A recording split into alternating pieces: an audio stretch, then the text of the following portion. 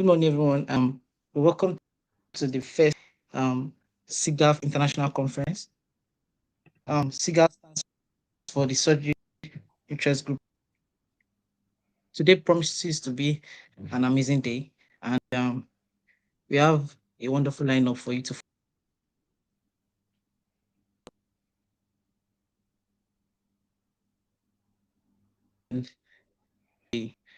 I'll just run through the program of events for today. So we'll be having after this welcome address, we'll be having an open address by the president of SIGAF telling us what SIGAF has been up to and what it is about in the person of Damilola. After to be having the journal club coordinator give us a brief insights about. Then we'll be having our keynote speakers coming at various times of the day, and also be having some poster presentations. And it'd be great if everyone stays tuned. And I'm very sure that you will enjoy every bit of this conference. As we go along today, there'll be room for questions. So if you have questions, please note them down, write them down, and we'll be very happy to. Our speakers will be very happy to grant you answers to your questions. Welcome, and I wish you conference ahead. At this stage, I'll be handing over to the Surgery Interest Group of Africa president and founder, Dr. Damilola Jesuyajolu, who will be briefing us and giving us some insights on what and what the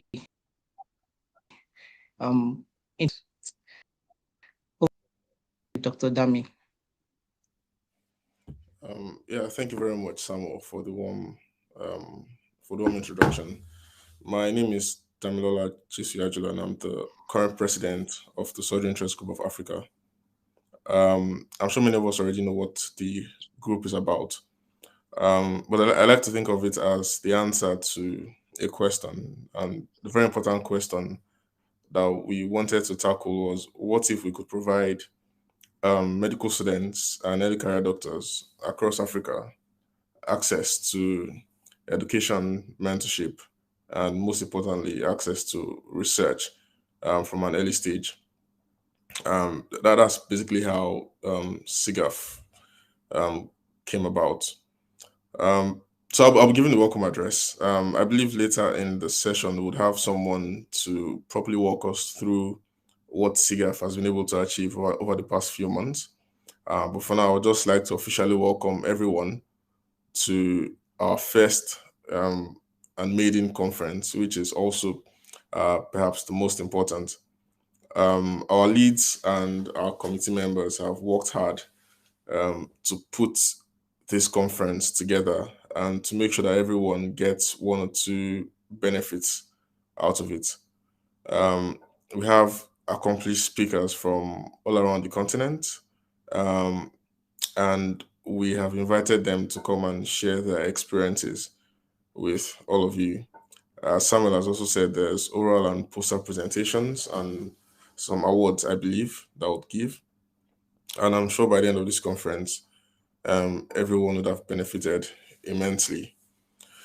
So just some few tidbits about SIGAF. SIGAF officially started in April 2022, and right now we have grown to over 600 members across 10 to 12 different surgical specialties.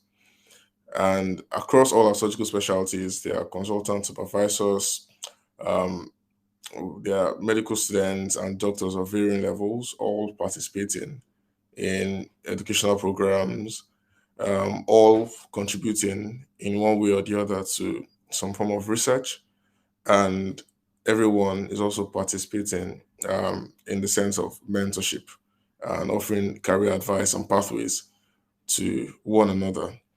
I hope that by the end of this conference, if you have not joined the Surgery Interest Group of Africa, you would join. And if you are already part of the Surgery Interest Group of Africa, you would try to participate actively in some of the projects that we already have ongoing and the projects we have planned. Thank you very much, everyone, and I wish us a very, very wonderful conference. Over to you, Samuel.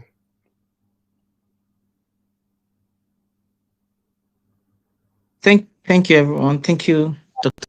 Damilola. And as he has said, SIGAf is all about bringing to early career doctors, doctors with interest in surgery, and giving them opportunities to participate in academic portfolio building and mentorship classes, academic presentations generally. Now I'll be calling upon the journal coordinator, Dr. Victory, who will be giving us a brief insight on what the journal about. Over to you, Victory.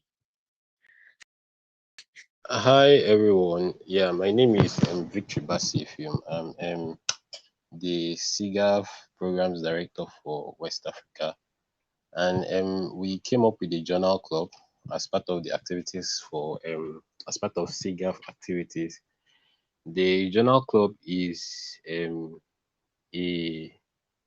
way to analyze research papers, literatures, articles, and is a way to learn. So we hold the journal club once every month. I think the third Saturday of every month, and we've had the first two club meetings, and it's really been very interesting and very educative. In fact, I think the last one we spoke about, I think it was cardiac surgery we spoke about, and I really learned a lot. And we have experienced teachers, presenters. It's journal club is really very educative, and I think everyone would really benefit from it. For even if you're not a research, even if you've not published any paper, you can still learn from the journal club. You have a lot to learn. So a lot during this conference, we'll be dropping a link for you to join the group. And then if you wish to present during the journal club meetings, during the journal club meetings, you just you can send me a message directly, or you can send the programs lead, the West African programs lead, Dr. Moses Abu, and he would schedule time for you to present. It's also a way that you presenters are also awarded certificates, and people that take part in the journal clubs are also awarded certificates, and these certificates can also help out in it can also be added to your CV. Aside that, it also gives you exposure for other presentations, for other international presentations at international conferences. You most times when questions are asked, things are one or two criticisms, it gives you a way to do better. And when you go out to do presentations and other international conferences, you are excellent. So yeah, the journal club is a very good platform. Is one of the most interesting things I think SIGAF has actually brought. And I think everyone would really learn a lot. And we hope that with time, journal club will get bigger and better. So within the conference, we will just put a link. We'll put the link to the group chat so you can join. So if you wish to present during the journal club meetings, you can just message the admin, or you can message me directly, and we'll schedule a particular Saturday for you to present. Yeah. So as I said, it's like it's every third Saturday of the month. We had the last one. I think that was last week. Yes, I think it was last week we had the last one, and it's really been educative. Thank you.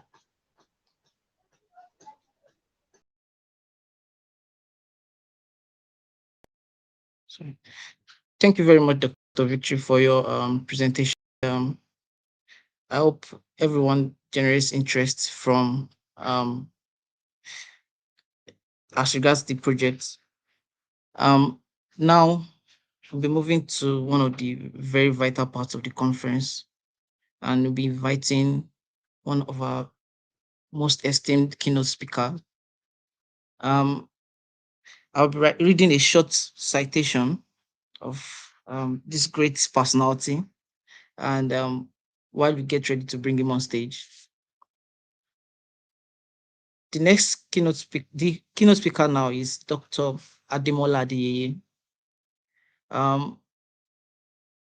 He committed to delivering competent, current, compassionate, cost-effective, and charismatic healthcare. He has special interests in general surgery, oncology, laparoscopy, endoscopy, medical education, and medical research. He is a surgeon par excellence with local impact and global relevance. He is the first European board certified surgical oncologist from sub-Saharan Africa. He graduated as the best medical student from the prestigious College of Medicine, University of Ilorin, Nigeria, in 2004, and became a fellow of the West African College of Surgeons in February 2013, with training in surgical oncology at Memorial Sloan Kettering Cancer Center in New York in 2015. He was in Fortis Hospital, Mumbai, India in 2015. Was in University of Edinburgh in Germany in 2017 and University of Hospitals of Leicester NHS Trust in 2018. Dr. Adeyeye is a research scholar and was visiting investigator at the Sloan Kettering Cancer Institute in New York in 2015.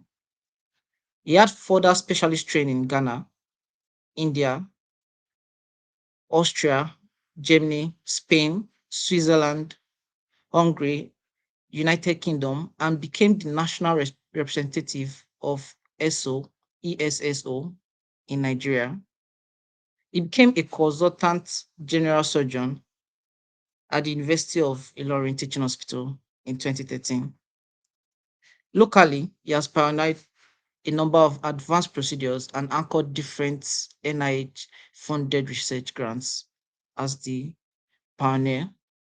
He's a facilitator in thyroid surgery at the annual Head and Neck course organized by the Faculty of ORL, West African College of Surgeons. Dr. Adeyeye has over 50 scientific publications and presentations in his name. He'll be a keynote speaker in this year's SIGAf conference. Please join me and welcome to stage Dr. Adeyeye Ademola with a round of applause.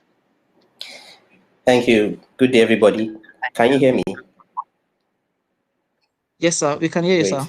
Thank you so much, Samuel Davis, for the citation. I actually felt like going underneath the table when you said all of those things, because I'm not used to having my part of my life is being displayed in public. Well, I know this is part of the job that we have to do. Thank you once again for having me. I'm so grateful. So can I share my slide? Yes, sir. I'd sent it via email just in case there were issues. So, but let's see if this could work.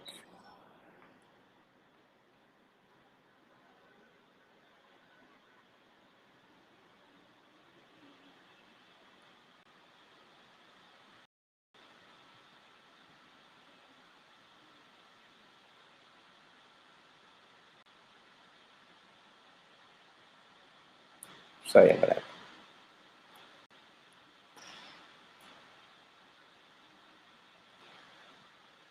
So I want to confirm if you can see the slide, the title slide. Yes, we can. Okay, can we see the next slide? No disclosures. Yep. Great. So I can go on there. All right. So thank you once again for having me. I would like to appreciate SIGAf for inviting me for this keynote speech. I have followed what we've done, especially on the WhatsApp platform, with keen interest. Although I've been a very silent observer, and I've watched in amazement how this initiative has grown exponentially from April till date. And what I can see is that there's a lot of potential, and the way things are going, it will be a major force to reckon with in terms of surgical training and research and collaboration among young surgeons and upcoming surgeons in Africa. And the closest correlation I can think about is the Star Search Collaborative involving UK and some Europe and sometimes European surgical trainees and students. And they have a lot of amazing publications with good mentorship from consultants. So I think this is a very, very good initiative. So I've been asked to talk about, give a keynote speech for this maiden conference. And I titled it Handling the Multiple-Edged Surgical Knife based on the theme of the conference and the many parts of the 21st century surgeon. And as introduced, I don't have any disclosures relevant to this presentation. So again, I've acknowledged the Surgery Interest Group of Africa for inviting me, and I bring greetings from my family, especially my lovely wife, who helped facilitate my being here today in the background. Again, because today is 1st of October 2022, and it's a special day in Nigeria, and we should be celebrating, although many people are just remembering that Nigeria is today. It's just good enough to just mention that, although some people have misgivings concerning this. So I guess the reason why you've asked me to make this presentation is because over the years, I found myself dabbling into so many things. I'm a clinician. I'm primarily a general surgeon. I very have keen interest in minimal access surgery. I do surgical oncology, and I function in a number of surgical societies, currently as the Vice President of the Nigerian Society of Colorectal Disorders. I'm an academician. I have academics as close to my heart. I'm currently an associate professor. I supervise masters and other postgraduate students in Nigeria and outside the country. I'm very keen in research too, and do a lot of stuff. I'll mention those later on.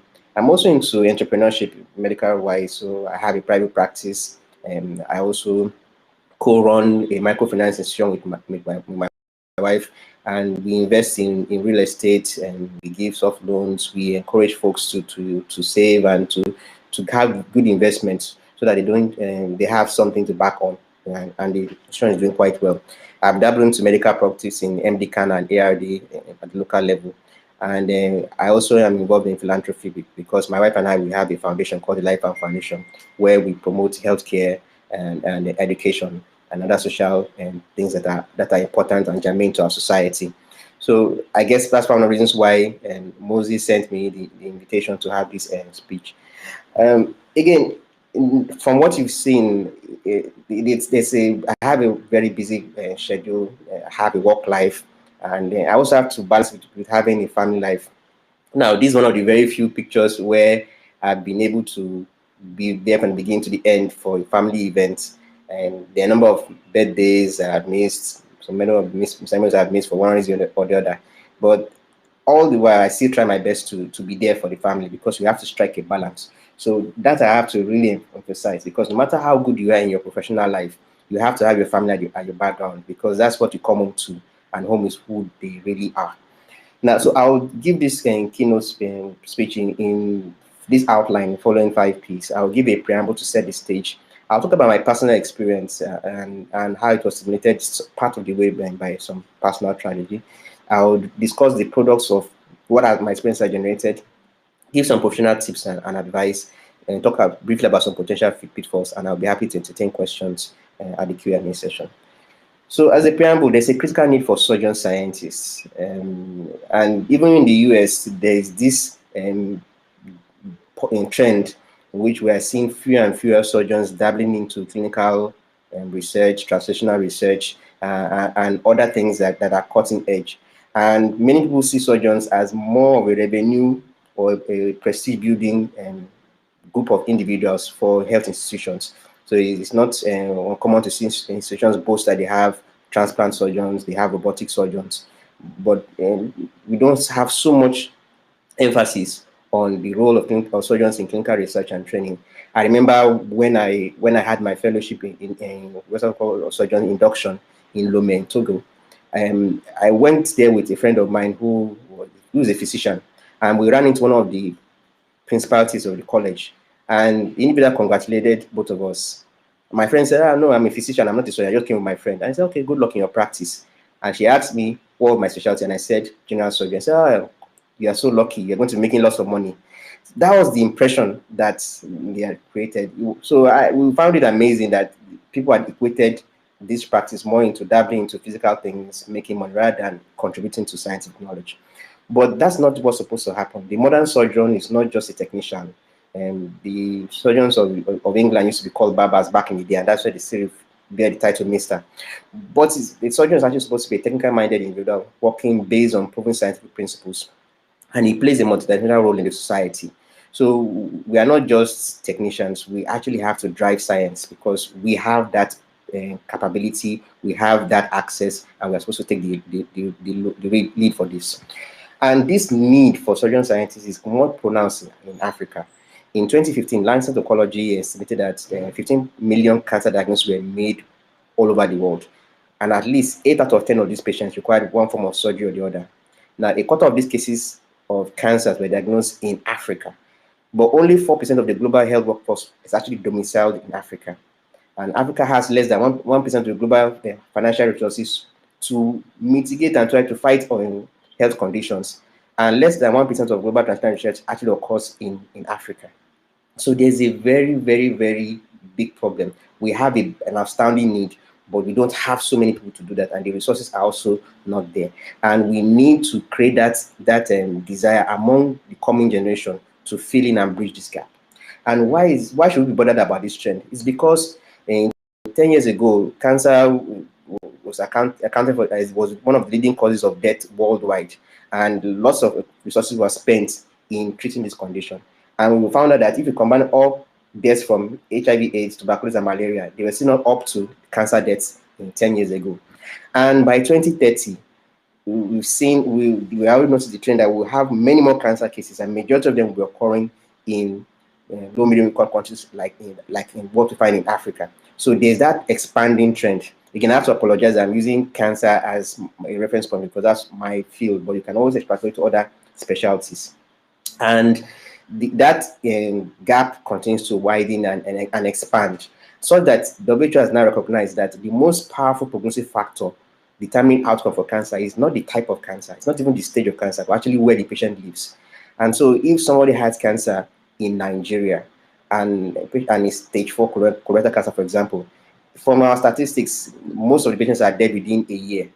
Whereas that same patient finding himself in New York, in lung cancer, has a 30% chance of 5 years survival. So there's a wide disparity in access and knowledge and skill, and we need to develop surgeons who will be able to fill that gap. So we know the problems that we have concerning cancer in our environment, advanced stage, young patients, aggressive disease, and the like. And we have so many socio-economic factors that we have to contend with in our country. And cancer research and surgical research as a whole is an actively evolving field, but Africa is being left behind. And that's why I have to re-emphasize again the need for us to stimulate that interest in pick up the baton and trying to make a difference and bridge that gap. So we need to step up, we need to bridge that gap. And I'm happy that SIGAf is working in towards that line. Now, I'll talk about my personal experience. And I start this quote that good decisions come from experience, and experience comes from bad decisions. But I think it's always better not to be at the receiving end of bad decisions. It's probably better for you to listen, hear from people's experiences, and then have informed judgment concerning that. So I'll tell you the expected evolution that we have as medical doctors, the sequence from med school to internship. For Nigerian graduates, you know about youth service corps, mandatory for 1 year. And then for those who decide to go into specialization, they go into residency training, and then some fellowship, and then become a specialist. So for my own pathway, I first decided to become a doctor, not by choice, but by accident. So when I finished from secondary school, I had very keen interest in biology and chemistry, and the naive me then thought that the best choice for me was to study biochemistry in university. And so when my form came out to apply for university, I filled biochemistry as my first choice for University of Ibadan, and I chose medicine as my second choice for University of Ibadan. And I submitted the form, and I was happy with myself. And my uncle asked me one day, just some days before the closing date of the submission of the form, that have I submitted my form? I said, I have. Have you submitted? I said, I have. What did I choose? And I told him what I did, and he was so surprised and angry with me that I was making a wrong or a poor career choice, because I did not think this through, and I was thinking naively. And so he had to now, then everything was by slow mail and on site. So we had to physically travel from Ilorin to Ibadan to retrieve the submitted form, make the corrections, and submit on the closing day of submission. So I always tell my folks that if not for my late uncle, I probably would have started as a biochemist before maybe thinking of being becoming a medical doctor later. So that was an experience. So I learned from that experience that before taking key decisions, you have to ask questions and find out from people who have gone ahead of you, what exactly should I do. So thereafter, I decided to become a surgeon because of an experience in med school.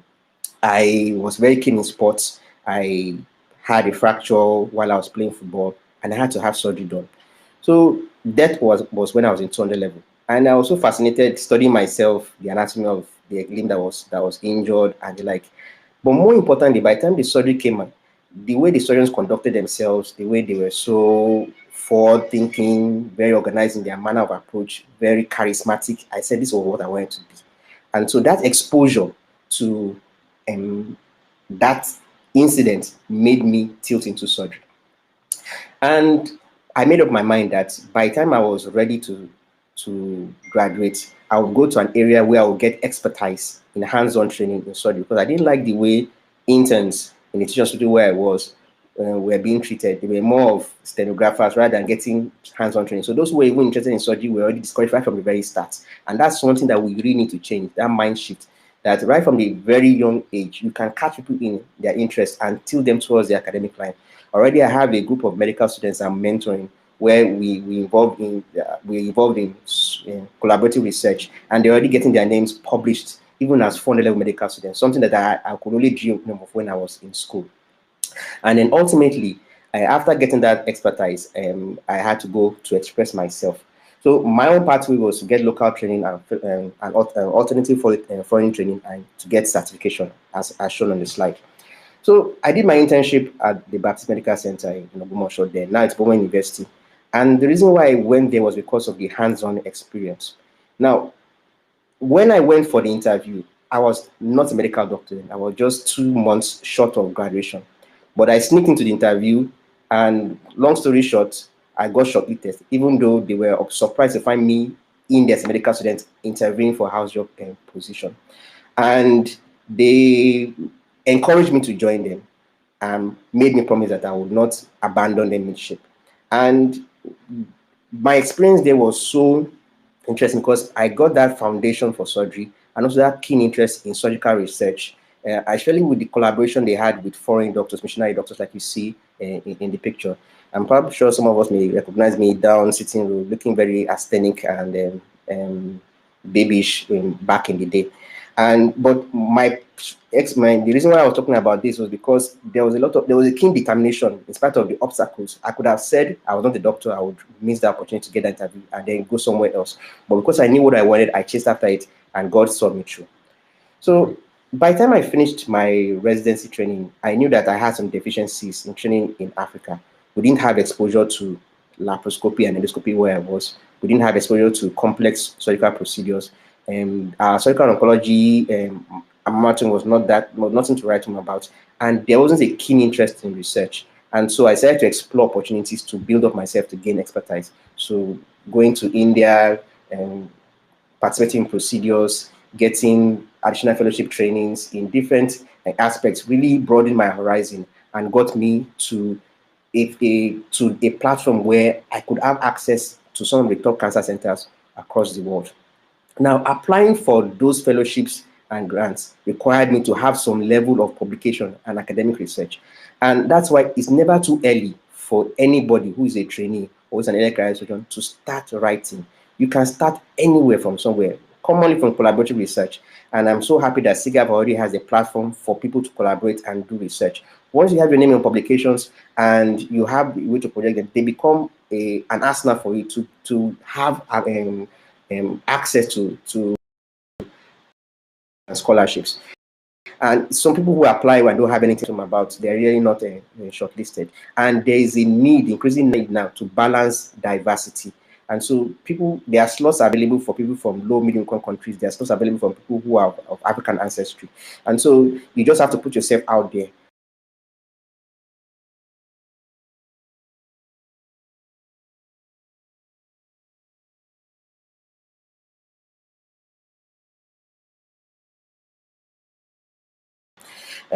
So my supervisor was in there. And ultimately, by the time I had gone around, I felt that I should be able to get certification and fellowship training in different continents. So I haven't gotten the Western College of Surgeons fellowship.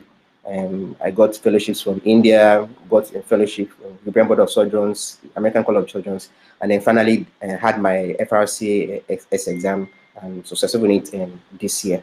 And I was so grateful to God that I could get this done. And again, I had lots of mentors along the way, building me up, pointing me around the way, and getting me encouragement. And that's one thing, again, that we need to encourage, to get people who are ready to mentor young surgeons and told them in the right way. Now, let me just mention some of the results of this interest in clinical research, translation research, and academics. So, because of the keen interest and social media I've shown over a period of time, I got recognized and got nominated to serve in different scientific bodies.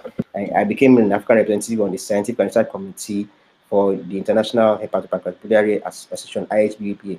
And there we decided policies on how to improve training of surgeons across the world in liver, pancreatic, and gallbladder surgery. And it was quite an amazing experience. And I got drafted to work as a technical consultant on a breast cancer initiative with the WHO. And we are preparing a document that will serve as a template and a guideline for countries across the world in breast cancer management. Again, a very, very important role, which I count myself privileged to be, because I didn't think I could ever be in that kind of scenario. And I got to become a member of council and an active coordinator for the Upper GI Surgeons and Surgical Society, promoting the advancement of upper gastrointestinal surgery, which is sadly lacking in many parts of the continent, so that people will get a keen interest in advancing and improving themselves. And I got many times get invitations to serve as an African representative on multiple expert panels. The latest panel that they were working on now is developing a consensus statement and policy guidelines for managing colorectal liver cancer metastasis across the globe. And we would have guidelines by February next year. Again, something that I never thought was possible, that a guy from Ilorin, even not one of the more prominent towns or cities in Nigeria, could actually be on such a global stage, all because we took a decision to be involved in research, involved in academics, involved in the cutting edge of surgical science. One of our most recent consensus statements published last month was on child leaks after esophageal cancer. So it made a lot of traction with people referencing it.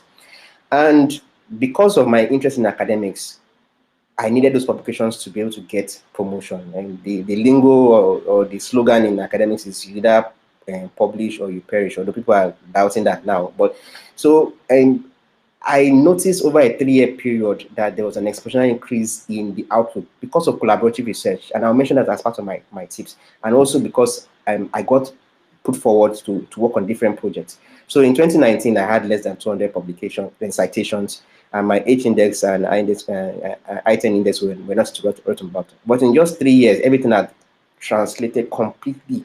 And I was amazed when I saw all of this. And it was just a way to also see that having these things pays a lot. So among my contemporaries, among my peers, I got accelerated promotion to associate professor of surgery, something again that I never thought I would achieve at this time of my career. Now there's certain things that I really want to showcase that we've been involved with, and it starts with trying to answer a question. Whenever you see a problem in society, you find a way in which you can answer a question, you can disrupt what is the norm, shake it up, challenge, evolve, and to change so that we become better individuals. So one of the challenges we have in cancer diagnosis in Africa is the access to affordable and acceptable forms of diagnosis. we don't have good screening policies in the continent, and that's one of the reasons why we're having advanced stage of cancers, which adversely affects prognosis. So one of the things that we've been doing with one of my collaborative group is to find a way in which we can predict the incidence of colorectal cancers and pre-malignant lesions like adenomas using urine. So we know that cancers are highly metabolic tissues, and they produce certain metabolites. For corporate sake, I cannot mention those metabolites here, but we've been able to identify 3 tentative metabolites produced by adenomas and adenocarcinomas of the colon that can be detected by using a simple urine dipstick measure, and they have an 85 to 95% certainty of proving that the patient has the condition. So we took urine from patients, and then we did colonoscopy on those patients with colorectal cancer, and we were able to identify those metabolites. So the next phase of the study will be to test in the field to see actually how this instrument works well. In Nigeria, we don't have ready access to colonoscopy. There are probably less than 100 people who can do colonoscopy for a population of over 220 million. And the procedure is invasive, it's expensive, it requires some form of bowel preparation. And so this will probably be a game changer for our environment in the screening and diagnosis of colorectal cancer. Again, exciting research that I'm very interested in seeing. So not just the routine rectal or colon resections, but actually making a difference on the field and improving our society. So we also realized that we had to have risk models that we could use to prioritize screening for patients, because not everybody can get screened. So you can manage resources by knowing those who are of high priority. And so we developed this model where if a patient has asthenia, that's weight loss, bleeding parectum, or change about ABC, they actually have an 7.5% chance of actually having colorectal cancer. And we use that as a model for selecting our patients who will benefit most from colonoscopy. And this was published in 2018 in Cancer. And in terms of other translational research, I've worked with computational scientists in use of artificial intelligence and automated non-invasive techniques for diagnosis of cancer. So right now we're working on the use of the breadth of patients to detect lung cancers. And we've completed the work on the field, already having the final analysis, but we already generated some interesting papers concerning the use of the breadth of the patient. We know that lung cancers are not so common in our part of the world, and we don't have very full tools for screening. But at least using the breadth of the patient may obviate the need for CT scans and other invasive chest imaging for our patients. So it's also very interesting research that we'll be involved in. So currently now, I work also as a senior clinical research fellow at the Institute of Chemogenomics at the Burgos Research Center in Ademola University in Nigeria. And we're currently working with a group of scientists on trying precision pharmacology, because we realize that even many of the medications we give for chemotherapy for cancers, even though they may work in the Western or the Caucasian population, other clients, they have a very low effective rate in our patients. So rather than just subjecting the patient to blanket medication, even with immunochemistry, we still are not getting the best results. Why not get the tumor from the patient itself, clone them, develop different stem cell lines then, and then subject those stem lines to different chemotherapeutical agents like a microbiological cultural sensitivity to see which one responds. And that can also help predict and prognosticate in terms of the effectiveness of therapy. So we are actually starting with breast cancer, and we're already having some promising results. Again, because of compliance, I cannot mention details of that. So again, precision oncology is something that is here to stay, and we have to catch on. Even though we're in a company that has limited resources, this is still the way to go. And I'm working with also a number of researchers from across the world in driving precision oncology in terms of cancer management for our patients. And we're working on a cancer vaccine that can actually produce specific immunotherapy against malignancies. Although it looks like some researchers have beat us to the punch, because just a couple of days ago, there was this publication on the vaccine against them, and that's promising against cancers. But we're still going to bring out our results with time. So again, this is a surgical presentation, and we still have to talk about surgeries. So one of the things I realized when I came in practicing was that many of our patients with colonic and rectal cancers come with advanced stages and require stomas, and usually colostomies or hyostomies. So doing those colostomy and hyostomies via the traditional open surgeries, creating a big incision, will delay adjuvant therapy. So we have to wait for at least 4, sometimes 5, 6 weeks before starting chemotherapy for these individuals. But doing these procedures laparoscopically would minimize the trauma of access, would minimize the wound that will be created, and makes those patients receive adjuvant therapy faster, because and they are fitter, they don't have big wounds to worry about. So typically nowadays, when the patient is fit and follows defined criteria, I actually do my stomas laparoscopically as a laparoscopy assisted procedure, and we've given some pilot reports in 2018. So just a quick example of one of the patients. This patient had a rectovaginal fistula, so we did initial diagnostic laparoscopy so that we can actually help in determining the exact stage of the disease. This is important because peritoneal metastasis is not easily detected on CT scans and MRIs, but putting a camera into the belly could make you see if there are peritoneal staging that can actually increase the stage of the disease, and then shining a light in the chosen iliac fossa, usually the left iliac fossa, and grabbing the colon, the sigmoid colon in this instance, through a separate trocar, and bringing it out and creating a stoma. And this patient eventually had chemotherapy within 10 days of surgery, which would never happen with open surgery. We have to wait for weeks before starting that. And she had good response to therapy, and she was able to have an AP resection and a posterior vaginectomy. And you can see in here that there's the only scar that's visible is the stomas, and the umbilicus is looking okay. And the patient eventually had a procedure and is alive and doing well. And so now, in all, I know I've taken time, but I'm already getting towards the tail end of my presentation. But you have to realize that in all of these busy activities, you can't do all work with no play. Everybody will come to based on, I'm not just Jack. So in all my travels, in all my points of going around, I always try to make new friends, see new sites. So sightseeing has been an important thing for me. Anytime I have an opportunity to travel, I go with my family for vacations across the globe, and they really seeing that as their own competition for the times when I'm not always available. So family is very, very important, and we really need to hold on to that, even as we pursue a professional life. Also enjoying hiking and doing things that are outside our comfort zone. And I'm also like culinary habits, dining with friends, and even playing cricket.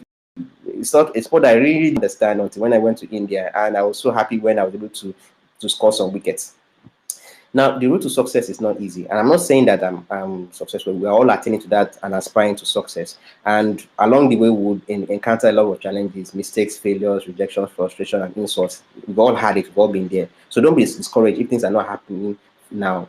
Just keep persisting, and you get there ultimately. So my own top tips for all of this, you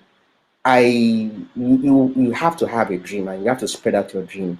So you set out targets. You be proactive, and know exactly what you want. So I gave you an example of what I wanted to do. So right from my 20 level medical school days, I knew I wanted to be a surgeon.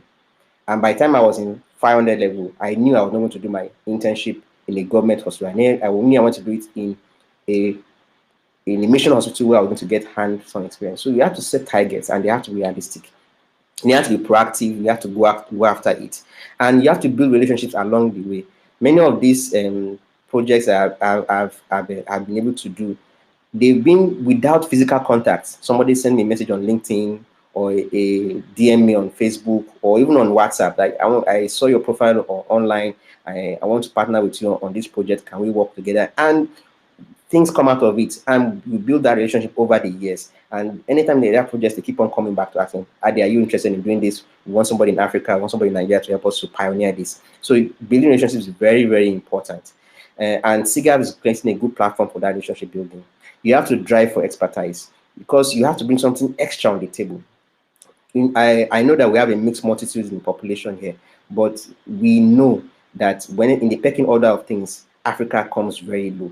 And there's that automatic bias based on your color of your skin, based on the color of your passport, based on the color of your certificate. So somebody who graduated from Harvard has a better opportunity than somebody who graduated from a country, from a university in Africa. And in fact, Harvard usually says that it's very rare for them to see a Harvard graduate who doesn't have a job within 6 months to 1 year of completing school. So you have to bring something extra on the table, something that will make somebody look up and say, oh yeah, you have something more to deliver. And then you have to actually update yourself, keep on being abreast of things. And I've noticed over the last 2 years now that my publication rate has actually increased, so that almost every month now I have at least 1 or 2 publications per month. And to generate a publication means that you would have worked probably 6 months to 1 year before that time. So it's a constant effort. You have to constantly update yourself and be relevant. And even though this is the last thing I have mentioned, it's actually the most important, is foundation. You have to depend on God. I know some people are not so spiritual, but there's a God factor in all of this, because there is a need for divine direction in some of these aspects and favor. And in trying, you have to aim to be a trailblazer in your pathway, aim to be a leader, be learned, and follow the ethics, and pursue advancement, be diligent, be enterprising, and also be respectful. Don't allow your success that will come eventually to get into your head. Always, yesterday I saw one of my teachers who taught me microbiology, medical microbiology in medical school. He's retired now. He came to see a patient in the hospital. But when I saw him, I ran over and I prostrated, and then I knelt. I put my knee on the ground to greet him, because he was so important to me. My residents and my interns were surprised to see the boss giving that kind of respect. But that's what our country, our society promotes. And that kind of individual, if he sees an opportunity, of course, you remember me, that this person is respectful. But if you go full of yourself, I'm young, I'm active, I'm vibrant, this is my time, you may miss out on opportunities. So leadership also involves us being respectful. And so again, one of the things I also want you to realize is that in all our day-to-day clinical activities and affairs, it's an opportunity to gather data. So just gathering data on anything that you do over a period of time becomes something that you could talk about. So be keen on gathering data in clinical activities, academic activities, and research work, and search for collaboration. No man is an island, and the rising tide lifts both small and big ships. Whenever people are working together, everybody improves, everybody gets better. And I'm happy again that SIGAf has provided this opportunity. I'm almost done. Some quick pitfalls. So being a multidimensional, multifunctional surgeon in 21st century involves being a man or a woman of many parts, and there's a risk of burnout. I'm happy to say that one of the posters for today's conference was on burnout, a systematic review on burnout. I think it's something that we really need to discuss, because there's that tendency to form burnout. And because of burnout, they are already out there in the literature: deprived sleep, a high workload, low salaries, severe performance. So you have to pace yourself and take care of you, because a healthy doctor is one that can take care of patients and make them healthy. And we need to have a good work-life balance. I've showed you how I've tried to do so, and having a supportive partner and family is very, very important. Sometimes when you do all of these things, you're unable to engage your friends from secondary school, from university, and you tend to lose relationships. And some of them may not understand, and they feel pained about it. But again, it's something that we have to try to work on. And then we should not be tempted to be caught in a rat race, that because I want to be better, I want to be good, then you ignore the things that matter. Family matters, your health matters, people around you matter. We are still individuals, and we have to carry along each other, not eat up ourselves along the way. So my favorite conclusion is this: that there are 3 C's of life. We have choices, there are chances, and we can make changes. So you must make a choice to take a chance, or your life will never change. And I feel that SIGAf has provided a platform for us to change the narrative in Africa in terms of multidimensional 21st century career surgeon, a surgeon who is excellent clinical-wise, who is involved in academic research, who is making groundbreaking breakthroughs, who is relevant in the society, and who is not a misfit, but an important person indeed. I want to thank you again for your audience, and I'll be happy to take questions. All right. Thank you very much, Dr. Adeyeye. It was a very powerful presentation. Just on a side note, Dr. Adeyeye was my lecturer when I was in medical school, and it was part of the people that inspired me to my career path. And every time during classes, everyone was always looking forward to Chief coming around with his well-ironed bespoke suits, coming around with beautiful slides presentation. And you're always leaving his class wanting more, because you get plenty stuff. And thank you very much, sir, for the presentation. Now I'll be taking in questions. While we are waiting for questions, I'll just recap on some of the important things that um, Dr. Adeyeye mentioned: setting targets and being proactive, developing relationship. Um, it's important for we as early career doctors and people with interest in surgery that we're not just hustling, but we're also striving to be excellent. Dr. Adeyeye has always been synonymous with excellence. Right from the first time I met him in class that he came to teach us, it was you just think this man is an excellent man. Being certified in multiple countries all over the world, and it's something we as early career doctors can take from this and put into our lives and our career as well. Create LinkedIn profiles so that you're out there. He talked about people searching and getting his contacts from LinkedIn. A lot of us don't have LinkedIn, and we just expect that people will come to our houses and pick us up.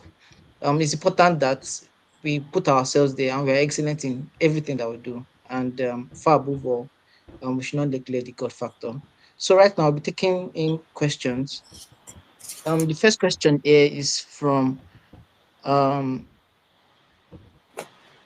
Chidozie Chinemeyeze, asking that can hemicolectomy and anastomosis be done via laparoscopy for colorectal tumors? Um, Okay. Do sir, you if want me I to? Do you want me okay, to? Do you want us to have take question one or just harvest them? Probably for sake of time, we could harvest the okay, questions. Then I yes. tend to one by one. So that's the first question.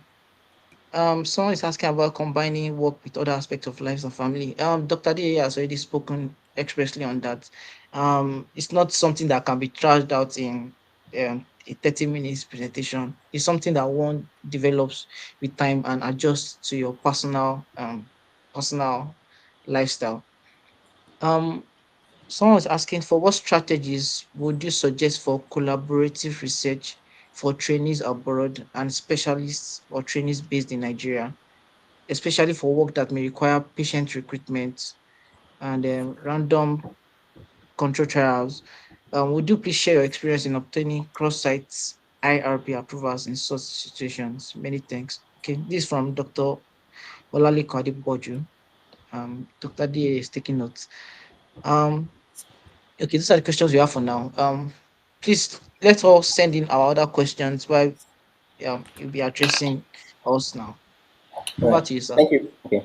Thank you very much for the questions. The the first question was concerning minimal access surgery for colonic and rectal surgeries. So that is definitely possible. That is actually the way to go. And in many institutions, especially in the Western world, particularly where I trained in the UK, 90 to 98% of colorectal surgeries were done, elective colorectal surgeries were done laparoscopically. And you could even do them robotically too, especially, and it has an advantage to play in rectal cancer surgeries. So definitely you could create anastomosis and like you can do the anastomosis in two ways. You can do what's called an intracorporeal anastomosis, meaning that you insert the anastomosis device, in this case a stapling device, to join to connect the joints of the bowel together within the abdominal cavity without having to bring out the intestines. That's probably the most people aspire to.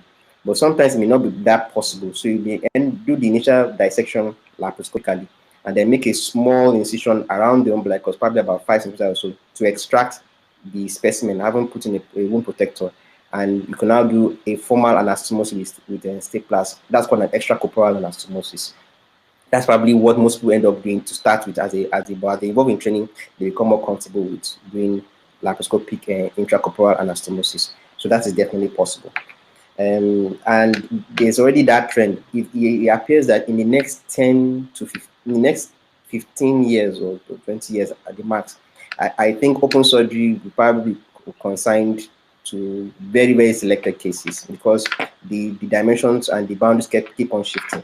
So I also encourage us to be versatile in that, in any specialty that we find ourselves in. And the question of work-life balance is very, very important and germane.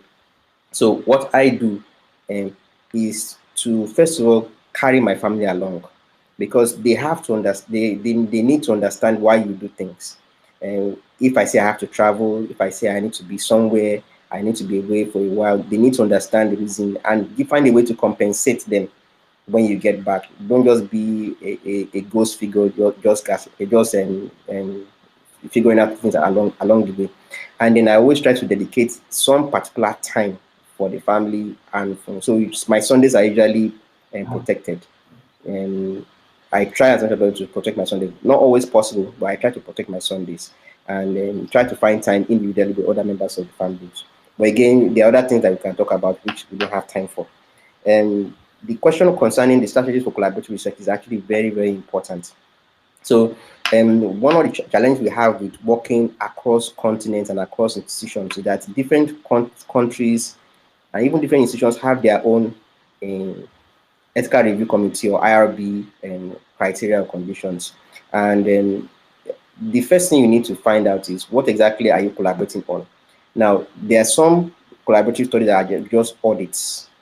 And then one of the popular collaborative study institutions or groups you find in surgery is the Global Search Collaborative, and by extension, the COVID Search Collaborative. I'm sure a number of people are involved in studies there.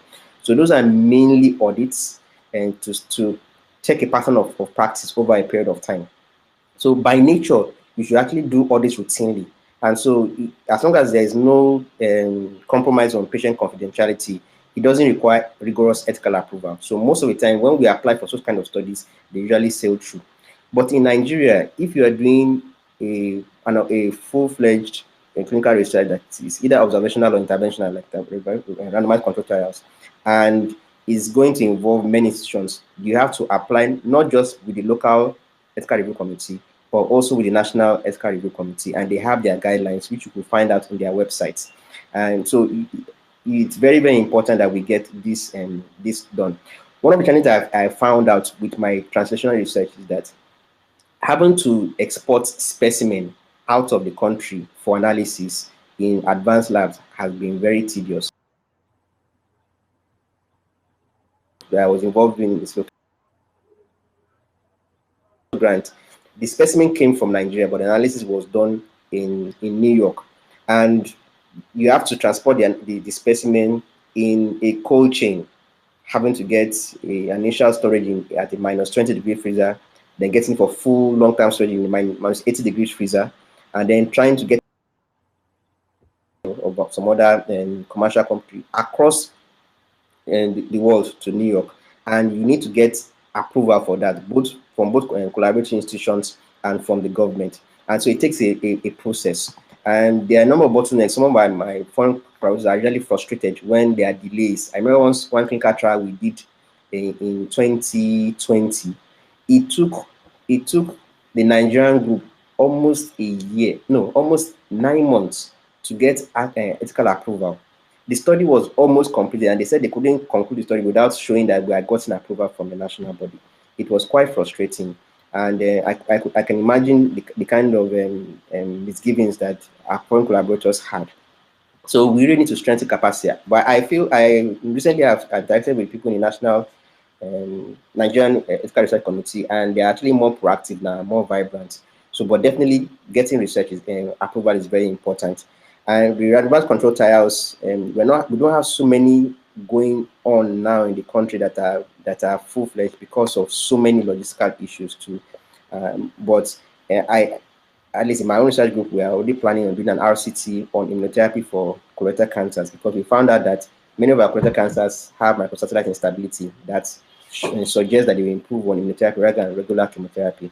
So again, we're getting approval for that, and once that is done, I'll be happy to share my experience with the person who asked the question. I think I've answered the questions that have been said so far. I don't know if there are any more questions.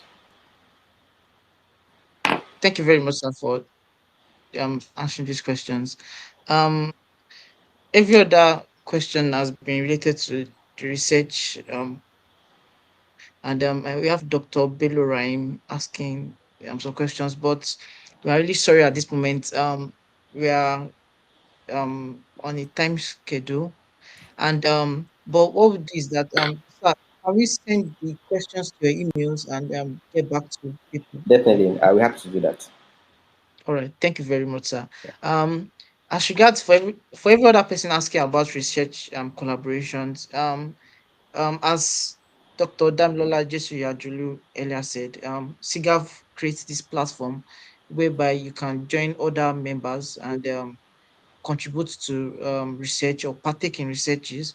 And it would be wonderful if you can join the platform and show interest.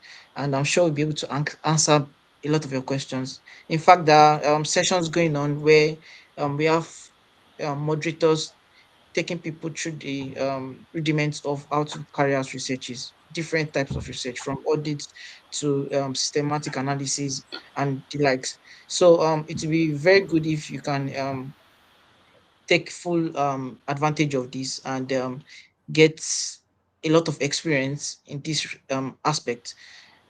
Thank you once again, Dr. Adeyeye. We really, really appreciate this for taking out your time to come teach us and explain a lot of things to us and inspire us far above all.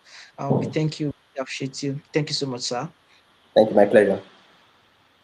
Now we'll be moving on to the next session of the conference. We'll be inviting our next speaker.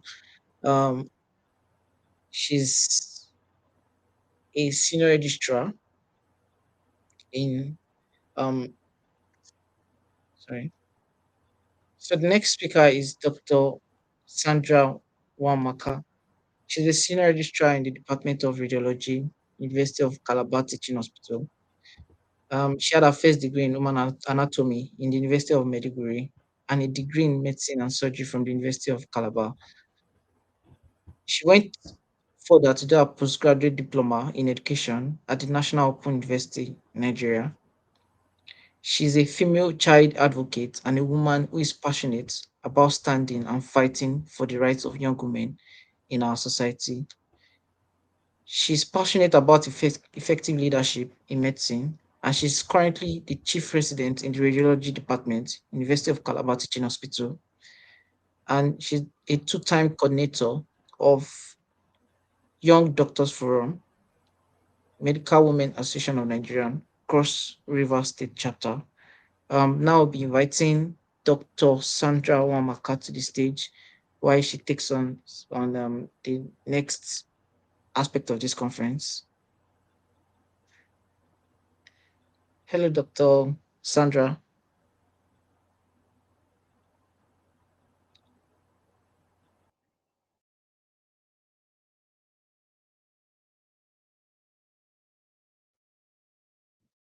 Okay.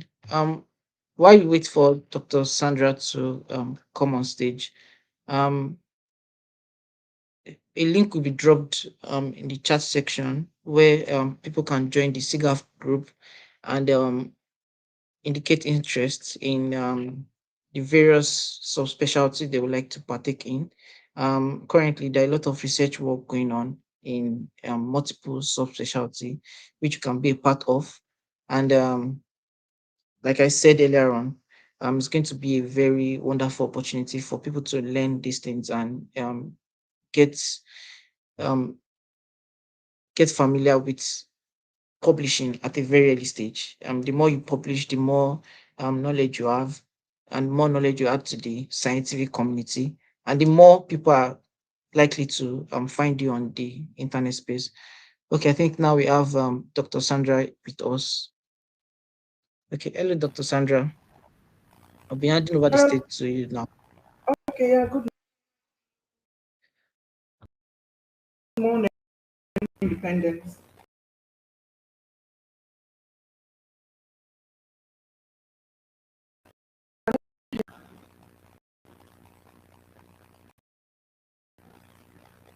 I don't know what's coming up. Um, hello, okay. Hello, Dr. Sandra.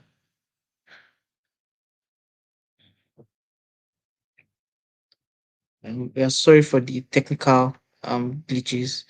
We are working speedily to restore our speaker back online. Please bear with us at this moment.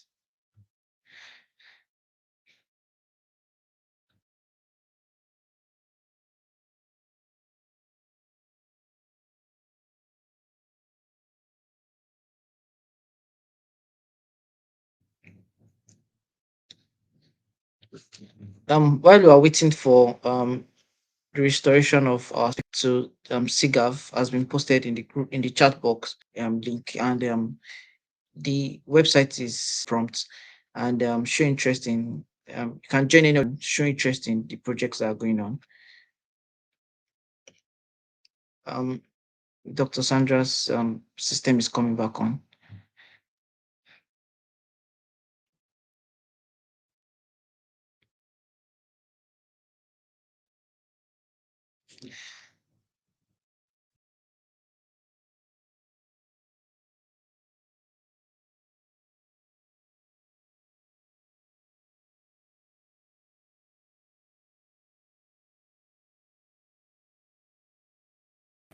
Hello, good morning, everyone. Good morning. Can you hear me? Yes, you can hear you, ma'am. Can hear you, Okay, ma'am. sorry, I am having issues with the camera isn't coming up, but I guess before the presentation rounds up, it might come up. So can I present without the camera? Yes, ma'am. Thank you. My name is Okekemba Sandra Chiamaka. I'm a resident doctor at the Department of Radiology in the Calabar Teaching Hospital, Calabar. I'm a senior registrar there. I'm also the chief resident. I'm going to be enlightening people on like the stepwise approach and some things you need to in getting into residency, and maybe a little bit of what the residency is. I'm talking from my own experience and what I've experienced in Calabar here and what really happens in Calabar for a resident doctor.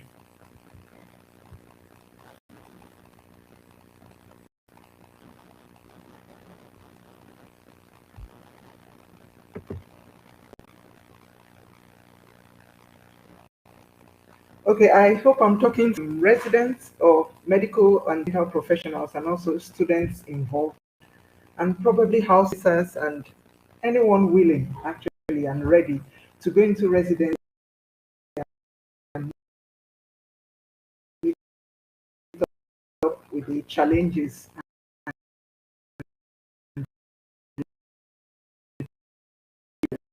back to Nigeria. We start. Let me just let you know that what you're going into residency in Nigeria is legal. It's not your. It's illegal and it's actually within the constitution of Nigeria. There's a law guiding it. You have the Medical Residency Training Act of 2017 training. So even as you're a student in dentistry, thinking of what next, just know there's something as a resident to be a specialist in whatever field you have chosen for yourself. The regulatory body is the National Postgraduate College of Nigeria. However, I'm sure some of you would know we also have the West African College of Nigeria is like another part which has the national and West Africa that covers other African countries. And the residency program is actually divided into two phases, like two programs that are continuous. So it's not like you start up one and you leave and come back for the second one. It's both the junior phase, the senior phase, and when you're a junior resident, like a registrar, and a senior resident, you're actually a senior registrar. Another thing that is most important for you to get into this program, you have to be a dentist or you graduate with your dental degree, and you should have graduated from an accredited university. I'm sure you're aware in Nigeria we have so many universities that come up, both private and states, that haven't gotten their medical accreditation from the Medical and Dental Council. So you should have graduated from universities that have accredited medical school. And the criteria to get into the residency program is a primary exam. It is conducted by by the National Board and also the West African College, which are poised with the responsibility to conduct and prepare these exams for fresh graduates, medical dental graduates that seek to specialize in a specialty of their choice. And you have to apply for the program.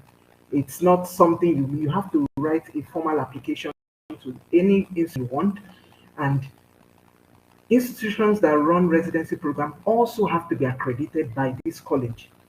And in the institution, you have various specialties because we're thinking surgical. The various specialties in surgery, so many, even within the general surgery, you have so many subspecialties, and all these specialties are seen within the website of it. And for accreditation of various hospitals or institutions for residents, you have the partial accreditation, you have the full accreditation, which takes like 2 years for partial and 5 years for full. And there's also a curriculum. You don't just go in and you really don't know where you're going to. There are various curriculums that are set up for various specialties, and when you join these specialties, you actually key into it and know what you're supposed to do. You plan from day one. You already know what next and what next, so that you don't go and waste the whole time. And when you stand for exams, you really have not been able to plan yourself well. Another thing I need to say is the entry requirement. You must have an NDBCH. You must have an NDBS, or you might have also a DBS. You have to pass the primary exams. You have to have your payment of annual practicing, the practicing license, and all the requirements, the licenses you need in medical and dental council. You need to have done your youth service core program for 1 year and have a discharge, or probably if you're more than, you have an exemption. You are required to pass the primaries exams again. The primaries, you're supposed to pass your medical and fitness and also security check on you in every hospitals. And you're also actually supposed to be employed. There's an employment letter that covers what you're supposed to do, the tenure of your residency, so that when the time is up, you actually are asked to leave. Residency is time bound, so it's not like something you come in and then you want to stay for the rest.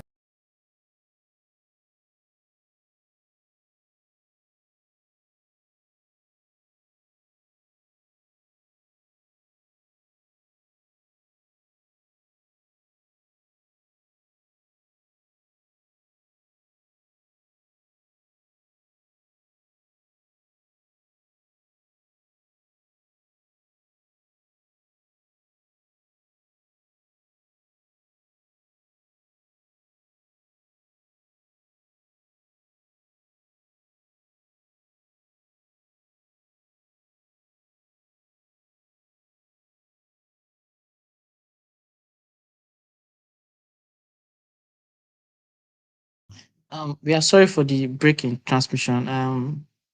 We are really having network issues from but we are working on it, and we'll get back online as soon as possible.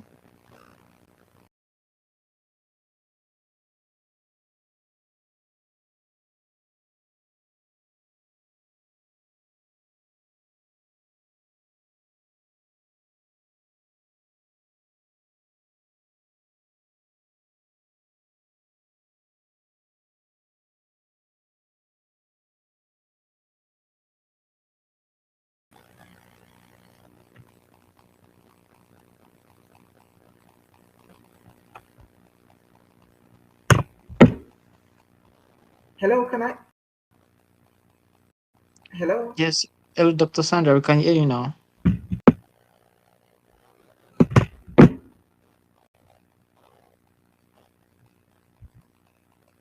Hello, please, am I on? Yes, hello, Dr. Sandra. Yes, we can hear you now. Sorry, did I I got lost certain part. Yes, the network broke up, but we are back online now. Okay, fine. Sorry, did you, now I'm at the step. For you to start up residency as a student, probably in medical school, I always say, in your final year, you have to make up your mind because you've passed through them departments, various specialties, and as such, you should follow your passion and your interest. It's not just about following friends and everybody seems to be going this way and you want to follow, because residency comes out of stress. You don't want to have the burnout towards the end, and it's really something you're not interested in. You make up a choice. In surgery, you have that I'm in radiology, so I choose radiology first. You have radiology, ophthalmology, ENT, ear, nose, and you have also the dental surgery, the orthopedic, then general surgery, urology. Another important thing you have to make as a choice for residency in Nigeria is the location. You don't want to have maybe probably you had planned and settled your life in a certain state, and you have to go for go to another different to get residency. So you're relocating, and in such cases where you have a family, it's really difficult relocating. But sometimes, if it's what you really want as a choice, I think you might have to make that drastic decision. You have to move if it's really thing you intend to gain.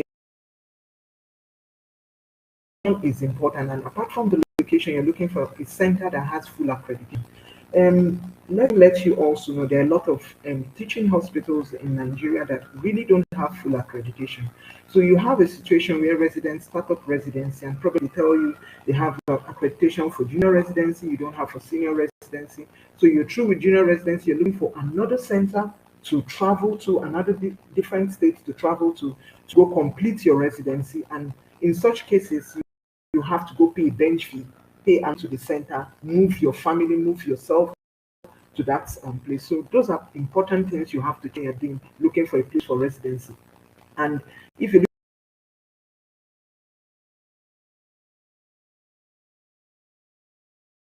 looking for a place of consultants and seniority, really they don't have consultants that are probably very exam involved in the what for exams, this and the residents in their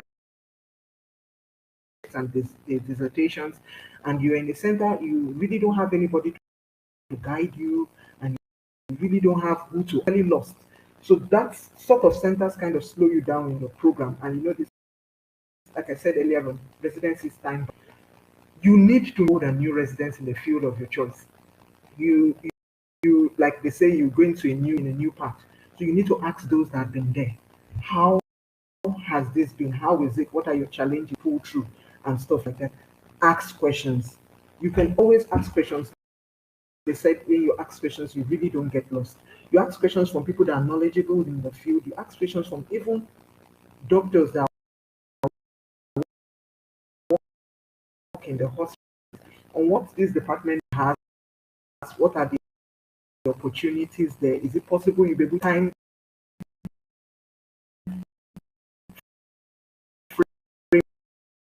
in which you are planning yourself to questions? I always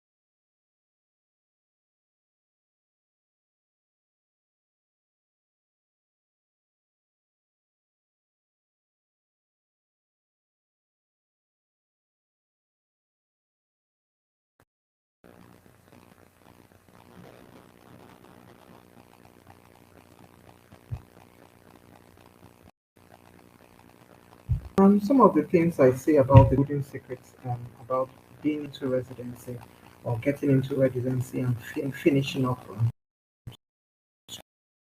strong. I always say you need praise, supreme being from God.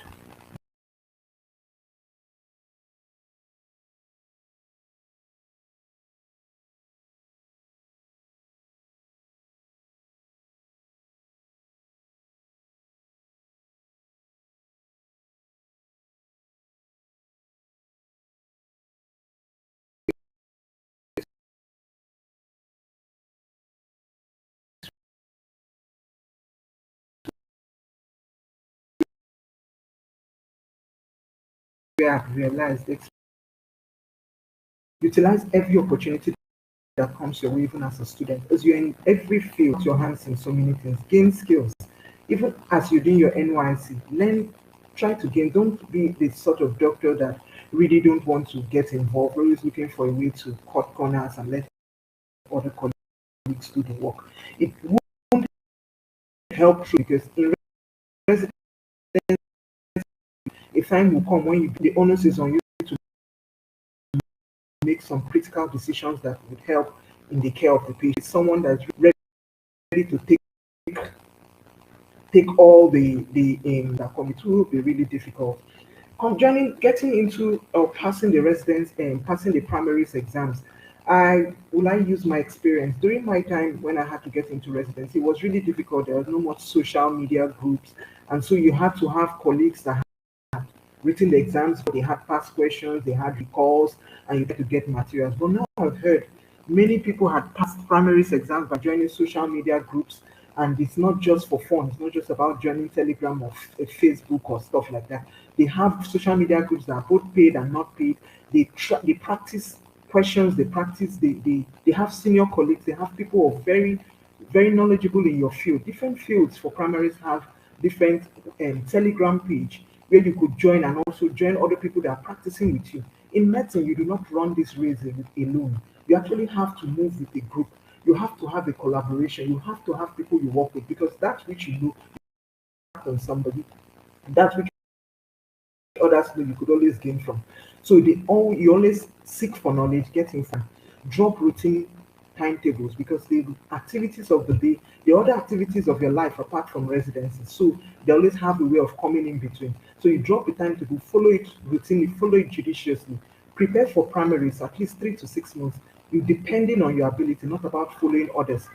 Write the exams and then depends. You could write 2 exams to get your chances, maybe national and the West Africa. And like I said again, you end everything with the guidance from God, prayers to God. There's always this thing that helps. You really need you really need a guide, and in everything in this pictorial, it just shows that as a student you might assume you really know anything, but you're like a seed that is planted in the ground. As you gradually stay in a fertile soil, stay in a place where you grow. You start from small beginnings, and one day that little seed that started residency, that little person that you think is so unimportant, you gradually grow and you transform into something really great. I always use this picture every day to motivate myself that where I was 3 years ago is not where I am now. I am growing. I intend to gain so much. I intend to learn so much that every point where I have any opportunity to learn something, no matter how small, from patients, from the doctors, please utilize the opportunity and just know you're like a growing seed that you would one day germinate and be something big, like a big tree. Residency proper takes about 3 years minimum to do the junior residency and also 3 years for a fellowship.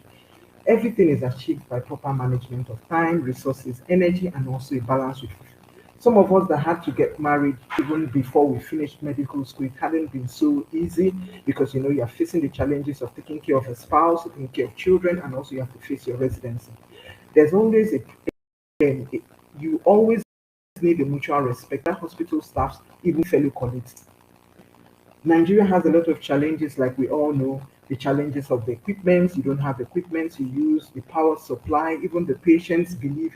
You have patients that you need to give the best care, and the person is telling you his belief doesn't accept this, his belief feels no, you should do this. So it's really difficult making some challenges. But like in Nigeria, the Niger spirit always strives. You actually have to break boundaries, you have to even break boundaries beyond the shores of Nigeria. There's nothing wrong in you as you're running residency. You go for conferences, you learn more, get to meet and interact with colleagues that are in other parts of the world, in other parts of Africa to gain knowledge. Please do not stay in one place. When you're doing your residency, update courses are important. Going for exams are important to interact. There's also nothing wrong in getting involved in other conferences that even out the shores of Nigeria.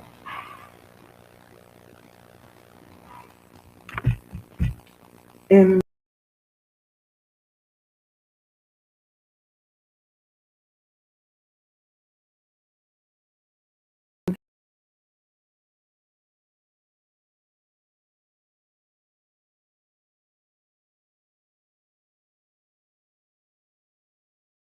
salary as a resident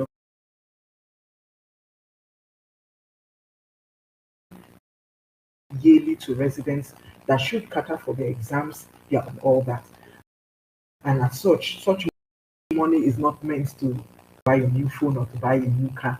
Such money is to help buy your books, exams. Give your best. I think in life generally, residency is like a little spare of life that it just shows how you're going to live your life in the larger world. That's the way I see it. So the way you manage your time, the way you manage your resources, the way you manage your money would really tell a long way how you're going to manage your life even after the residency program.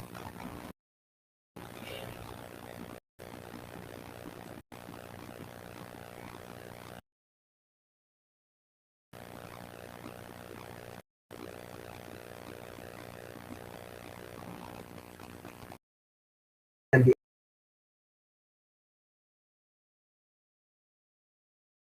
evidence, it's you've done your thing, you're qualified to write exams, and you attempt to write the part one exams after 12 months of maybe 3 attempts and you don't pass, you would actually be asked to leave the residency. Part 2, senior resident, you also 6 months after you become a fellow, you pass and become a fellow, you are actually asked to exit the program. So it's something that residents find it real difficult because you're in a situation where it's not like a smooth sailing. Some people start up residency, a junior resident, and attempt exam, and they don't.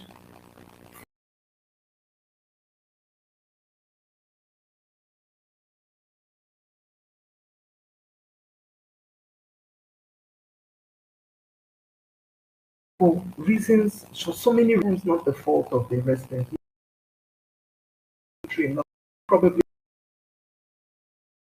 that's the source of your income, and you are not to exit. And so you are exiting the program.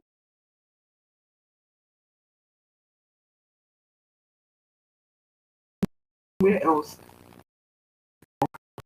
Like this, and you're moving to the next step because it's not something you should body praise to stay.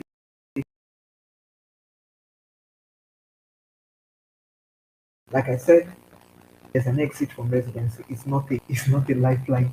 It's not something you do. It's not a program you go in and stay forever.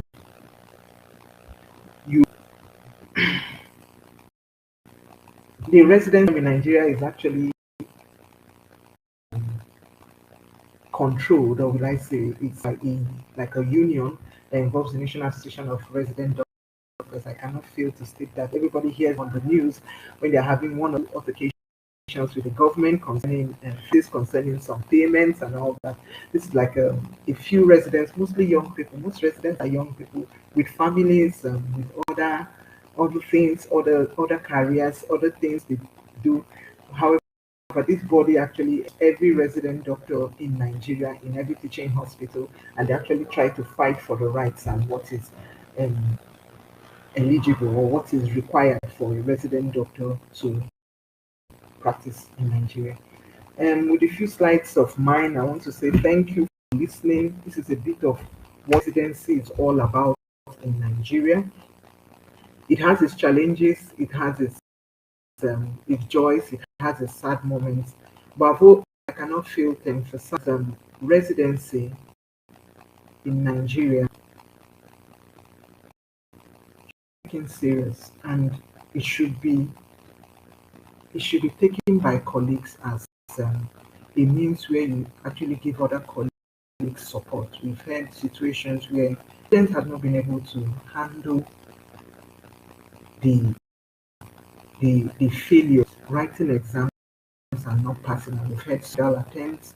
We've had so many cases of residents taking up they cannot continue, they cannot face the shame of going back to the department after failing and knowing they're going to be thrown out of the residence. But in all, I still pray and hope that this little thing I've said I've added, or any knowledge I've added and every clarification can be asked.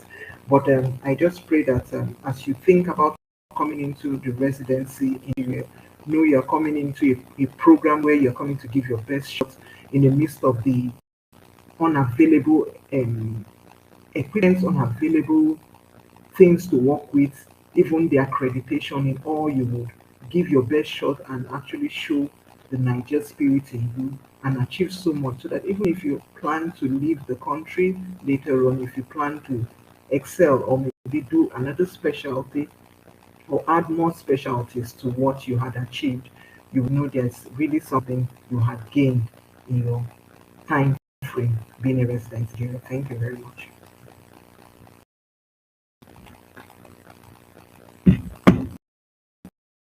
Okay. Good afternoon. Good morning, everyone. Thank you so much, Dr. Sandra, for all you've. It was really a pleasure listening to you. Um, Now we'll be taking in questions. For everyone that has questions, please kindly put them in chat box and we'll be ready to answer them. Um, it's very important that we all take note that residency training in Africa is still viable, and this is a good time to for people to show interest, especially in Nigeria, because there is a gap um, as a result of the exodus that has happened recently or over the years, and we really need people coming in to the program and getting trained so that we can give back to the society. And there is no better time than now to show interest, to write the exams, and get your training started. And there are a lot of these fields that have emerging prospects. Radiology, for instance, has interventional radiology coming in strongly on the surface of the continent. And with that, you can always touch new realms and touch more lives. So while we wait for questions, it's just to remind us all that we'll be going on a short break and 5 minutes to be restarting the other sessions of the um, conference. And we have a lot of wonderful speakers lined up for you, and you don't want to miss the rest of this. Okay, so since we don't have any questions now, we're going on this break, and thank you all for joining in so far. We'll be starting again 5 minutes to 12.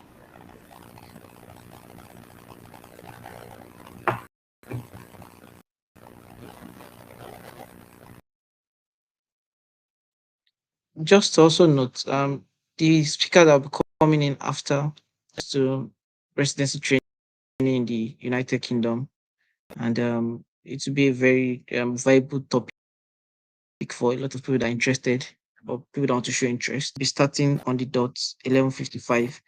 Please, Thank if you come a minute after starting. you very much. Um, Thank you again, once again, Dr. Sandra. Really, really appreciate you for taking your time to come out on Independence Day to come talk to us. We do not take it for granted. Thank you so much. And we wish you the best in your career. Thank you once again.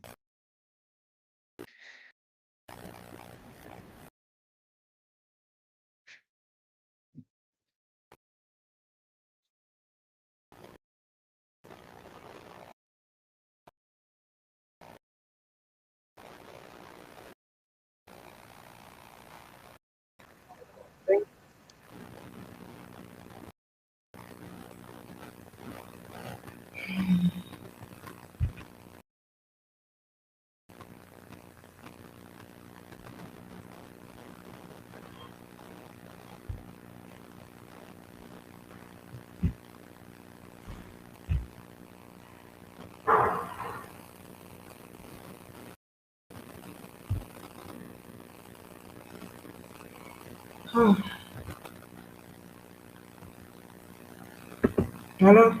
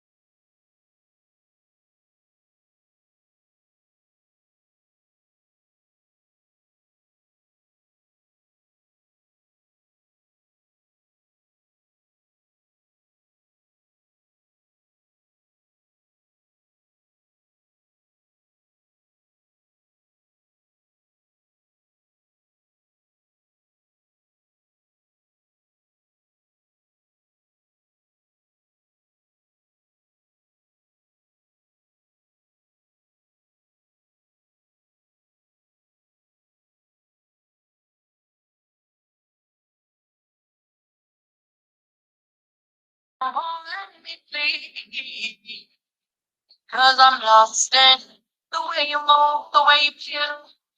You get such a drag. I think you want like coffee. One can a drag.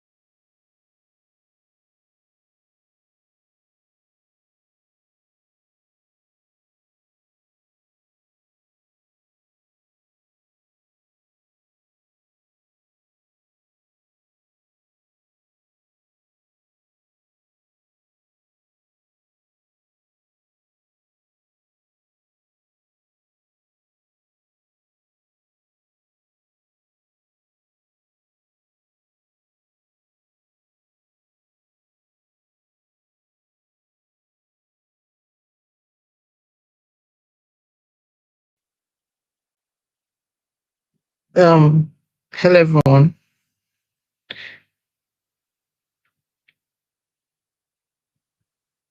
Hello everyone. Good afternoon once again, and welcome back to this new session. We're about to start this next session, and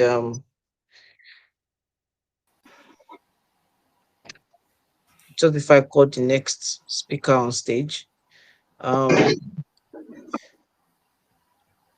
the next session is pathways to training in the UK.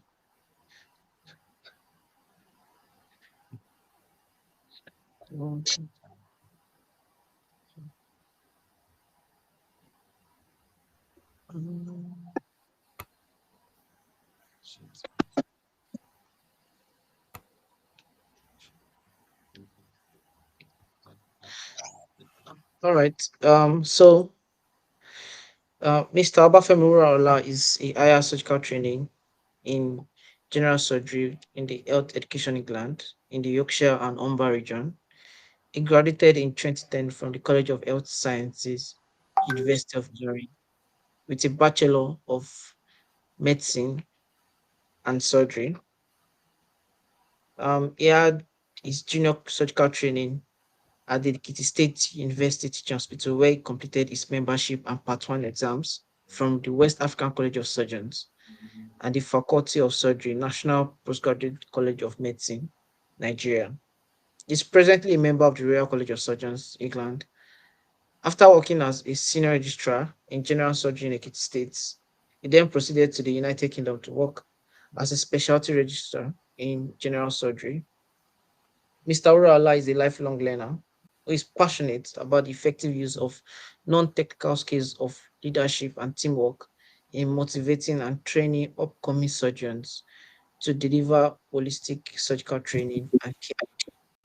He has held various leadership positions in and outside of medicine and continues to motivate and mentor several young people.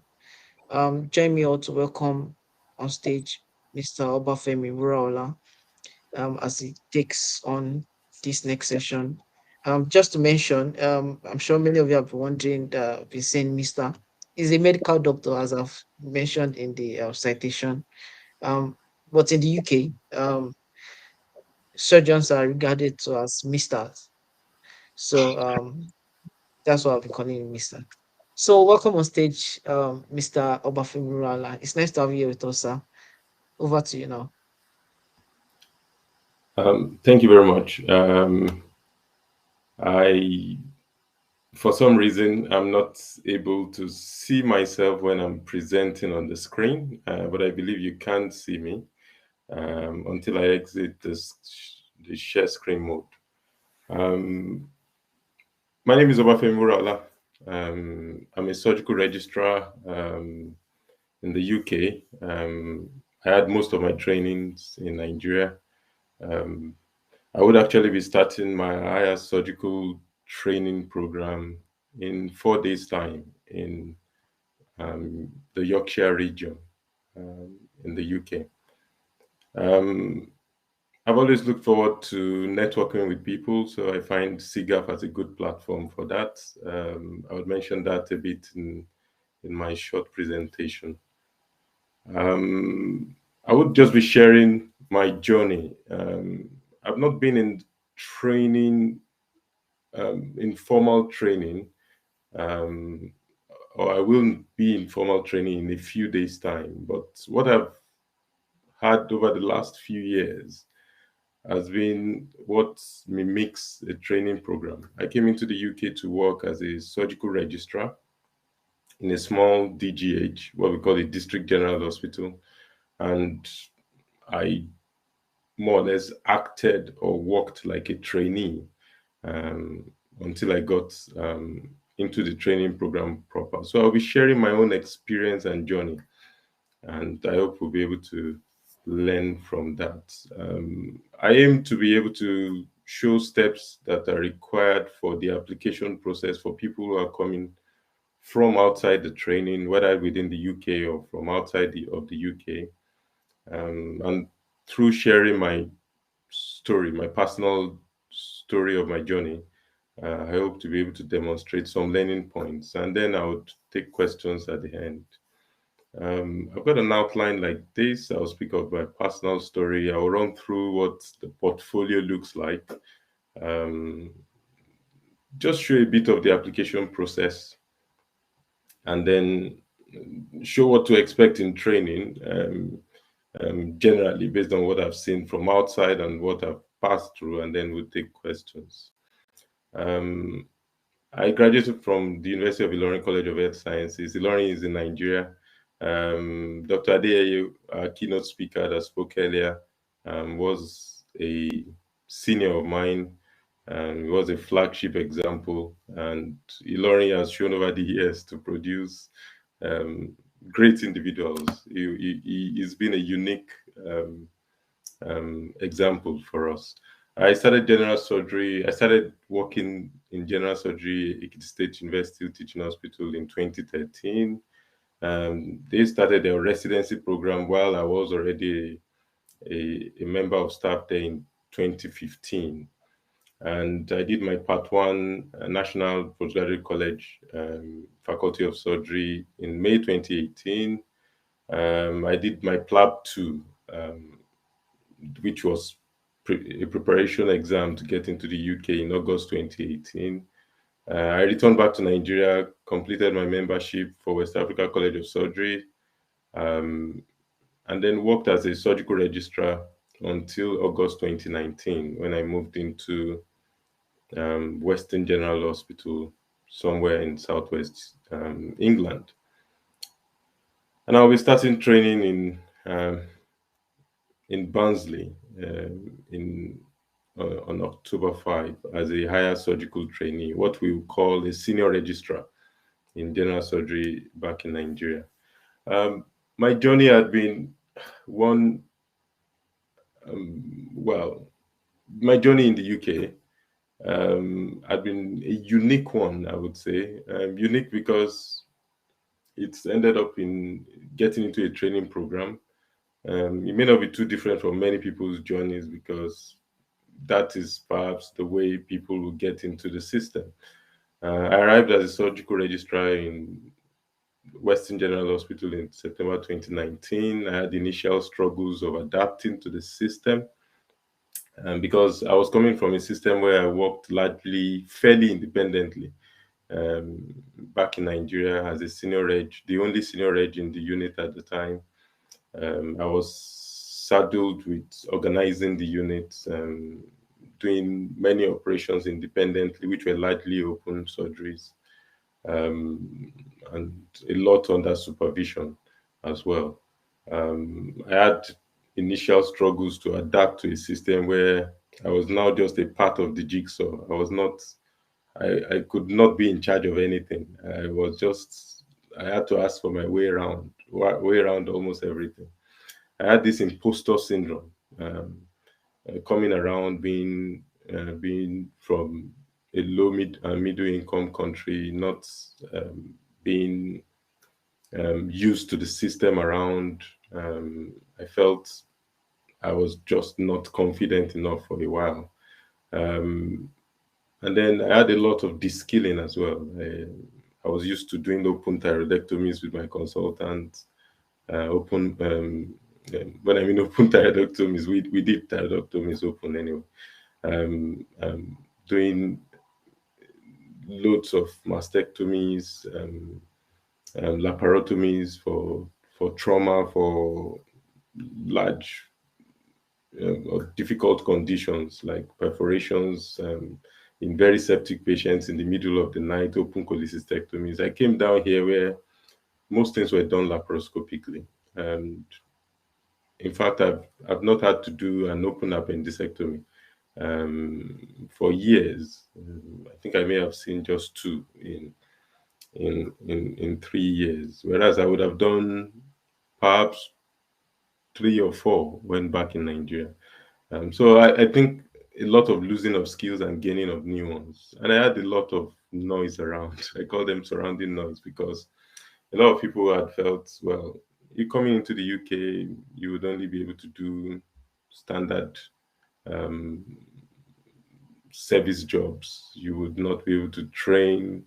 Your background is different, so competitive. And then we had COVID as well. And I think all this changed the terrain. What did I do? And what's is open for most people to do, and a few things would be re-emphasized.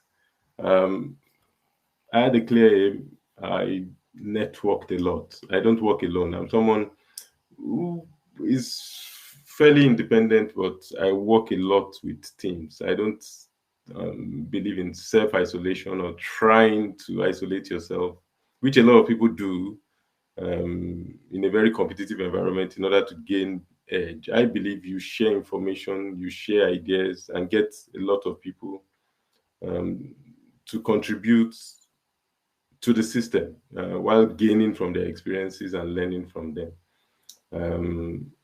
I researched a lot into the requirement. What did I need to get into training? I was told my number of years of experience would work against me. It did work against me. But some other people told me you needed to provide a lot more evidences in your portfolio to overcome that. I did mock self-assessments. I had backup plans. I'll share this with you. I had a clear aim. Like Dr. Adeyeye, though he had his much later. I wanted to be a surgeon at the age of 7. I had an emergency umbilical hernia repair for an obstructed umbilical hernia at the age of 7. I was just starting primary 2 at the time.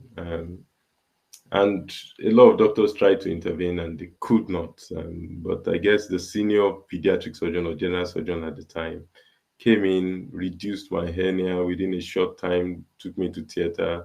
And I just felt impressed by the pragmatism of the surgeon. So I wanted to be a surgeon long before I even got to know how to be a doctor. I reassessed this in my secondary school. while doing JAMB and things, trying to get admissions. I fortified the plans into medical school. I paid attention to my surgical specialties because I wanted to be a surgeon right from the start. And so when I finished, right from my house job, I started writing primaries. By the end of my youth service, I had my primaries in West Africa College of Surgeons, and I made up my mind to train as a surgeon. Along the way, the contribution of many factors, push and pull factors, led to me making my mind to change my location of training, not my intention to be a surgeon. And I continue to press towards that. I network a lot, like I say. One thing I do, and which I would encourage everyone to do, these are non-technical skills. They are not ways, 1, 2, 3 ways to get into surgical training, or 1, 2, 3 ways to get into the UK to work. They are more or less what I have done over the years and that have helped me. There are 3 group of people I would believe we should network with, and this also informed my relationship with SIGAf. I saw SIGAf once on Twitter and I was interested. I wanted to be involved in people who were looking to make the surgical training and system more accessible and interesting, and to provide what was not available in terms of portfolio development for the upcoming would-be surgeon. So there are 3 people I always want to encourage people to network with. One is those who are where you want to be. The Dr. Adeyeyes, the consultants. You want to know what they've done to get where they are. You want to get those who are already in training. I network with as many people as I could who have gone ahead of me to know what are they doing that I need to start doing, or what would they have loved to have done when they were at my stage. The other thing is to network with a lot of people who have the same aims as you have. Do you have people who have surgical interest around you? Do you have people, if you're in surgical training, do you have people who are in surgical training and want to make improvements to their career?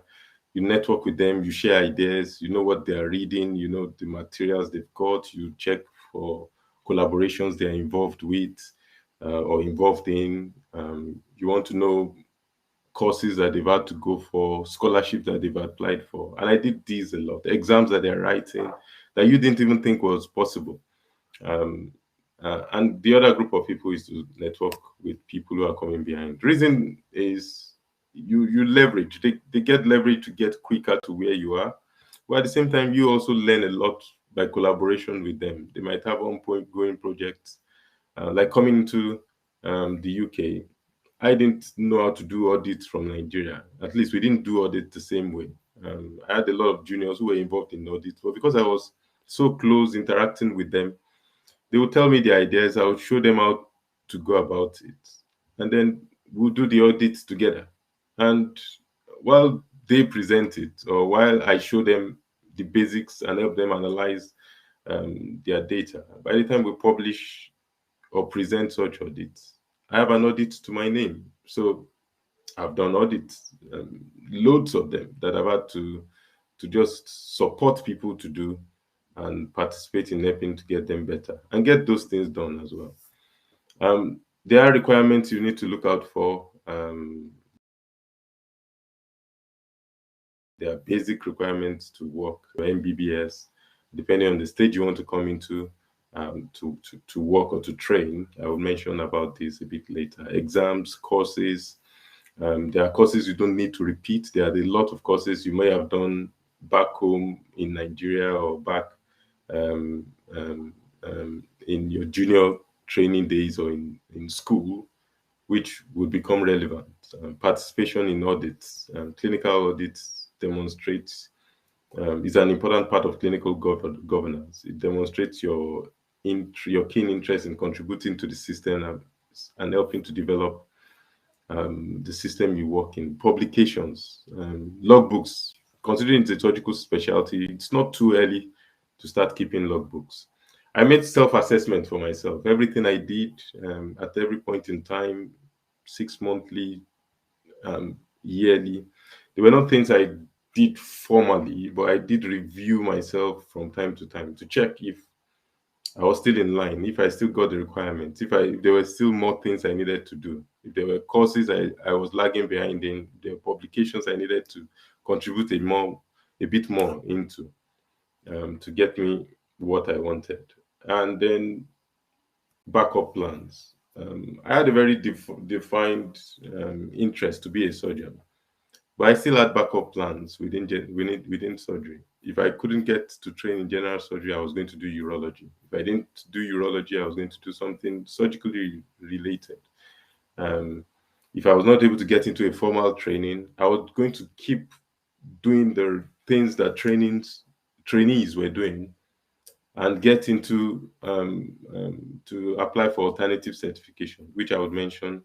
And then if I couldn't get it done in Nigeria or done in the UK, there were other locations which might still provide opportunities to train um, and achieve my goal.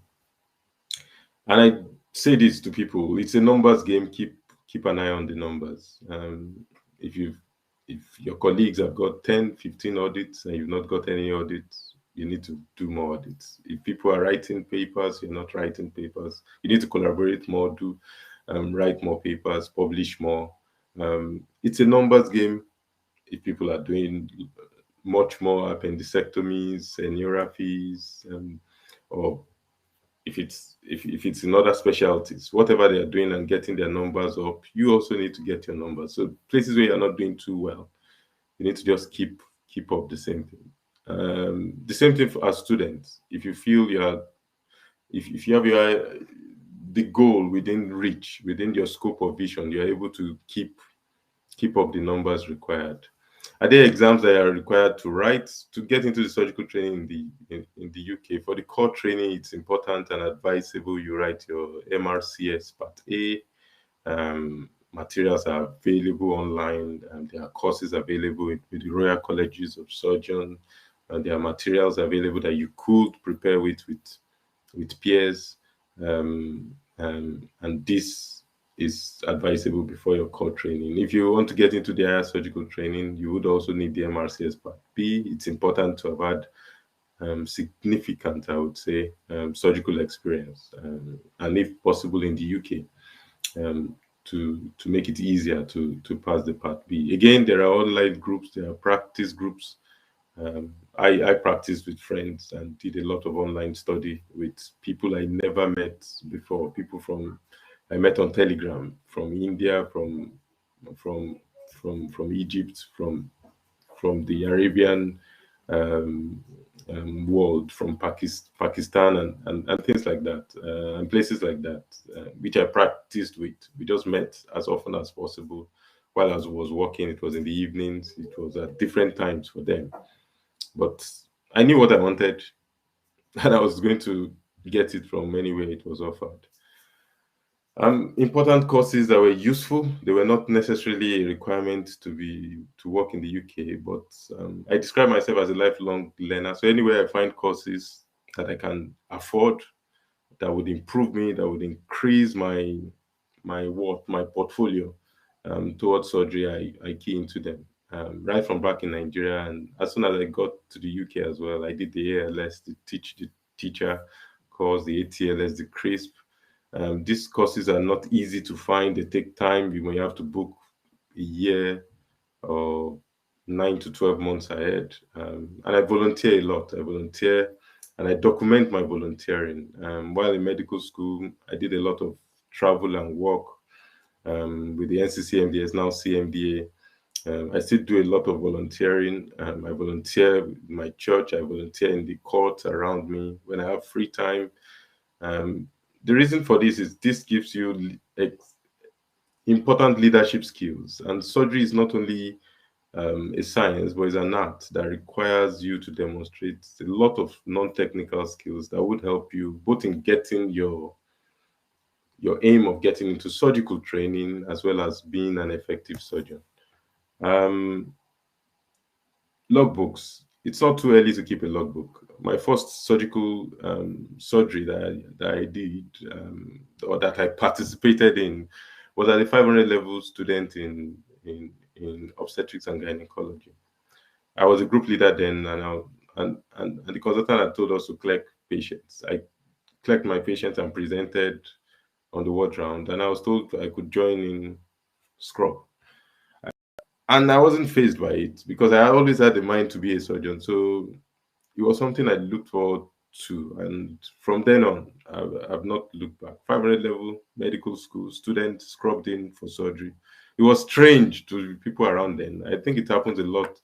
It should be happening a lot more these days, but I've not looked back from then. So again, you can keep logbooks. Logbooks from then, it shows your interest in surgery. Logbooks are now available electronically. You can get signed on free logbooks online for people who work in who are doing house job in Nigeria.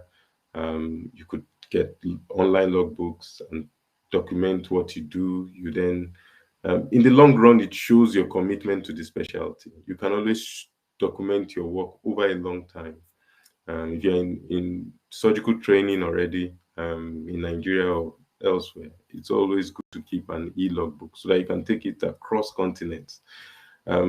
I kept a paper logbook as required by the college in Nigeria, but I had to get that into an e-form at some point, and I still keep an e-logbook, which I update on my mobile phone, not even waiting till later.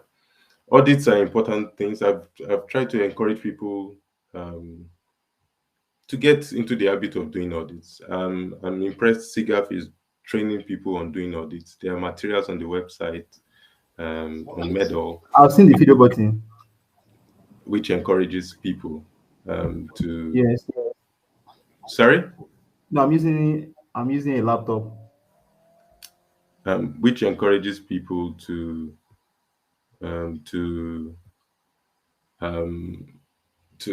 use to do a lot of audits. I encourage people to do audits. Back in Nigeria, it's not something very popular.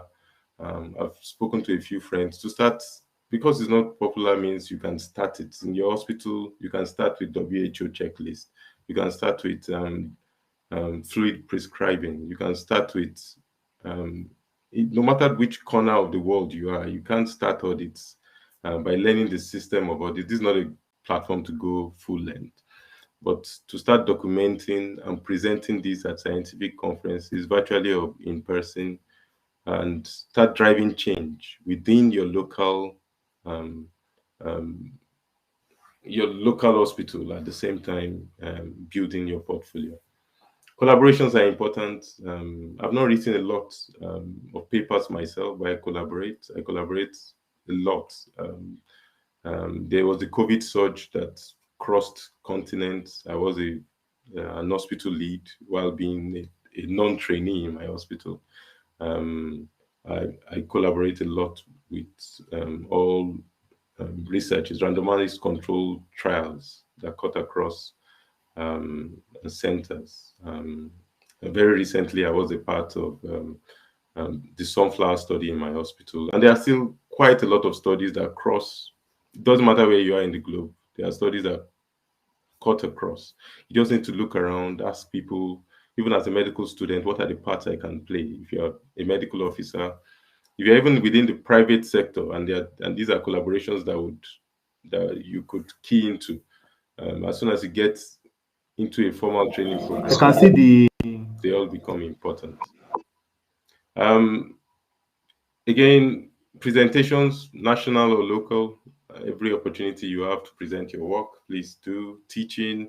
Dr. Adeyeye was one of the people who motivated us while back in Ilorin. He would always teach us to help himself revise, to help the students get better, to help build the knowledge base and interest in surgery. Then he would come teach us before every exam. While I was working in Ekiti, I did the same for students. I tried, and I think I encourage people, learn to teach and document your teaching. Get certificates if possible.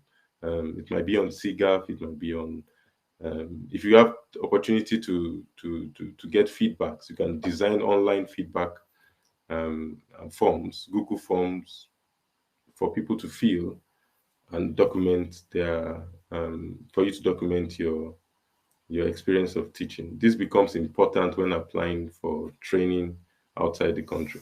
Management and leadership um, roles, always keep active. I tell people wherever you are, don't stay in the corner.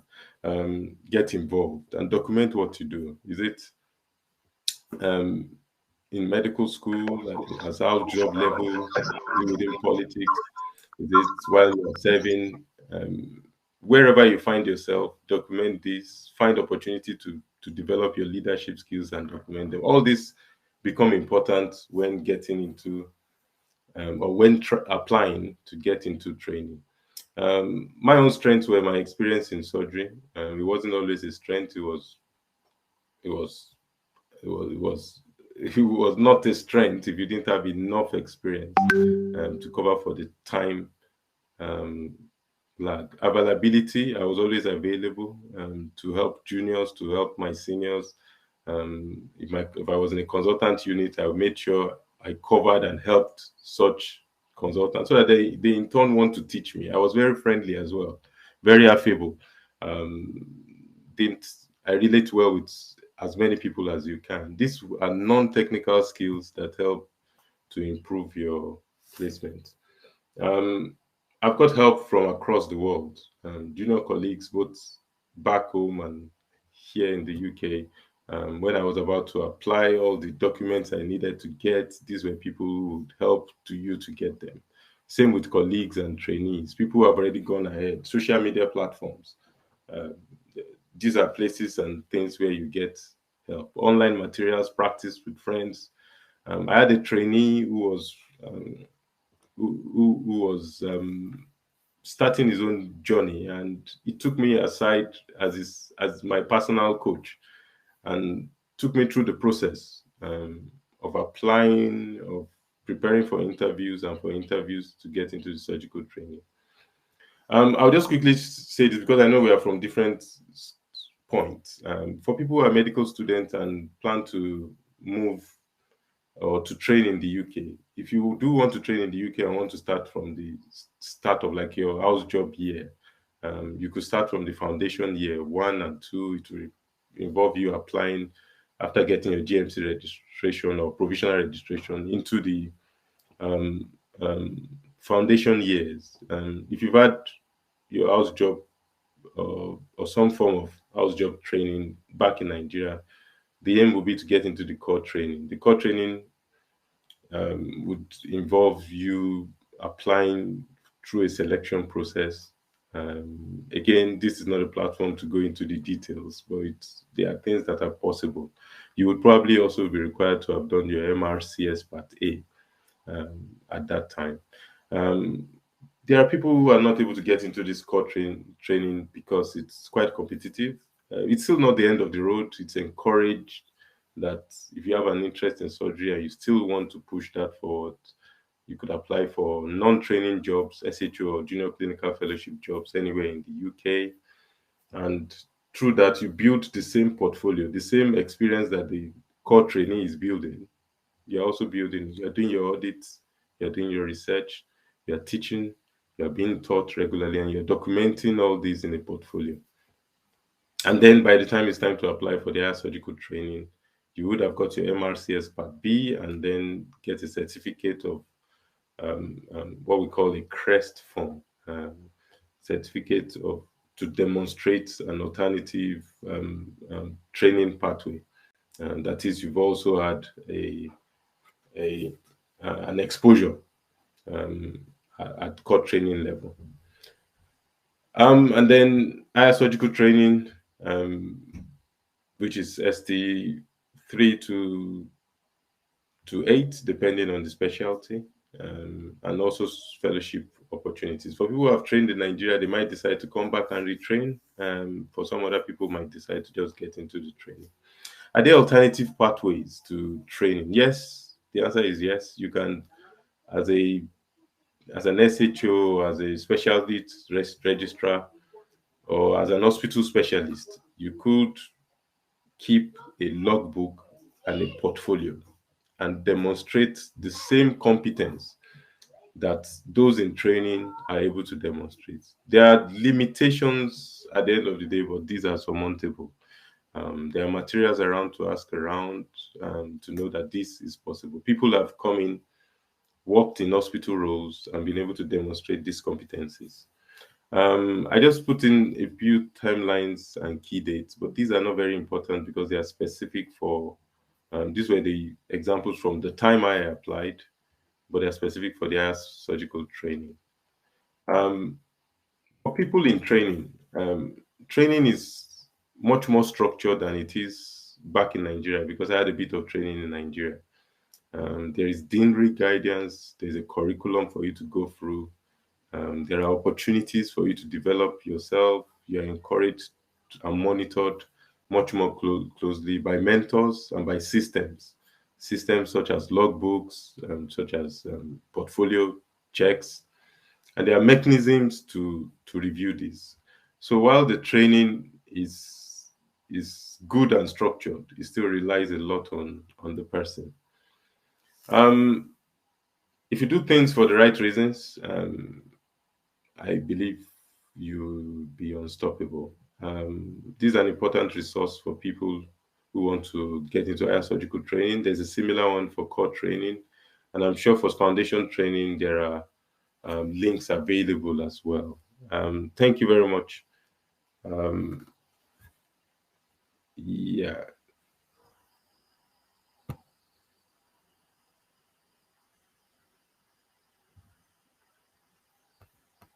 Okay. Hello. Thank you very much. Thank you very much, Dr. Obafemi. At this moment, we'll be taking questions from people that have questions. If you have questions, please can you just pop into your questions and while speaker is okay. Someone is asking a question here. A question from Muiz Oladimeji. It's from Muiz Oladimeji. At the right time to begin foundation training.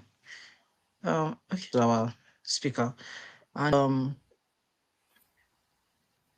while we wait for other questions, for the speaker to answer Yes. just quickly. Yeah. For foundation training, for those who want to come in at the level of foundation training, as soon as you finished medical school in Nigeria, I believe it's a good time if you want to start at foundation training in the UK.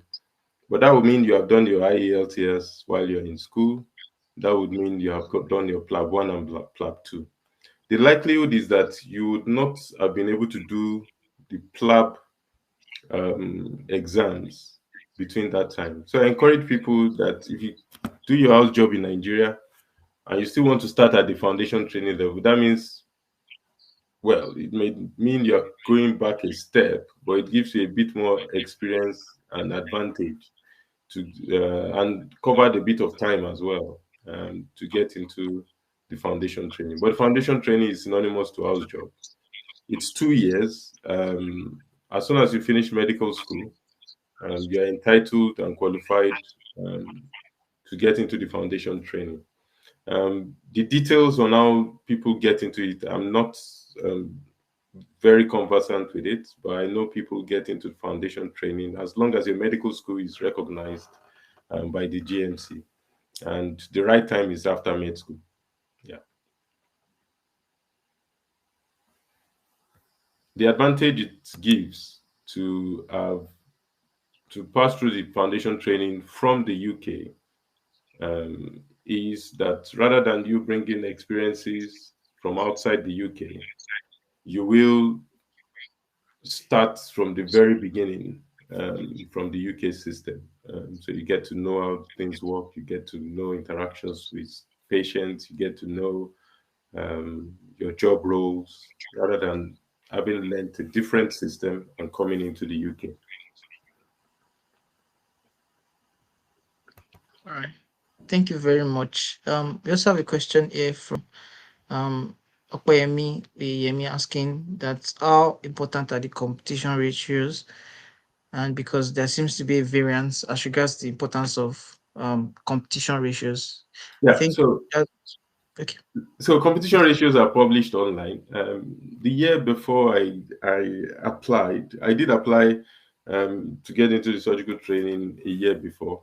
The competition ratio at that time for general surgery was about 7 to 1. So it means for every seven, if there were 100 slots, we had 700 people applying to get into the training, and that's different from different specialties. For some specialties, it's a lot steeper. Um, um, for things like cardiothoracic surgery, could run. They may have just one slot, and it could be as steep as 20 to 1. But what I tell people is, if you look at competition ratios, it's maybe discouraging. I tell people to look beyond that. See yourself as part of the people competing and putting your best foot forward. If you look around, you would most likely see more experiences of people who are unsuccessful and get discouraged. But if you put yourself in, you are likely going to get um, get a better chance if you believe it's possible. Yeah, Ola just mentioned that for SC3 is about 5 to 1 this year. So that means for every 5 people, one person gets in. Um, Again, it's not too bad if you're the one that gets in. It's 100%. So competition ratios should not be discouraging. It just shows you have a better chance if the competition ratio is low. All right. Someone mentioned, should I just pick the questions myself? Okay, we are very sorry that we can't take any more All questions right. at this moment. Yeah. However, we'll be sending them to the email of we'll be sending to Dr. Wuraola's email if you're happy with that, sir. Yeah. I'm happy to give feedbacks and All right. respond. So we'll compile the questions. You can always still drop in your questions to the chat box, and we'll compile these questions and get it across to him, and feedback will be sent for everyone that's asked. Now we'll be moving on to the next session of this conference, which is the oral presentation part. We have 3 speakers, and each of them will be coming in, and they'll be running us through their topics. Each presenter has 10 minutes to quickly run their presentations, and we're entertaining 3 minutes questions from the audience. So please, if you have a question, do well to quickly type them into the chat box, or note them quickly so that we can take these questions as soon as possible. Thank you very much. So now I'll be inviting the first presenter, Dr. Tomiwa. Dr. Tomiwa, are you there with us? Yes, I'm here. Sorry, can you hear me? All right. Okay, I will. Thank you. You're welcome. Yeah. Okay, just give me 2 seconds so I share my slides.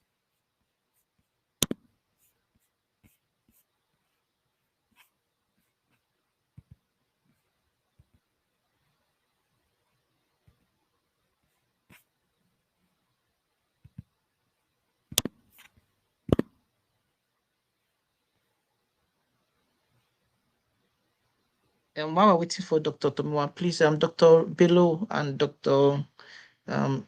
Bello should please get ready. Thank you.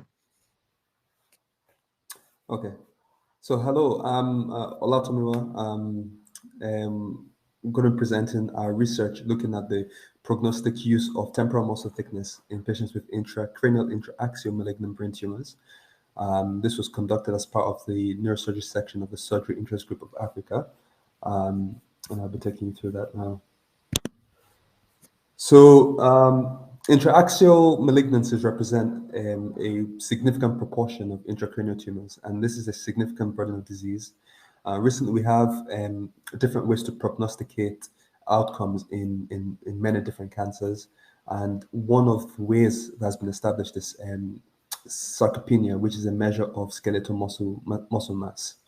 And sarcopenia essentially correlates to a reduction in skeletal muscle mass.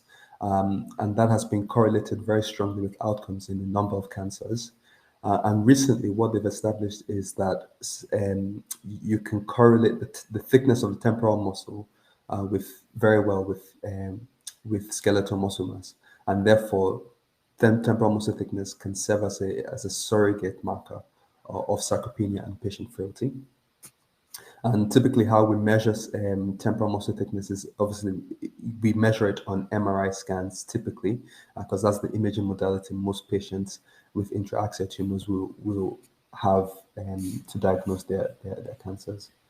And so this makes it a relatively inexpensive way to measure, to get a prognostic marker for a lot of these patients, because all of them will essentially have an MRI scan. And so what we wanted to do was we wanted to see, because there have been some studies coming through showing that temporal muscle thickness is beneficial in intraaxial tumors as well. So we wanted to review and analyze all this upcoming evidence, put it together in a systematic review and a meta-analysis to then quantify the relationship. So what did we do?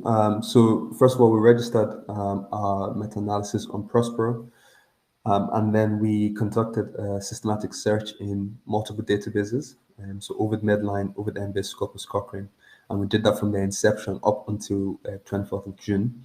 And as with any systematic study, we had clearly defined inclusion and exclusion criteria. We only wanted temporal muscle thickness in patients with intraaxial, intracranial malignant tumors. We only wanted full-text original articles, reporting particularly on the prognostic use of temporal muscle thickness, not on the diagnostic use of temporal muscle thickness. And we excluded anything that was not an original article, any case reports or case series. And we also excluded any articles that did not report the events ratio or area under the curve to calculate those parameters.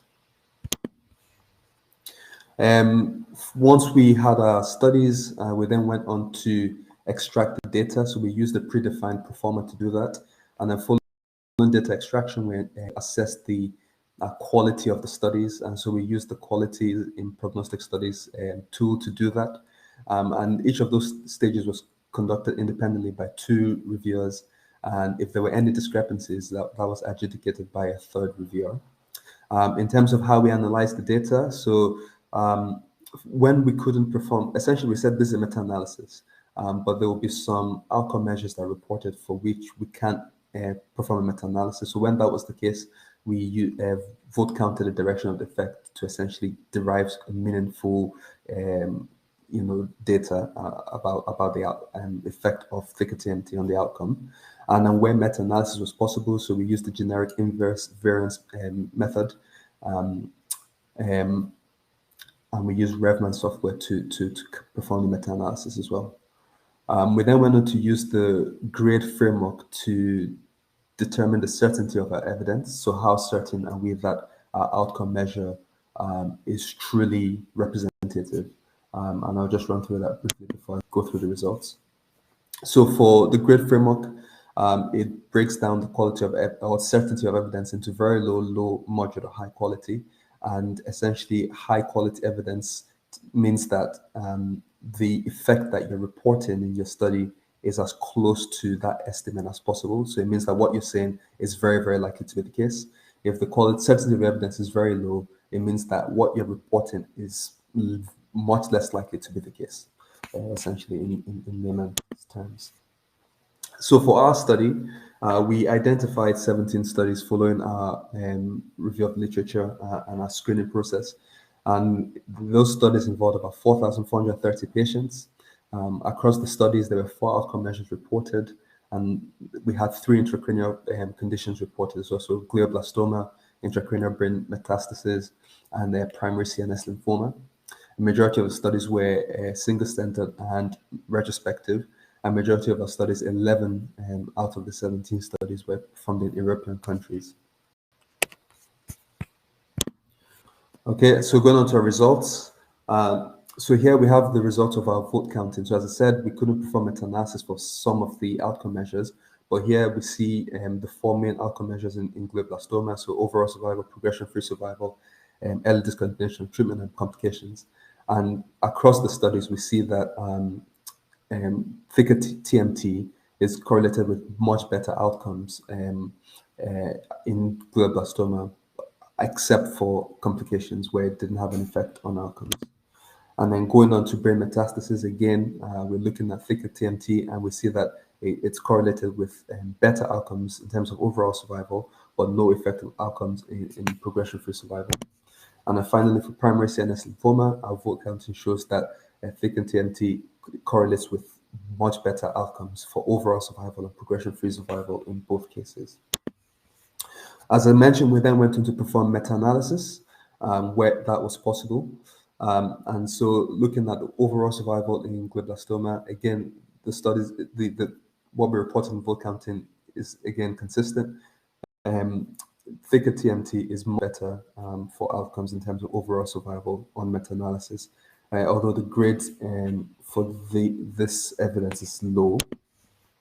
Again, looking at progression-free survival, we have high certainty that thicker TMT correlates well with better progression-free survival. And then when we go on to look at overall survival in brain metastasis, again, we're seeing that thicker TMT correlates well with outcomes, and we're moderately certain of this evidence as well. And similar again, when we look at overall survival in primary CNS lymphoma, we see that the thicker the temporal muscle thickness is, the much better the outcome. So these patients live longer on the whole. So as I said, we're reporting really, really good outcomes of temporal muscle thickness, but we need to be cognizant that there are some limitations in how we apply this evidence to our patient populations. So as we mentioned earlier on, a number of our studies are single-centered and retrospective studies. So it's not prospective studies. There might be confounded that have not been accounted for. Again, I mentioned the majority of the studies were performed in European countries, so using European populations. So it's not necessarily very generalizable towards wider population. And particularly, there's no representation from people from low middle income countries like Africa in these studies. And again, there's study heterogeneity. I mentioned a little bit about how we measure temporal muscle thickness.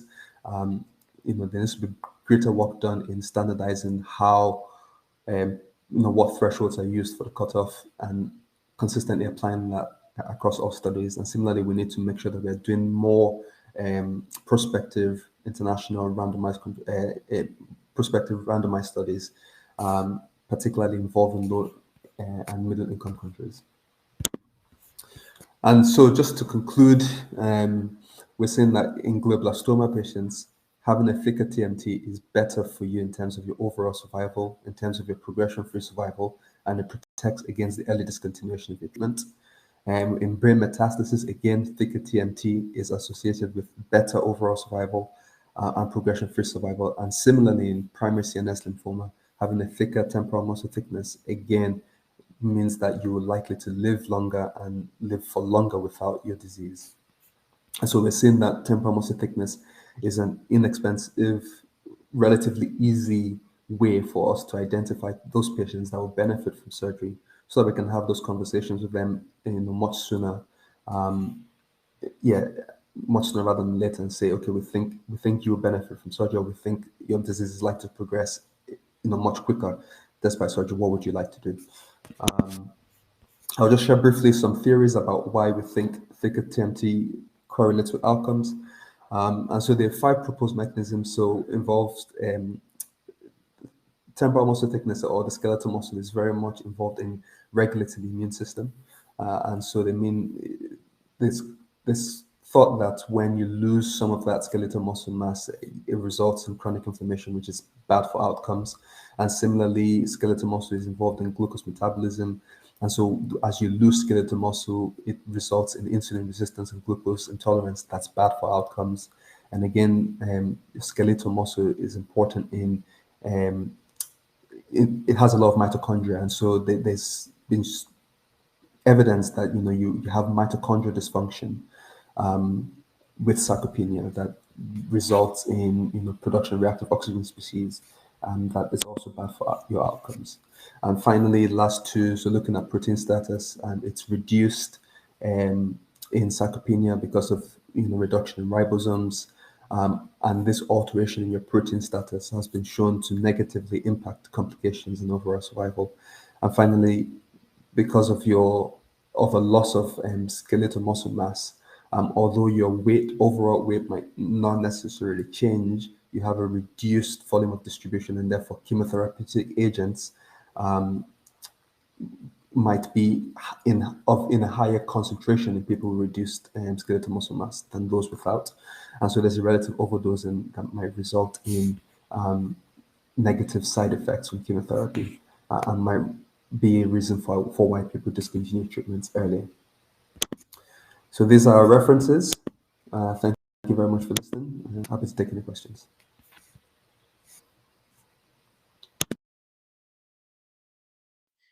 Thank you very much, Dr. Latomo. That was a very insightful presentation. And please, if you have any questions, we can throw them in the chat box. Meanwhile, we'll be inviting Dr. Ryan Bello on stage right now. Since we don't have any questions for now, we'll try and see if we can compile all questions and bring the presenters for each questions that are related to their topics, answer them at the end of everything. So without wasting any more time, let's call on Dr. Ryan Bello. Thank you so much, Dr. Latomo, for your presentation once again. Now, Dr. Ryan Bello, over to you.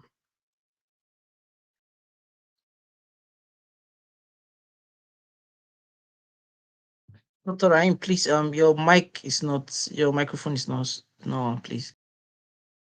Okay, sorry. Okay. Good afternoon, everyone. I'm Dr. Rahim Bello, a junior registrar at the Federal Medical Center, Abeokuta.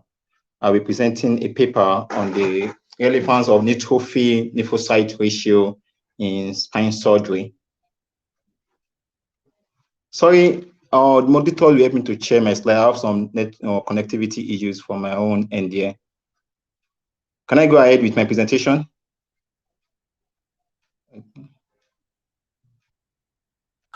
Yes, please. Okay, thank you. Spine conditions are the leading cause of disability and low quality of life worldwide. Some patients do not benefit from surgery, and there are risks associated with surgery. Hence, there's a need for us to look at effective prognostic tools to facilitate surgical risk-benefit considerations. And part of the prognostic tool that we use is the American Society of Anesthesiology Physical Status Grade that we use to classify patients preoperatively. Are either partly subjective or not completely reliable in predicting outcomes. Neutrophil lymphocyte ratios can be obtained from full blood counts samples, and it is simply neutrophil count divided by the lymphocyte count. A raised neutrophil lymphocyte ratio indicates a higher level of subclinical inflammation, and a raised neutrophil lymphocyte ratio has been associated with poor outcomes in various medical and surgical feats. There are studies that have shown the use of neutrophil lymphocyte ratio in cancer patients, in cardiothoracic surgery, stroke, and infectious condition too. Thus, what we do is that we conduct a systemic review to determine the relationship between baseline and post-operative neutrophil lymphocyte ratio and patient outcome in spine surgery. Next slide, please.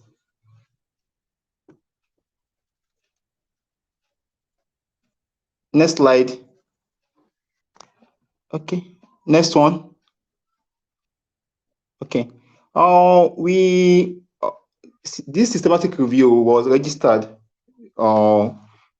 prospectively on Posero, and then we performed a systematic search in PubMed, Embase, Escopus, and database from inception till 22nd of April 2022. We included full text original articles that investigated the association between NLR and outcomes in spine surgery patient. We exclude articles that focus on the diagnostic values of NLRs and studies that do not provide event ratio or area under the curve for the association of neutrophil lymphocyte ratio with patient outcome. So next slide.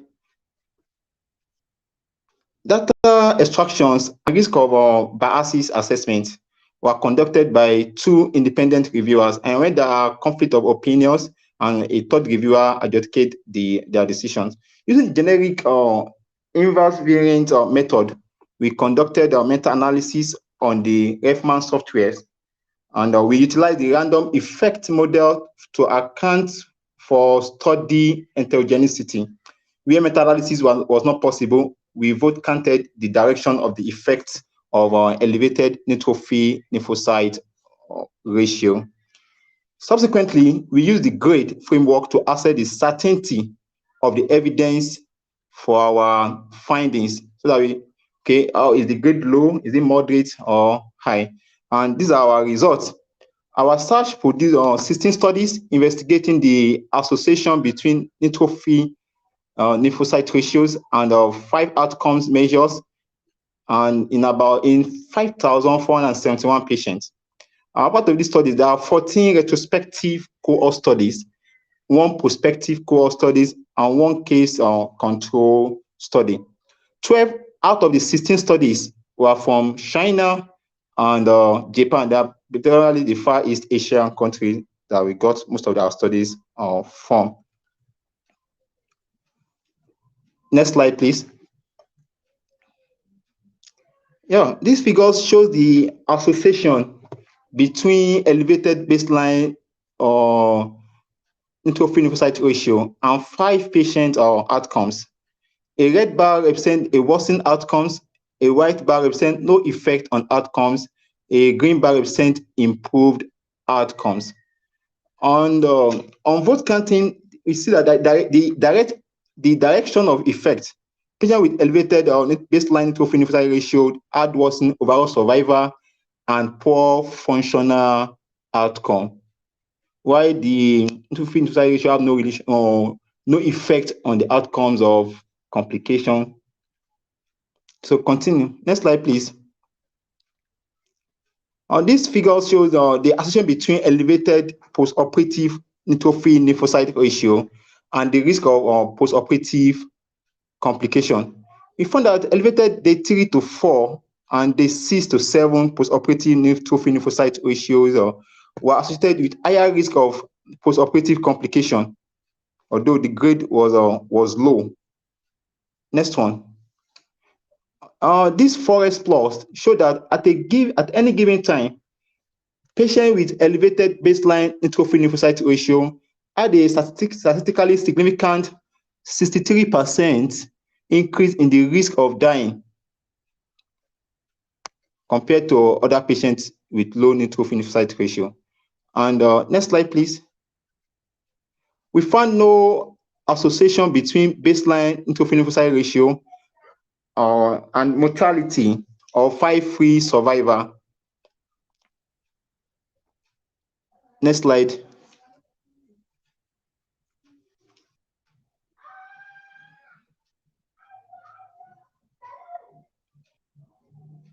Yes, our studies is not without some limitations. There are some limitations that we should have in mind with these studies. Although our risk of bias assessment found the study to be of good quality, most of the studies were small single-center retrospective studies. 12 out of 16 studies, as I said earlier, came from the East Asia, that is China and Japan. There is a lack of ethnic and racial diversity across the included studies. There are no studies from the black, from the Africa, from Europe or America. So majority of our studies are from Asia. So this lack of racial diversity is there. Ethnicity has been shown to influence both neutrophil lymphocyte ratio and patient outcome. Therefore, our studies findings might not be generalized. A major limitation of our study is the lack of consensus on the threshold for elevated neutrophil lymphocyte ratio. The cutoff value in our studies range from 2.3 to 8.5. This heterogeneity may have affected the accuracy of our analysis.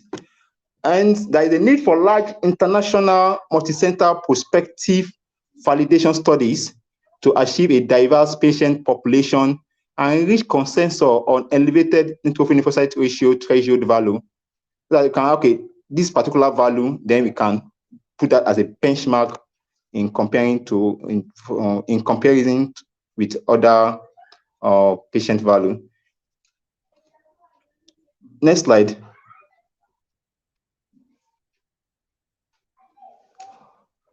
Elevated baseline neutrophil lymphocyte ratio is associated with reduced overall survival in patients with spinal tumors and worsening functional recovery in patients with spinal cord injury.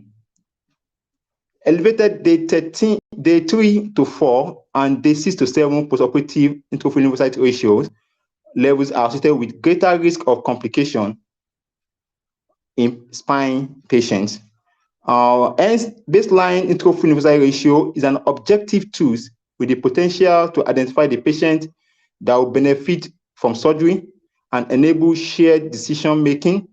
Also, postoperative neutrophil lymphocyte ratio is a potential tool to identify high-risk patients postoperatively so that we can increase our monitoring and also project ahead and help in our individualized patient care.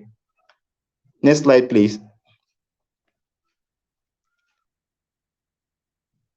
Okay, before I go, let me furnish you with some theories in relationship to our study. Elevated baseline neutrophil lymphocyte ratio is associated with increased cell proliferation, tumor growth, and vascularization and metastasis. Thus, elevated neutrophil lymphocyte ratio likely represents a more aggressive tumor, hence the reduced overall survival in this group. So there is increased proliferation or metastasis in patients with elevated neutrophil lymphocyte ratio. This can explain why there is reduced survival in this group. Neutrophils are recruited to the spinal cord following spinal cord injury. Elevated baseline neutrophil lymphocyte ratio reflect a higher level of inflammation, leading to a greater loss of neurons and oligodendrocytes. As a result of this, we have worsening functional recovery in this group of patients. Neutrophil lymphocyte ratio reflects the balance between the extent of inflammation and the body anti-inflammatory response. Surgery leads to immediate decrease in the lymphocyte count, and this effect may be seen up to about 2 weeks postoperatively. An elevated neutrophil lymphocyte ratio of day 3 to 6 and day 6 to 7 may represent a state of compensatory anti-inflammatory response, which may result in immunoparalysis, making this patient more prone to experiencing complications. So this shows a relationship between raised NL and complication outcome that we experience from our meta-analysis. Next slide.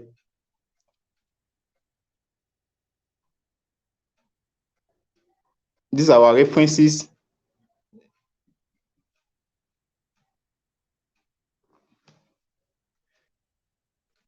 And thank you all for listening.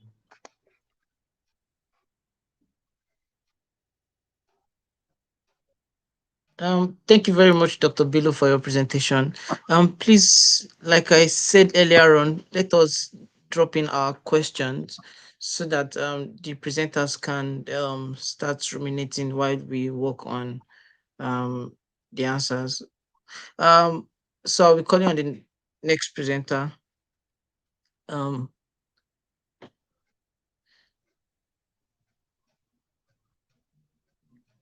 Dr. Temidayo. Okay. Hello, Dr. Temidayo. You have the floor. All right, thank you very much. Good afternoon. I'm Dayo. I'm a junior clinical fellow in neurosurgery at Wuraola Hospital, Sheffield, UK. Today, I would like to present a national study that I led to investigate the factors influencing self-efficacy and percent of research amongst UK medical students. So research is a key pillar in clinical governance, which enables clinicians to innovate their practice and provide evidence-based patient care and patient-centered care.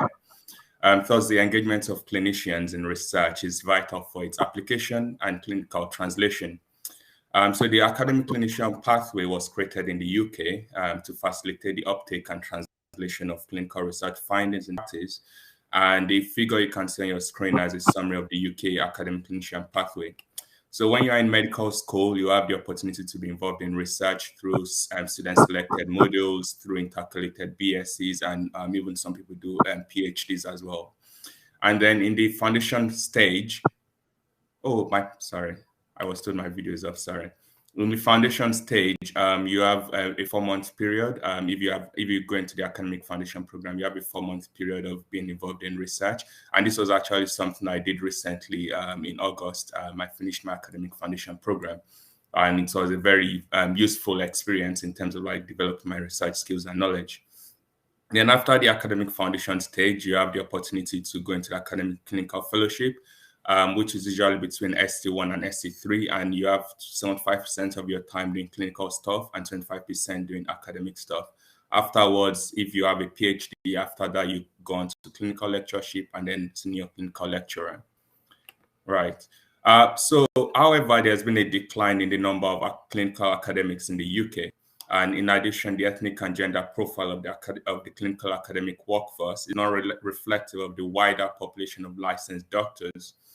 And female clinicians and those from Black, Asian, and minority ethnic backgrounds have reduced access to research opportunities with disproportionately low representation in the academic workforce and research leadership. And I'll show you some graphs to explain the magnitude of this situation. So this is a graph of the professors in the UK. So as you can see, the blue line there represent white professors, and then down here you have like ethnic minorities. And if you look at the Black, which it's very low, near zero. And the same trend can be seen in senior lecturers in the UK, and these are clinical academics, and also amongst lecturers. And the thing is, differential attainment appears at medical school and persists after graduation. And therefore, it's likely that the ethnic and gender imbalance seen in the clinical academic workforce stems from the research experience of students in medical school. So tackling this inequality is important to ensure that patients benefit from a diverse healthcare workforce. So what is the relevance of my topic looking at research self-efficacy? So research self-efficacy is a confidence an individual has in the ability to perform research-related tasks and activities. And according to the self-efficacy theory, those who are confident in their research skills are more likely to pursue a research-related career. On the other hand, perception of research is an individual's belief about the value of research. So how important do you think research is? And a positive perception of research is associated with higher motivation to engage in academic medicine. So the aim of this study was to determine and address the factors that influence research self-efficacy and perception of research amongst UK medical students. So this was a national multi-center cross-sectional study. We got ethics approval for Plymouth, and we included any UK medical students aged 18 and above in the 2020-2021 academic session. We developed a 42-item questionnaire, which was based on previous literature findings. And after developing the initial questionnaire, we piloted it amongst 36 medical students across various medical schools.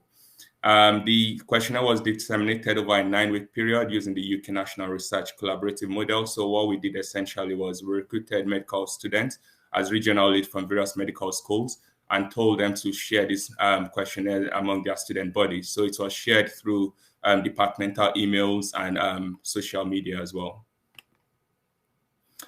So how did we measure perception of research? So we used a validated questionnaire, a validated scale, looking at various Likert scale ranging from 1 to 5, and then so strongly disagree is 1, disagree 2, and so on until you reach strongly agree, which is 5. Then we computed the scores for each student. So if a student chose strongly disagree for everything, their score will be 8 because there are 8 items in this scale. And then if the student chose strongly agreed for everything, their score will be 40. So the perception of research scale ranged from 80 to 40. And we did the same thing for self-efficacy, and we couldn't find any valid self-efficacy scale. So we used the UK curriculum on research competencies to get our scale. And the same thing as well, it's ranged from 8 to 40. Statistical analysis was conducted on Stata 17 software, and we looked at the internal consistency of our scales using the Chromebook Alpha to measure reliability of the scale. Our outcome measures were research self-efficacy and perception of research, and we looked at various predictor variables that we think could affect this. So we looked at student demographics, did they have previous degree before medical school, what their stage of training, type of university they attended, and so on. And then we conducted multiple linear regression analysis and adjusted for clusters in each university. And we regarded p-values less than 0.05 at 95% interval, confidence interval to be statistically significant. So 1,573 responses from 36 medical schools. And the Chromebook Alpha for the perception of research scale was 0.84, which is pretty good. It's quite high. And the only factor that influenced perception of research, so how important a student think research is, was their prior research experience. Because in the UK, before getting to university and to medical school, you could have opportunities to be involved in research. For example, maybe you could do an extended project during your A-levels, or during your gap year, you could work in the research lab or so on. And also those that have done previous degree would have research experience from their previous degree. So prior research experience was the most important, was the only significant factor here.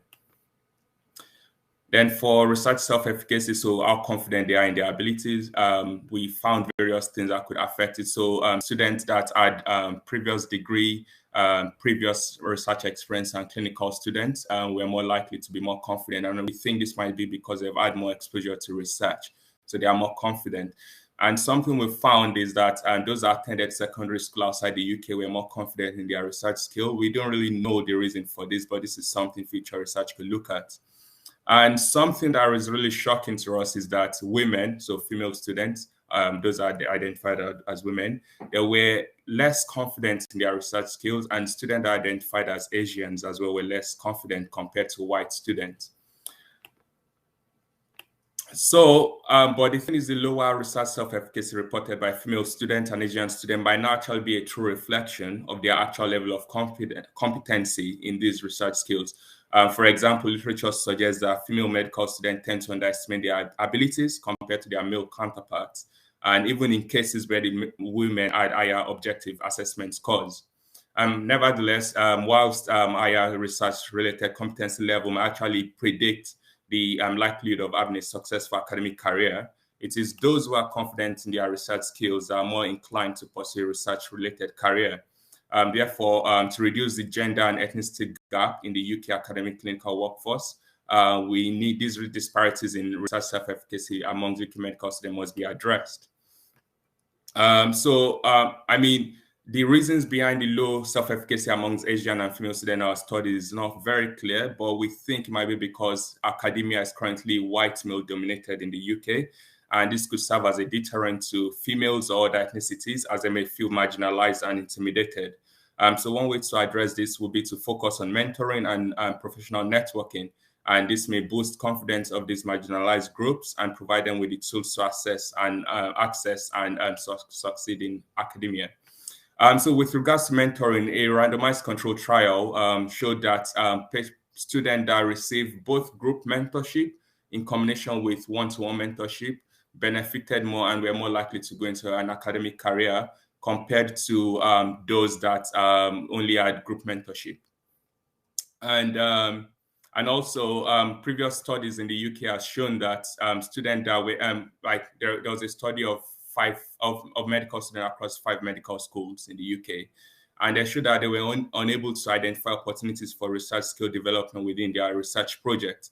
However, once these authors provided students with explicit guidance on the nature and scope of research and training on skill recognition, these students were able to identify more opportunities for research development. And we believe that if you are doing a research project and you are explicitly, your supervisor tells you these are the skills you'll get, you recognize these skills and you'll be more confident after the project. You'll be like, oh, this is something I've done before. So these are skills I have already. So your self-efficacy in research would improve. Right.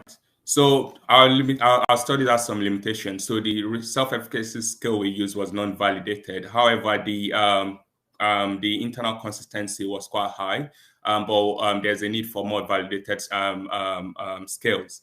And also the ethnicity categories that we use are too broad. We said Asian students are less confident.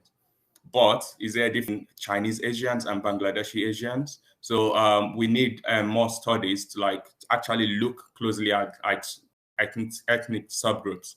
And finally, our questionnaire approach increased the scope of our study, so we're able to gain a large sample size, but it's actually limited the depth of the study. So we don't know the actual reason why these students, the female and Asian students, have less research self-efficacy. And this is something that could be resolved by doing focus group interviews. So in conclusion, we found gender and ethnic disparities in self-reported research self-efficacy amongst UK medical students. And also gaining research experience prior to medical school is associated with greater research self-efficacy levels and also a more positive perception of research. So our recommendations, which our paper has been submitted and is undergoing review, and once published, we'll share with the Medical School Council and various medical schools. And our recommendation is that to encourage medical schools to provide augmented group and one-to-one research mentorship and training to underrepresented medical students to improve their self-efficacy. And also research mentors should clearly make students aware of the opportunities for skill research and skill development in their research projects. And UK medical schools should encourage prospective students to gain research experience at pre-university level of education. So these are our references, and thank you very much for listening, and I'm open to questions. Thank you. Thank you very much, Dr. Kimdayo, for your presentation. Now we'll be taking, if you have questions, we'll be adding right away. In the absence of no question, I'll be inviting Dr. Nicholas Armstrong. In the absence of questions, I'll be inviting Dr. Nicholas Armstrong to get ready. Okay, I think we don't have questions for now. So thank you all for your presentation. To the oral presenters, we really appreciate your time coming here and presenting. So now I'll be handing over the stage to Dr. Nicholas Armstrong, who will be giving us a brief background on SIGAf as a platform, where we started from, where we are right now, and the future plans for SIGAf, so that everyone in the house can be carried along. Dr. Nicholas. All right, you have the floor. All right, hello everyone. Permit me to start on the existing order of protocol. My name is Dr. Armstrong Nicholas Pachi, and I'll be talking about a brief history of SIGAf, the SIGAf story.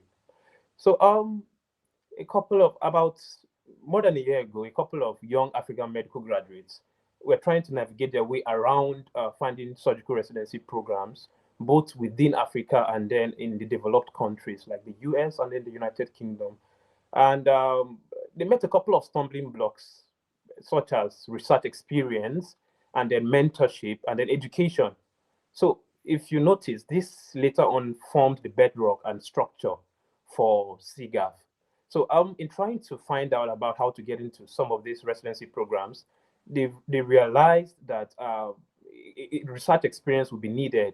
You need to have put out a couple of publications. You need to have collaborated with other people of same interest. And then you need a mentor that will tell you about when to apply for certain programs, what you need to apply for certain programs, and how to go about the whole process. So these were some of the stumbling blocks that these medical graduates faced. And with a couple of consultations and discussions, they decided to move forward to form an interest group that will cover for their interest and the interest of people alike. So this led to the formation of SIGAf, which happened on the 1st of April 2022. And ladies and gentlemen, I'm happy to tell you that since the inception of SIGAf, April 1st, 2022, SIGAf has come a long way in regards to both research experience, mentorship, and education. A couple of the SIGAf is structured in a way that you have communities of different interests. What I mean by this is there are different specialties in surgery, like we all know. So you have a community where you have people with the same interest in cardiothoracic surgery, for instance. There's a community where people that have this kind of interest are grouped together. Then we also have that for neurosurgery and other surgical specialties. So the idea of this is to have these people to brainstorm together, and then with a mentor that's been attached to each of these groups, they're able to come up with both educational topics, and they have sessions in that regard. And they also have research papers that they could put out. So I'm happy to tell you that if you go to the SIGAf website, which has been shared earlier on, you would see a couple of publications put out by SIGAf members. And among the oral presentations that we've had today, and then also the poster presentations that you could see, if you should check the interface of the Medall app, you would see a section for posters. So if you go through some of those poster presentations, you'll see that a couple of them were done by SIGAf members. And it's incredible to realize the fact that some of these people are people that have not had prior research experience before. So I'm really happy with what SIGAf has been doing so far. And we are hoping this can go beyond just a local thing in Africa. And we look forward to collaborations with surgical associations of the developed world. And then SIGAf has also had a sessions on how to go into residency programs. Different specialties have organized some of these sessions, and it's been easier for us to do all this because of the Medall app. So all the links to all the previous sessions could easily be accessed. So when you have time, you could just go through some of these sessions, and then there are links on how to access both the literature review sessions that has been done, and then we also have academic sessions like basic surgical skills. Some of the specialties have organized these sessions, and we look forward to having more members. At the moment, we have over 600 members all across Africa. And then among some of the things we look forward to working more on is membership in regards to other parts of Africa, like Northern Africa and Southern Africa. And a lot has been put on by the specialty leads, the president, and then the vice president, the other ESCOs, in order to achieve all this. So I'm really happy with what SIGAf has been doing so far. And my name still remains Armstrong Nicholas Pachi, and I'm the vice president of SIGAf Academics. Then I want to encourage you to try and learn from this session we've been having. And do not hesitate to drop your questions in the comment section. We could always access and then get back to you in regards to responses. So have a wonderful day as you catch up with the forthcoming sessions. Thank you very much. Over to you, Samuel Davis. Thank you very much, Dr. Nicholas Armstrong, for that amazing rundown. Now,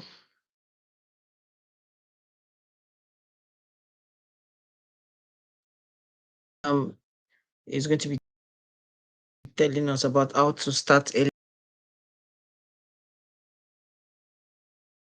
for us, or a topic for us in SIGAf, because research was actually one of the driving force of establishing this form. It's good to see that. So now, without wasting much of our time, I'll be inviting Dr. Dawin Sichimba. I hope I'm pronouncing it right. He's the president of the Association of Future African Neurosurgeons. He completed his MBCHP in 2022 at Copperbelt University School of Medicine in Zambia, and is the current president of AFAN, which is the Association of Future African Neurosurgeons. He's also a neurosurgery and global neurosurgery research fellow. And through AFAN and his involvement in student campus leadership, he has mentored many students locally and internationally. Is a peer reviewer in several journals, including the Pan-African Medical Journal, East and Central African Journal of Surgery, and International Journal of Medical Students, where he's also a student editor. He's extensively authored and co-authored over 15 papers published in peer-reviewed journals and has presented more than 5 abstracts in international conferences, including the 2020 Federation of Neurosurgical Societies Symposium. He's a co-founder of Ubuntu, CSAD, and was a semi-finalist in the Ubuntu in the 2021 Bay Arena Global Health Innovation Challenge. Without wasting many more of our time, I'll be inviting Dr. Dawin Sichimba over on the stage. It's good to have you here, sir. Hello, everyone. Good afternoon, good morning, good evening, depending on where you are. Thank you so much for having me. First, I should apologize for the bad video. I'm not sure if my picture is okay. Yeah, lighting isn't so good where I am right now. Okay, so thank you so much to the organizers of this symposium, or this event, for having me and inviting me to come and share my little experience that I've acquired so far. Thank you so much. So I'll go ahead and share my screen. I hope everyone can hear me. Yes, we can hear you. All right, thank you so Yes, much. we can hear you.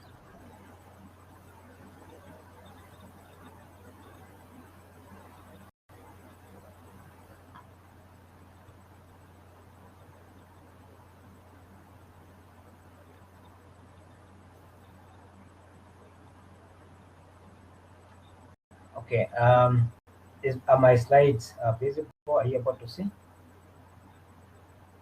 Yes, you can view your slides. Yes, you can view them. All right. Okay, so like I've been introduced, my name is Dawin Sichimba. I'm a medical doctor from Zambia. I recently completed a medical training right here in Zambia at the University School of Medicine. And I'm currently serving as the president of the Association of East African Neurosurgeons, which is simply a non-governmental international organization that promotes and advocates for neurosurgery training and mentorship, as well as research. And I'm also a senior tutor at GMI St. Eugene University in the School of Health Sciences. So this afternoon, I'm going to be sharing or speaking about getting involved, rather getting started in research. That is for medical students and early career researchers and doctors. So this topic is stemming from my experience, because I started getting involved in research quite early in medical school. Although I really wish I'd started earlier, because what I've experienced so far is something that has really improved my life. Has made me become a better person, not just in my medical career, but also in terms of leadership and all that. Um, so I started my medical research journey when I was in fourth year. That was back in towards the end of 2019. So from there, I've been getting involved in research and been able to author and co-author papers that have been published in peer-reviewed journals, up to about 15. So let me start. Um, so there are 6 important prerequisites for getting started in research that I'm going to share this afternoon. And the first one is interest. So when we talk about interest, we should understand that interest is really something that gets to ignite you and make you become more zealous for something, in this case, research. If you do not have interest, if you do not acquire interest in research or anything else, it's very hard for you to actually commit yourself to that particular venture. In this case, research. Once you have the interest for research, you begin to see even the reason why to do the research. Okay, so you may, at the beginning, it's not always that you may actually have interest. Like in my case, what happened was that there was one of my seniors when I was in medical school was involved in research, and I would always admire her. I would always admire her works and all that. She would travel for international conferences and all that. So it was really admirable, but I didn't even know how to get started. Okay. So even the time when I got started, the first paper that I wrote and presented at a conference, it wasn't really out of interest. It was kind of out of curiosity, because, and also because someone was guiding me through, telling me what to do.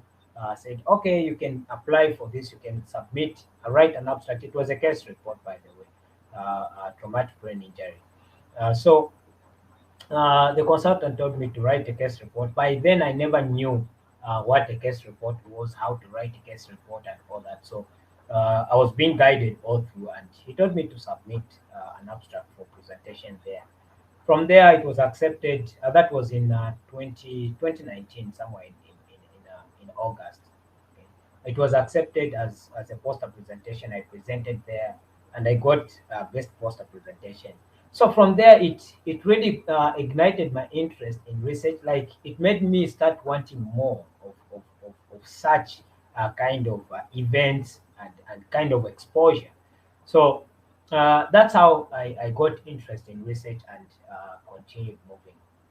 So interest, if we can develop interest, even as an organization like SIGAf, if we can develop that research interest among the members of the association, I think it's going to really help a lot of members to be able to get involved in research. So people need to know the reason why to be involved in research. So there are a lot of reasons why someone should be involved in research. There are a lot of things that should ignite someone's interest in research. For example, in research opens doors for you as an early career doctor into different other fields, into different opportunities.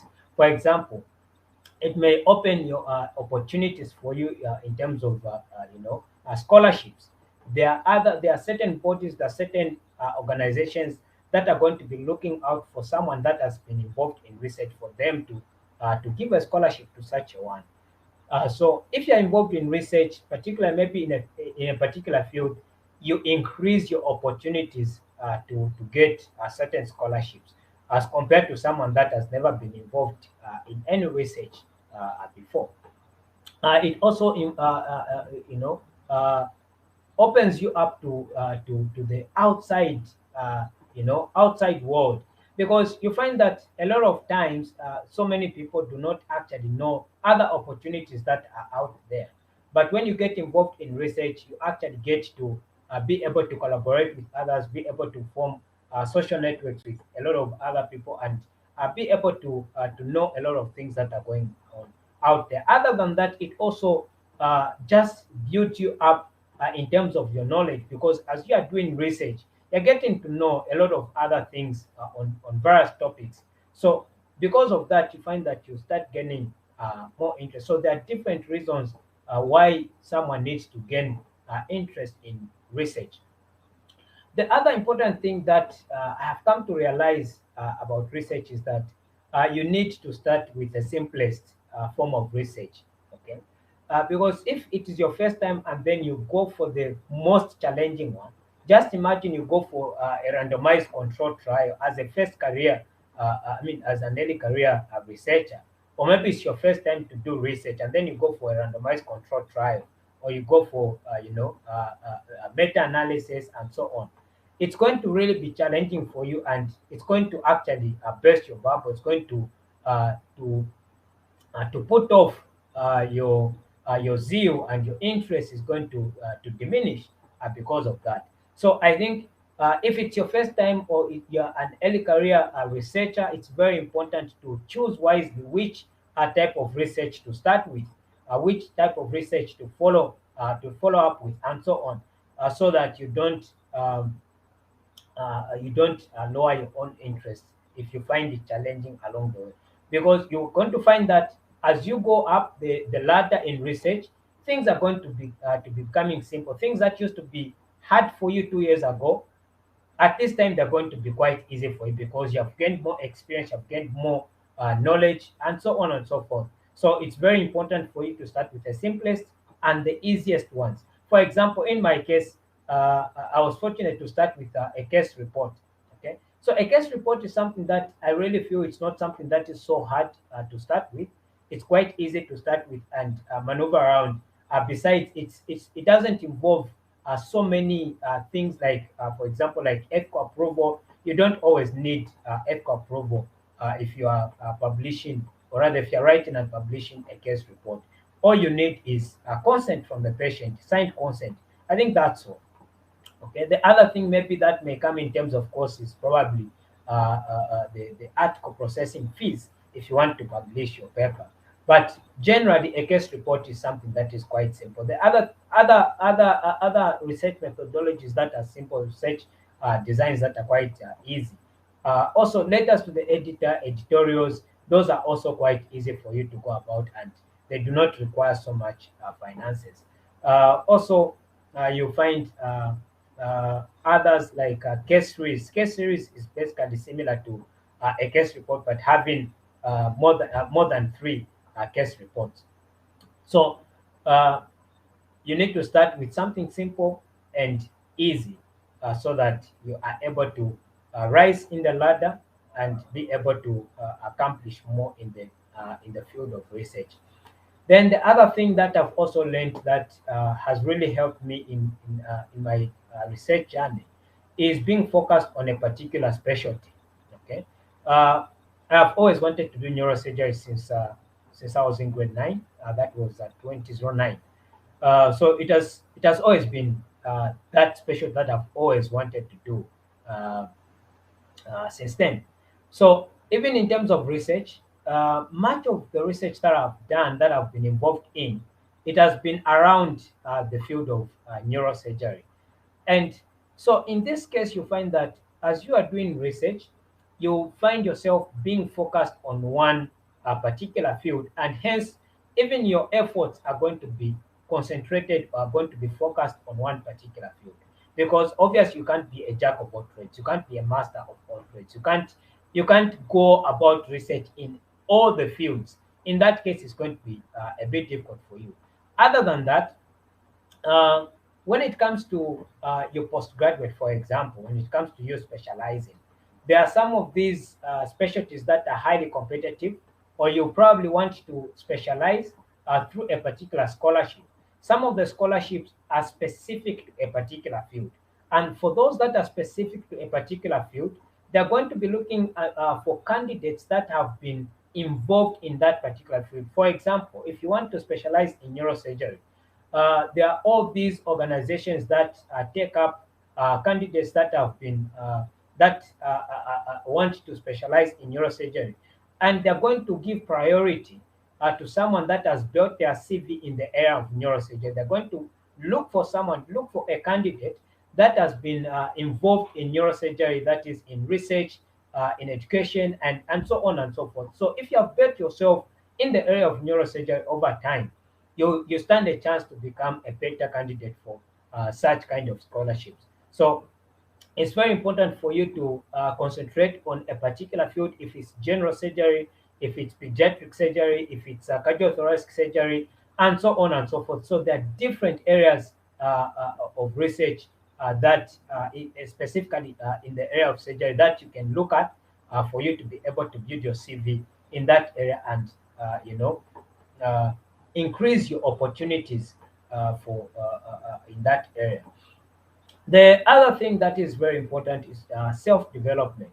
Okay, when we say self-development, what we mean really is that this is where you start taking deliberate steps. You start taking deliberate moves for you to improve yourself in a particular area. These are things, for example, that are not really going to be taught in medical school or in any other school, but you create time out of, or rather beside the time that you have for school. For example, if you're in school, if you're doing residency, if you're in medical school, undergraduate, and so on, you create separate time, you create extra time for you to be able to engage in other things that are going to, develop you or make you a better person or place you at a better place for certain opportunities. In the case of research, um, things that are going to develop you in terms of research include, number one, you reading other people's work, okay? Because we need to understand that much of the research that you're going to do is not something that is going to be very new. Whatever you're going to do is probably something that has been done before by someone.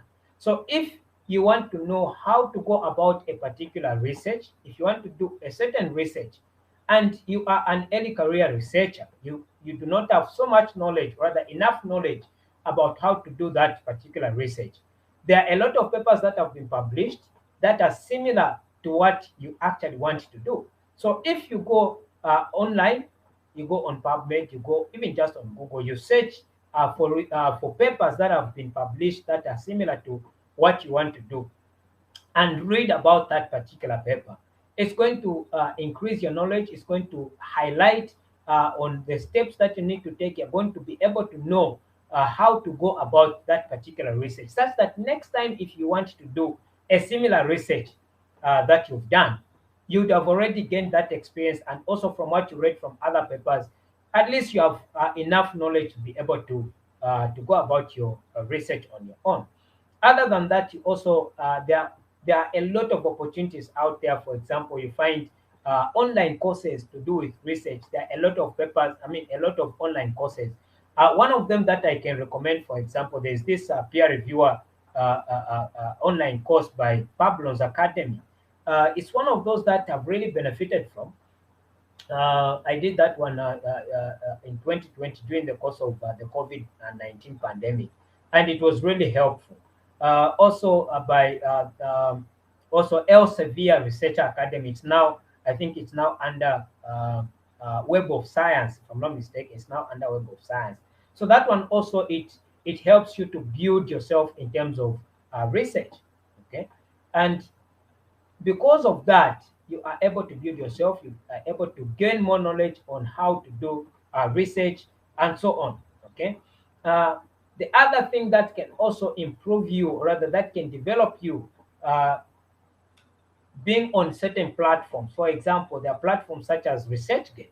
On ResearchGate, this is where you're actually even able to see other people's work. You are exposed to other people's work and you're able to learn from them, all right? Other than that, also the other thing that I found very important, or being able to develop you in terms of research, is you being available to attend symposiums, conferences that have to do with research. All right. So if you are able to attend, because these scientific conferences, this is where people are presenting their work, they are presenting what they have done before, what they have published before, and some of the challenges that they faced, and how exactly they went about that particular research. So if you take time to attend several research conferences and scientific conferences, you're going to expose yourself to more knowledge. You're going to gain more experience through other people's work, through what other people have been through, and you are able to do your own work. The fifth important prerequisite in terms of getting started as a researcher is mentorship. Mentorship is the key that unlocks your abilities. That there are a lot of times where you have certain abilities, but you do not actually even know how to go about them, or rather how to unlock those abilities. You do not even know that you have those abilities. But when you get involved in mentorship, when you get a mentor, you find that that mentor begins to unlock your own abilities, begins to show you that you are actually able to do this. In my case, when I just started, I never knew that I was able to write a case report. Besides, I didn't know even how to go about it.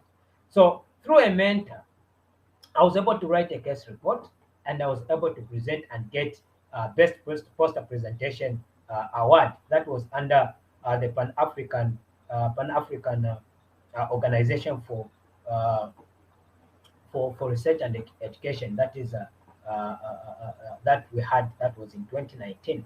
So a mentor is there to guide you. A mentor guides you step by step on various aspects, in this case, in research. Now, the thing about mentorship is that it's you, the mentee, who is supposed to actually be the driver of the mentorship program. Your mentor is supposed to know what you're interested in and what your goals are at the end of the day. If I'm your mentor and I don't know what you want to achieve, I may not know which opportunities are good for you, which opportunities are going to, build you up, and which opportunities, there are certain opportunities that are actually going to destroy you.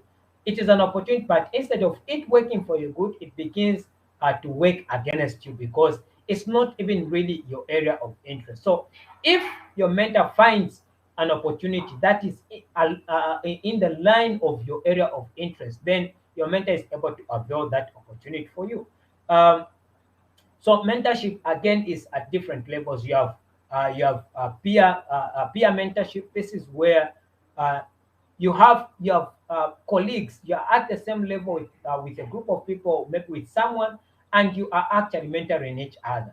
You are learning from the other person, and the other person is also learning from you. You are guiding the other person, and the person is also guiding you. So this is where you are learning from each other, and you are probably at the same level. Then there's also mentorship where you are the mentor.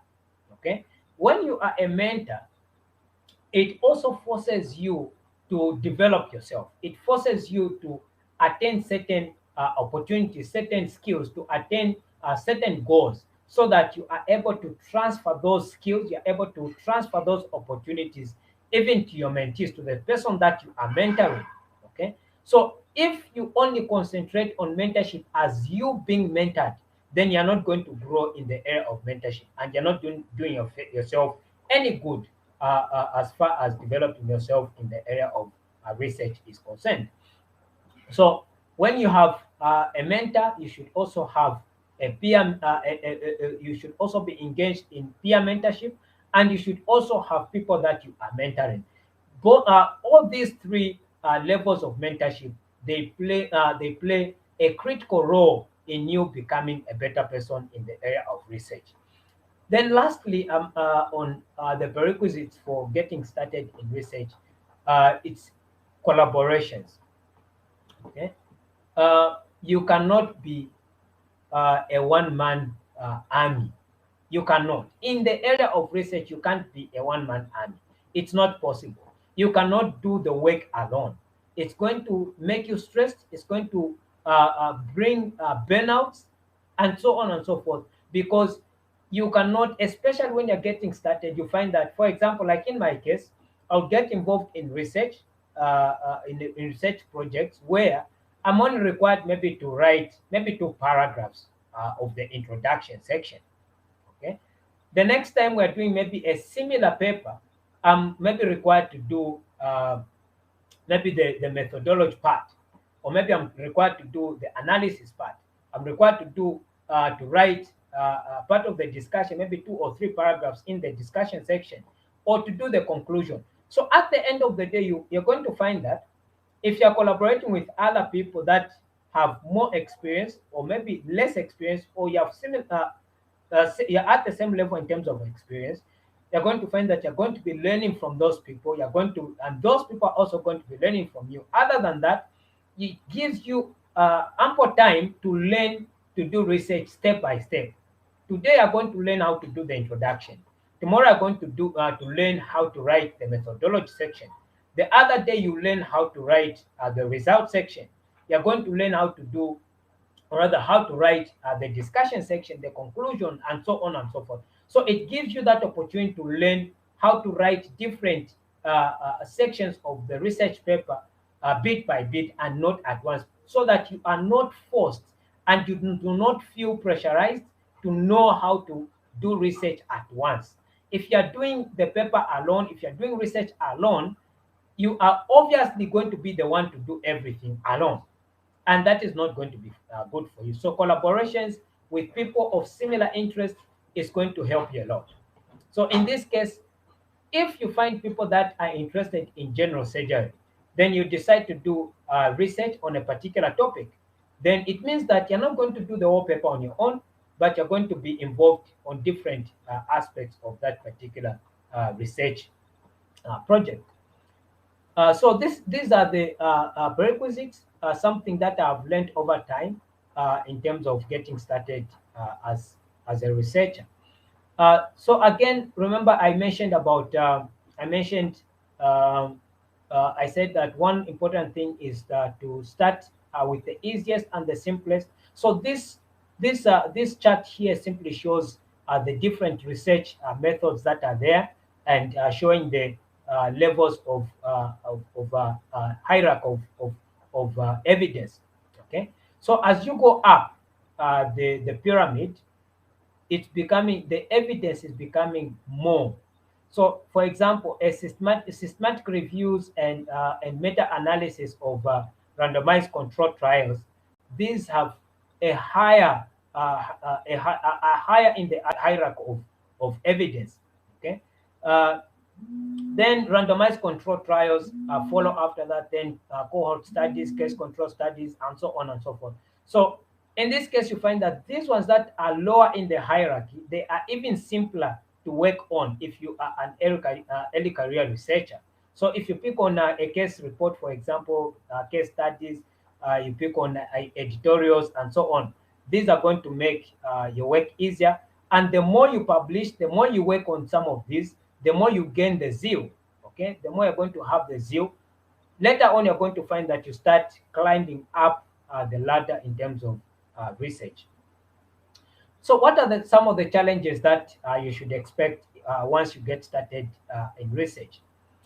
Number one, you're going to find it hard to manage your time. Time management is very important and it's quite challenging, but you still need to learn how to manage your time. Because if you're a medical student, for example, you have schoolwork. Medical school is not something that is so easy to go by.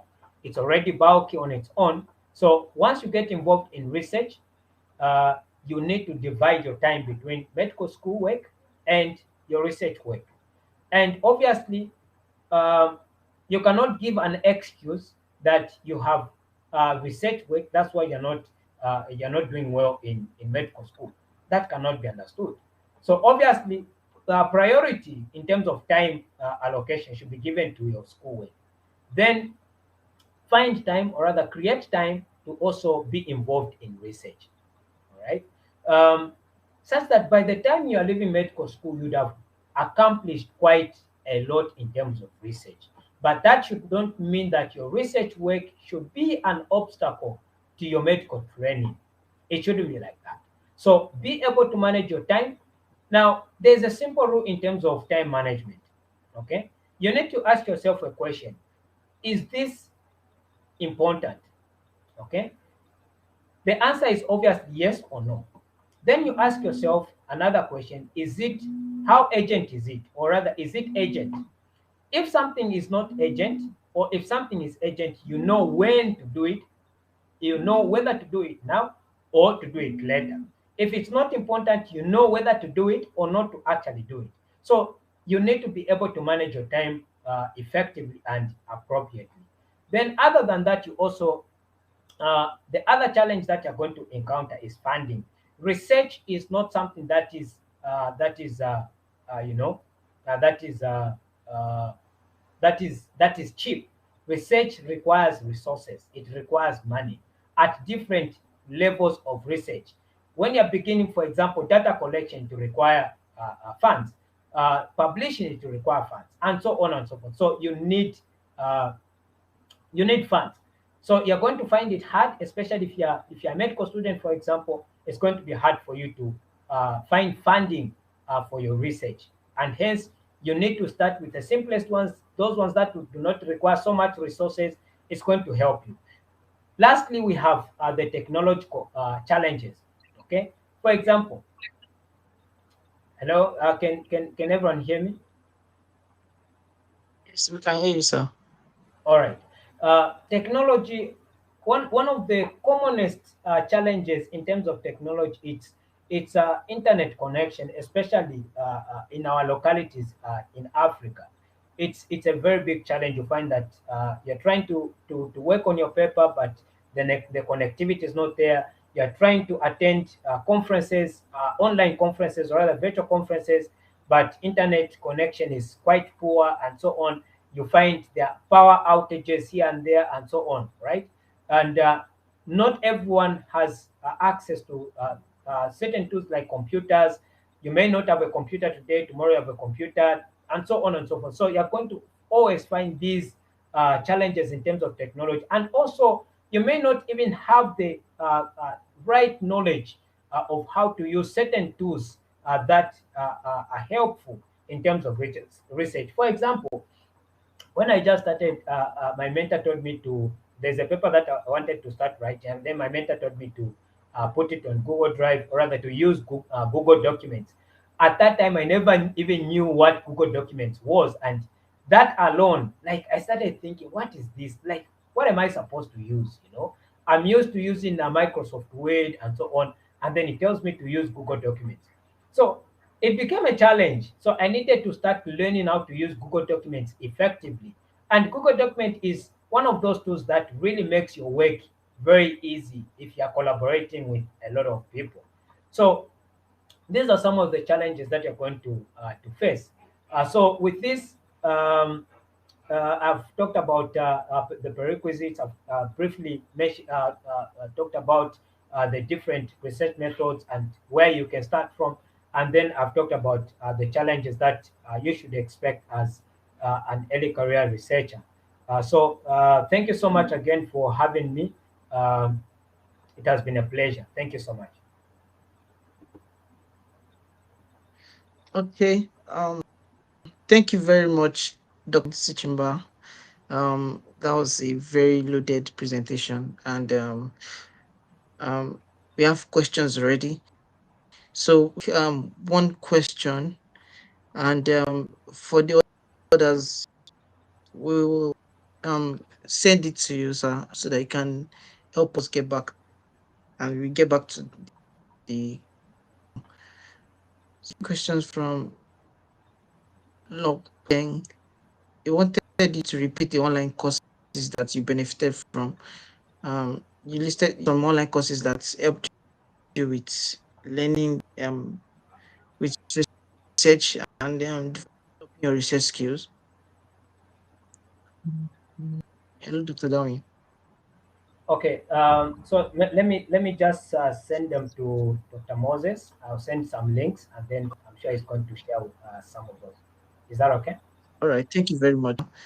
So we'll be post once on the group chats, everyone can get access to it.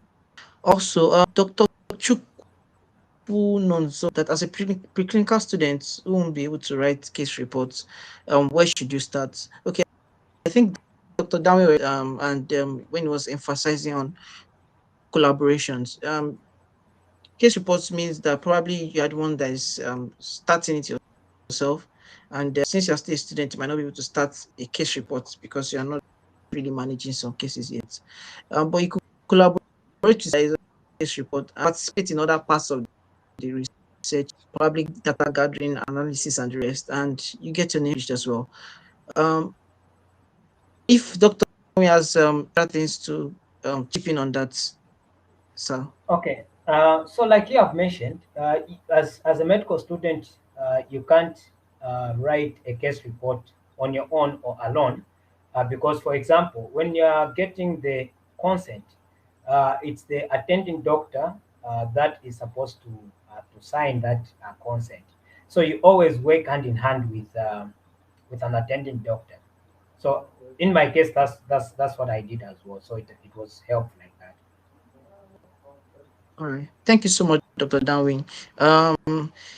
For everyone that is interested, there are a lot of research modules on how to run through research, how to go through research, and how to carry and also there are a lot of. Okay, all right, sir. Hello, Dr. Dawin, you were saying something. Okay. Yeah. Sorry for that. Also, if you want to write a case report, for example, you can also look up what is called Equator Networks. I don't know if you are familiar with it.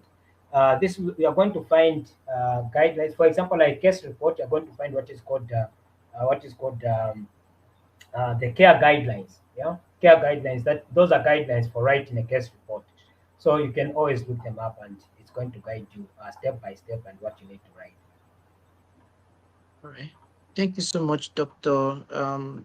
Darwin, and really appreciate you for taking your time to come and impact us with so much knowledge from your wealth of experience. Um, Thank you so much.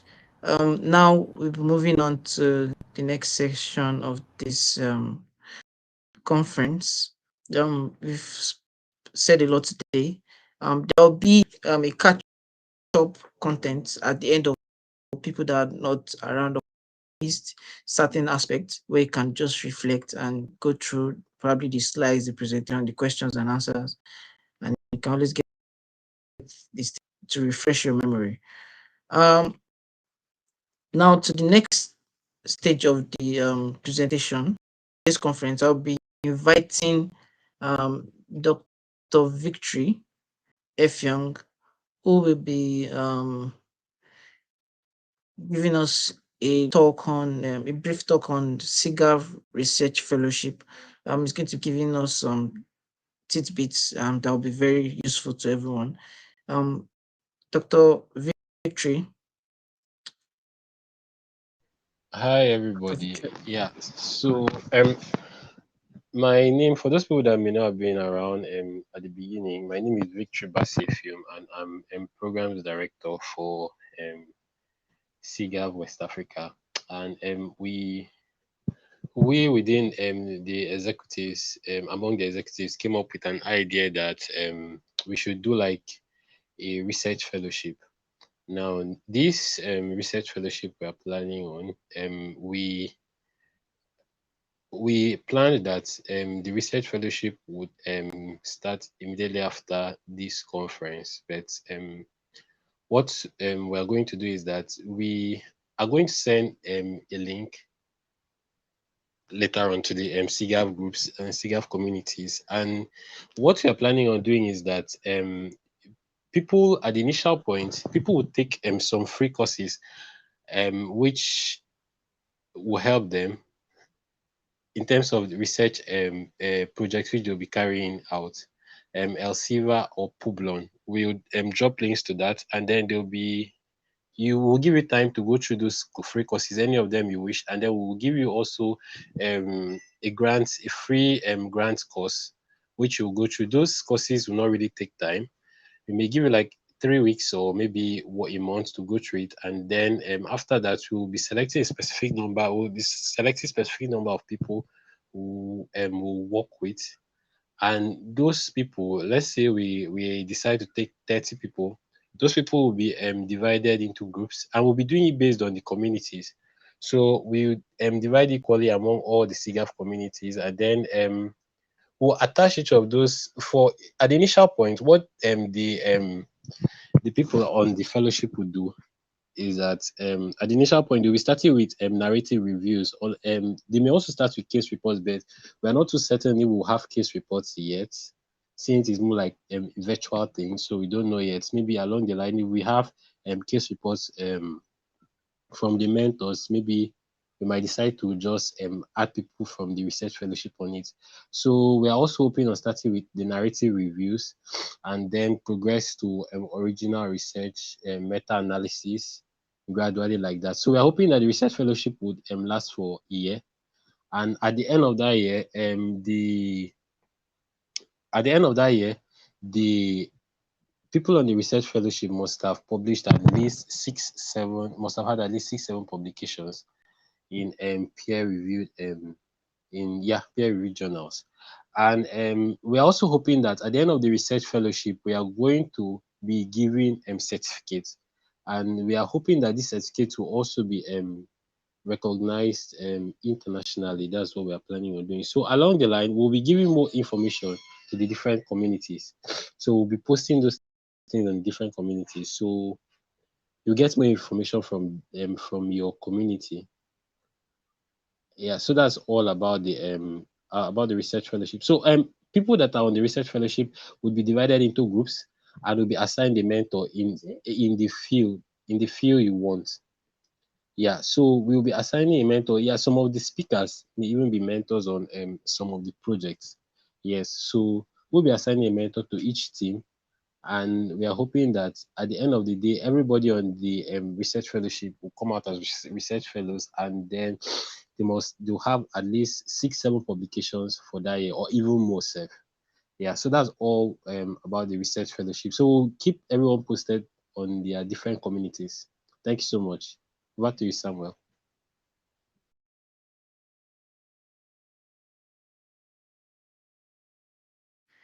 Thank you very much, Dr. Victory. And he has shared a lot of plans and things that are in the pipeline from the research committee and the fellowship. He has shared a lot of things in the pipeline and things that have been planned by the research group and the research committee. Um, SIGAF is having this major academic impact on its members, and it's very important that if you're interested, you join as soon as you can so that you can benefit from this. Now we are moving to another key part of this conference. We'll be inviting our next keynote speaker. Is a man of many titles. He goes by the name Dr. Kevin Meme. He obtained his primary qualification from the University of Benin, Nigeria. He also has a Master of Science from the University of Chicago, the United States. He has an MBA from the Quantic School of Business in Washington, D.C., USA. He's a board certified surgeon in the American Board of Surgery with subspecialty in endocrine surgery from the American Association of Endocrine Surgeons. Dr. Kelvin currently works as a general and endocrine surgeon with Methodist University Hospital, Memphis, Tennessee, USA. He's actively into research with several published in peer-reviewed journals. If you're interested in rising to the pinnacle of your chosen specialty, this speaker will tell you how to do that. He'll be talking to us about the endless possibilities and opportunities across the globe for the young African doctor. Join me and welcome to the stage Dr. Kevin Meme, MD, MBA, MRCS, FACS, General and Endocrine Surgeon, Methodist University Hospital, Memphis, USA. You're welcome, sir.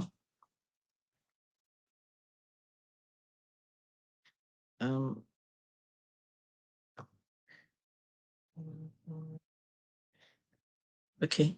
So over to you, sir, Dr. Meme. We'll be going on a break. Dr. Kelvin will speak to us after the break. All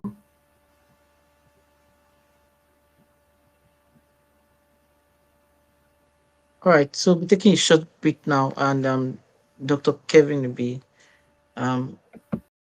joining us immediately after the short break. Just to recap what we have learned today, we've had sessions from a lot of doctors, well traveled, and in and out of the country, and this should inspire us as early career doctors in our chosen fields, surgery or surgery related, or any other field we have chosen for ourselves. And one thing that cuts across everyone is the fact that they've built up their academic portfolio. There's so much you can become when you have so much academic backing. You have a lot of research to your names. You have contributed a lot to the scientific community, and you're a force to be reckoned with. And that should be a take home for every one of us here. That far beyond any Derek, not pale, is diagnosed. You're also noting your findings and you are contributing to the wealth of knowledge that has been established. It was back in the days that they used to say there's nothing new in medicine, but over time we have seen that we have a lot of groundbreaking discoveries, and we have a lot of information that are now being exposed to every one of us. So let's make good use of it. Let's network ourselves. Let's collaborate. Let's make friends. Let's interact with people. And surely the sky is our starting point.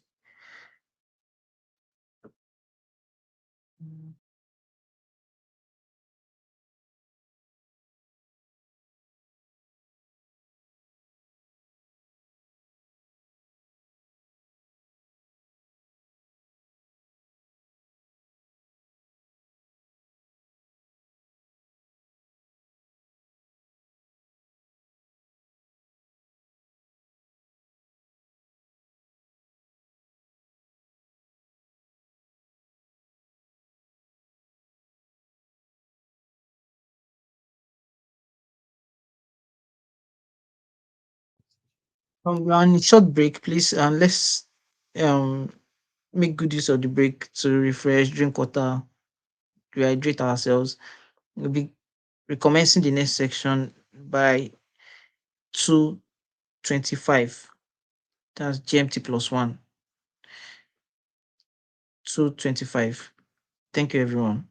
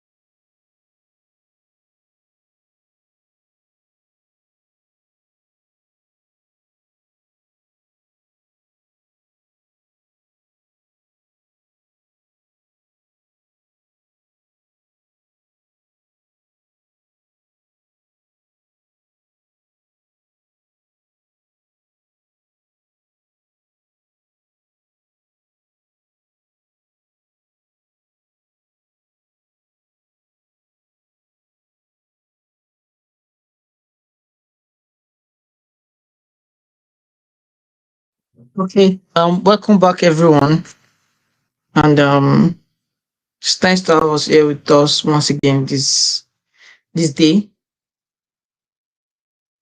We've been having the SIGAf conference started much earlier this morning, and we are getting to the climax at this moment. The next presenter is Dr. Kelvin Meme, and just before I call him on stage, I'll be reading his citation. Dr. Kelvin Meme obtained his primary qualification from the University of Benin in Nigeria. He also has a Master's of Science from the University of Chicago in the United States, an MBA from the Quantic School of Business in the USA. He's a board certified surgeon, board of surgery, with specialty in Association of Endocrine Surgeons. Dr. Kelvin currently works as a general endocrine surgeon with Methodist University Hospital, Memphis, Tennessee, USA. Is actively into research with several papers published in peer-reviewed journals. If you're interested in rising to the pinnacle of your chosen specialty, this speaker will tell you how to do that. He'll be talking to us about the endless possibilities and opportunities across the globe for the young African doctor. Now I'll be invited to the stage Dr. Kelvin Meme while he. Hi, thank you so much for that introduction. I'm trying to figure out how to really upload this so that we can get going. I'm going to say present now. I'm going to share screen. I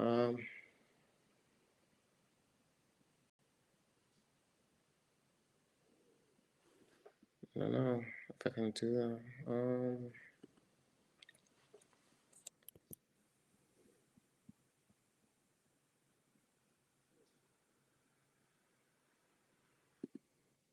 I don't think that's working either. Is there a way to get this going? I'm not sure. Share screen, then share entire screen. Have you tried that? So present now, share screen. Yeah, then share entire screen. It doesn't give me the option of share entire screen. We can see your entire screen right now, sir. What do you see? You can see your mouse moving, and you are currently on the middle page. Got it. Okay. Okay. Now we can see the slide presentation. Yes, sir. Oh, perfect. Okay, so I'll just quickly pull up that slide. This one then. I'll put it in presentation mode. Yeah. All right. Can you see my slide? Yes, we can. Yes, sir. Awesome. Sorry about that. So my name is Kelvin Meme. I am an endocrine and general surgeon here in Memphis. Today I'll be talking a little bit more about the perspective of a surgeon with respect to U.S. surgical training. I'll try and keep this talk under 15 minutes or so. That way we have enough time to really do this question and answer session, because I remember going through this process, I really had a lot of questions I need the answers to, and so I want to give the opportunity for people to ask questions if you have any questions regarding what I've talked about or something you've heard about US training that you want to ask. I've recently gone through this process. I finished my entire training in 2021. So it's pretty fresh in my mind what you need to do to go through this process and stuff like that. So please feel free to ask me questions at the end of this. I also want to thank the organizers for this opportunity to present, to talk to people about my experience, and also the other presenters that have been presenting all morning. It's been great. So a quick outline of what I'll be talking about. Again, I'm going to keep this wrapped up in about 15 minutes. I'll talk a little bit about my background, a little bit about pathway to surgical training in the US. I'll talk about what I call the X factor, what makes you stand out. I'll kind of define what success looks like in US surgical training, and then give you my perspective on how to get ready for training here in the US.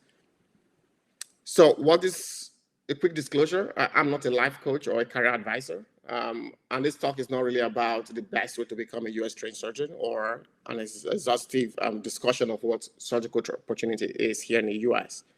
What it is, though, is mostly a summary of my experience and the experience of my friends and colleagues who have recently gone through this process. And I hope that it really help you kind of modify whatever strategy you have already going on, or for those of you who are still on the fence, help push you over the fence with respect to trying to reach out or trying to come over to the US for training. So what is this talk about then? So before I talk about what this talk is about, I'm going to introduce myself a little bit more. My name is Calvin, as I said earlier. I trained initially, my medical school was in Nigeria at the University of Benin. That's the picture of the great University of Benin. And my early surgical training after that was also in Nigeria. I did my general surgery residency training in Delta State University Hospital, but for about 18 months. And during my training there, I got exposed to surgeons who were based in the US or in the UK and coming over to Nigeria to help us train. And they were, giving us experience with endoscopy, laparoscopy, things that we ordinarily not get exposed to. And at that point, I told myself I needed to get more. It wasn't enough. I needed to get more out of this. And so that was one of the things that inspired my living in the country at the time. So when I left the country, initially I went to Ireland. And the idea that I thought, the structure there was a bit better with training, but I spent about 2.5 years there. I got into the training program, got my MRCS, but then I quickly realized almost as soon as I started, that it wasn't too different from what was in Nigeria. Yes, it was, the patient population was better, economically they were better off, but the structure of training was a little bit same. There's no clear pathway from beginning to the end, and to get into training and then be able to do research, it was difficult, in a seamless way. And this was my experience from about 2012-ish. And so it might have changed now, but at the time there was no clear structure for training and research going on side by side in a seamless way. And that's what I really wanted to do. And so I left there and I went to the US and I did some of my training. Most of my training at the University of Arizona, and I spent 1 year at the University of Maryland in Baltimore, and then went on to do my endocrine surgery fellowship at the University of Chicago. It was a 2-year fellowship. My first year was mostly clinical. And the second year, I spent 1 year just dedicated to health services research and management, where I really wanted to understand research, the nitty-gritty of research. So I took advanced courses in biostatistics, econometrics, and epidemiology, and also did an MBA at the same time. So it was more like trying to apply healthcare management skill, trying to apply general management skill to healthcare and trying to reason out quantitatively how to answer questions in healthcare. So it was a strong formative framework for me to really start to pursue my lifelong goal of trying to be a surgeon and a researcher. I'll talk more about the kind of research I do in a few slides down the line. So the questions I get most of the time is, how did you do it? And how do I go about, someone asks, how do I do it? How do I go about doing it? I think the answer really comes back to the very fundamental question: why are you trying to leave? What is it that's getting you out of where you currently are in Nigeria, UK, wherever and if you can have some clarity on why you're leaving, you probably would get some clarity on the framework to pursue all of the things you want to pursue in the US.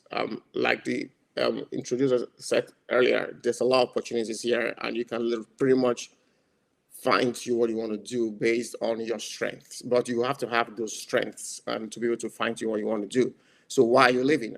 Is something pushing you away or something pulling you towards the US? I would argue that the latter is better. If you have something that's really attracting you here, it gives you an idea and it gives you opportunity to get yourself ready for that attraction. But if you're being pushed away, then you may not be ready enough to get. When you get here, you may not really optimize your chances of getting into what you want to get into. And so for me, the reason I left was just a combination of push and pull, right? So I was just tired of what was going on, and I wanted something better for myself and something better for my patient. I knew I could do better. I knew I could give better. And so I wanted an opportunity to be able to do that. And I also wanted to be able to lead some change in medical education. And I felt at the time being able to do that would require me having more exposure to how best to do it. So all of those combined were the reasons why I left. And I think that formed what I pursued afterwards with respect to training, both for surgery and for research. Now, let's kind of change gear to kind of understand the things that predict a successful match, because this is one of the pain points for most people trying to come to the US, right? There is the exams and there is the interviews and stuff like that. But so over the last 2 decades or so, researchers have tried to look at what are the things that predict success in a match in general surgery, right? And obviously, as things change, those factors that they've published as factors of success in a match tend to change, right? This paper was presented last year, and it was just published this year in a journal of surgical education, one of the topmost journals of surgical education in the country. And what they did is looked at about 1,400 patients, applicants, general surgery applicants, in which 88% of them matched, to look at the factors that predicted a match in the round logistic regression. And on the right-hand side of the screen are the factors they identified as statistically significant factors that predict being able to match into a program. And of course, some of those things may not apply to some of us here, and I'll try to go through them. Of course, step 1 score of above 237, step 2 score about 252, and on and on and on. On the right side of the screen, you see the odds ratio of matching. Of course, anything more than 1 means is positive, and all of these are actually significant, actually. I didn't put the confidence interval because I just want to save some space, but all of these, also these were significant factors that predict a match. Clearly, if you look at the bottom, the middle 3, honor clerkship, honors in general surgery, and AO membership, for most of us may not apply to us because we already graduated. Honors just means distinction. If you have distinction in more than 1 subject in medical school, say maybe OB/GYN, pediatrics, surgery, increase your chance of matching. If you have a distinction in surgery itself during training, during clerkship, it increases your chance. And AO membership is just something here in the US they call Alpha, Omega Alpha. It's a distinguishing honorable group. It's a honors they give to students here, but we'll talk about other ways to get yourself distinguishable. You already graduated, you can't do anything about it, right? But there are other ways to get things better, to get you noticed as well. But these are the factors that have been shown to predict success in general surgical match. Now, if you take that off, and of course, step 1 is no longer necessary because in January 2022, they stopped reporting step 1 scores. It's now pass or fail. So that leaves you with 3 main things you need to focus on, right? The step 2 score, and research publication and research presentation. So to get this done, it's a lot of hard work. There's no point overemphasizing that. But I want to say that hard work works, right? If you put in, the effort at the other end, success is the outcome. And of course, for me, I try to define what hard work looks like here, right? It's not just hard work like in this abstract term. Hard work means being prepared to take risks, both personal, financial, and relationship risk. I'll talk a bit more about that during the question and answer session. You have to be inquisitive, right? What brought you to this point in your career may not be good enough to get you to the next level. So you got to go out there and say, what do I need to know? And stretch yourself a little bit more to get you ready for the next phase of your career. You got to be flexible as well. The things that you might have to change. The things that how you know how to do things. You got to be agile, the way to change, to be able to pivot to new things. And of course, if you're a Christian, prayers work. If you don't believe in God, luck works. So either way, you need prayers, luck, hard work, all combined together to get this done. Obviously, just like in food, having a recipe, hard work, whatever, put together, it's not enough to create a nice meal. You got to do the cooking, right? When to put the ingredients, what kind of ingredients to put on.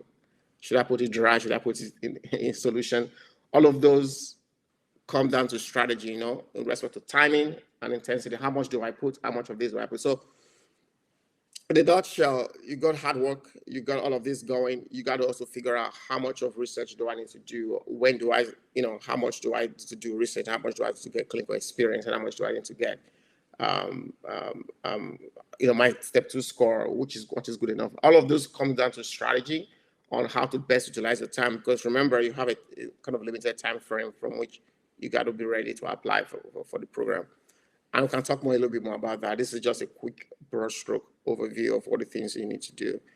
Now, for the pathway itself, for the most part, general surgery residency program is 5 years here in the US. So you get into the residency program, you run through for 5 years, and you come out at the other end as an attending. We call them attending here, or consultants, if you like. And that's really all you need to get board certified in surgery. Of course, it's 5 years of intense hard work, of training. We do crazy stuff here in the US, or like what we used to do in the UK and Ireland. Here it's expected to work anywhere between 70 to 75, 80 hours roughly a week. And so it's intense. So that's why they can get away with doing it for 5 years. But for the most part, about 80 to 85% of people or residents, they go on to do fellowship. And fellowship just means a time after general surgery residency program that you spend looking at a small area of general surgery or subspecialty of general surgery, and a bunch of them to look at. It could be breast surgery, endocrine, pediatric, colorectal, about 10 of them. And the idea here is that you become a subspecialist. You look at one small area of the general surgery component and really subspecialize in it. And your practice after that can actually be mostly in that area, while you're also doing some general surgery call, also general surgery stuff. This is what I'm doing right now, general surgery and endocrine combined. Over the years, you might eventually stop doing general surgery and just do the subspecialty stuff. But these are the opportunities, these are things you can do with your time, or you can just do general surgery alone and not do fellowship at all, and just, do only general surgery. That's totally fine as well. Now, so that's the part, general surgery fellowship attending, and that's it. So roughly fellowship takes 1 to 2 to 3 years, depends on what you want to do. I did 2 years fellowship. So on the whole, my training was 7 years. You could grab in 1 year, it doesn't have to be 2 years. It could be just 5 years and then be done with it. Now, let's kind of go back to those X factors I was talking about. If you realize that out of the 3 that is left for an average international medical graduate trying to come to the US, is the step 2 score and the research. Those presentation and publication stuff, it comes under research. And that's why a group like this, the SIGAf group, where you guys who can come together and really find a way to collaborate and publish, it becomes important, because you could use this as a framework to really get yourself distinguished way earlier than you would have if you did use a framework like this. And so we know there are many forms of research, but basically they're broken down into basic science research and health services research as far as healthcare is concerned. And so I'm more interested in health service research. I do not have any interest in basic science research, because basic science research has to do with molecular things. How do things work? How do medications work? How do other factors work within the system? And then you have to inject mice and stuff. I am not interested in that. I'm more interested in the downstream part. You've made up all this delivery, you made up all these drugs, all these devices, you've done so. How do we deliver all of that to patients in an effective way? And how does our delivery, or how do our deliveries actually change the outcome? And how do we best optimize that delivery process? So things like health outcome and health disparity research, which I do a little bit of, but I do more of health economics research, using economic tools to answer health care questions. Things like implementation science, which is quite a promising field of surgery, or even research in general, has to do with looking at how to combine all the knowledge we have, all the evidence we have, and then turn that into practice. How do we go from that knowledge to practice? And so implementation science is really a big component of what people are doing now, and it's something that for young surgery residents, things they can get into and really shine, because it's an open pathway right now. Not a lot of people are doing it, and I think it's pretty early from a surgical standpoint. And so it's an opportunity to get in early and distinguish yourself. Medical education research is super important, especially as we keep changing the way we teach medical students and residents. The pandemic changed the way we do things now. Who would have thought, 10 years ago, there was basically no master's program online in most big universities in the US. Fast forward after pandemic, these things are coming up now because now we know how to teach better online and we know the quality can be retained. What's to say we can't do something like that in medical education? So, but of course, you got to test this, you got to research this, you got to test the hypothesis and see if it works. And so we need a lot of innovation in medical research space. And that itself, again, is an open field for people to get into. Global health research, I will talk more about that. I do a little bit of that, but it's about trying to understand workforce and capacity in resource-poor areas and how you can optimize that. And of course, I'm sure most people in this call they understand what that is because most of us do a lot of some form of global health research. Now, the question will always, what about advanced degrees, right? Master's, PhD, do they matter? I would say yes. If there's something if looking back, I would have done before I left UK or Ireland, is getting a master's degree in a research field. So that makes me really marketable when I was applying for residency, because it does two things for you. It helps you do, for research output, because if you do a master's, you're going to have to publish your project, right? And also it distinguishes you because remember, I talked about the AOA and things like your dean's clerkship. If you already graduated, you can't do anything about that. But what your PhD or your master's can do for you is to distinguish you from the rest, right? And so I would say research degree help. And research degrees can be from biomedical science or health services research. Most of the things we talk about in research, they pretty much have masters and PhDs in them. So if you just look for the things you're passionate about and go in and do a master's in that. And of course, you learn how to do research in that small space and then really start to publish and to get you really, really, really marketable in the US. What about mentors? Do they matter? Absolutely, they do. And I like to think of mentors in two forms, in two broad categories. Mentors that can, the big ones that can write you letters of recommendation and get you interviews or making phone calls. For some of us, we're not there yet. But that mentorship that is so important is a mentor that will prepare you for the match, right? A mentor that will get you research output, a mentor that will get you interview practice, a mentor that can probably write a letter of recommendation if they work with you long enough and they can actually attest to your work ethics based on your research output, research activities that you've been participating in with them. And so that's something I've been doing with a few people. But either way, you got to find mentors. I think it's important because at the end of the day, people make things happen for people. And so I was part of what they call the connections. But mentorship, some form of somebody to guide you through the process, I think helps make the load a little bit easier. So for me as a US surgeon, if you want to ask me, how do I prepare for the match? Well, I think there's three broad categories I think you need to pay attention to. The first thing, of course, is your USMLE Step 2 score. I can't do much about it. But that's mostly your play. It's your own tough. You have to sit down and really figure out how to hit the highest, best score that you can get.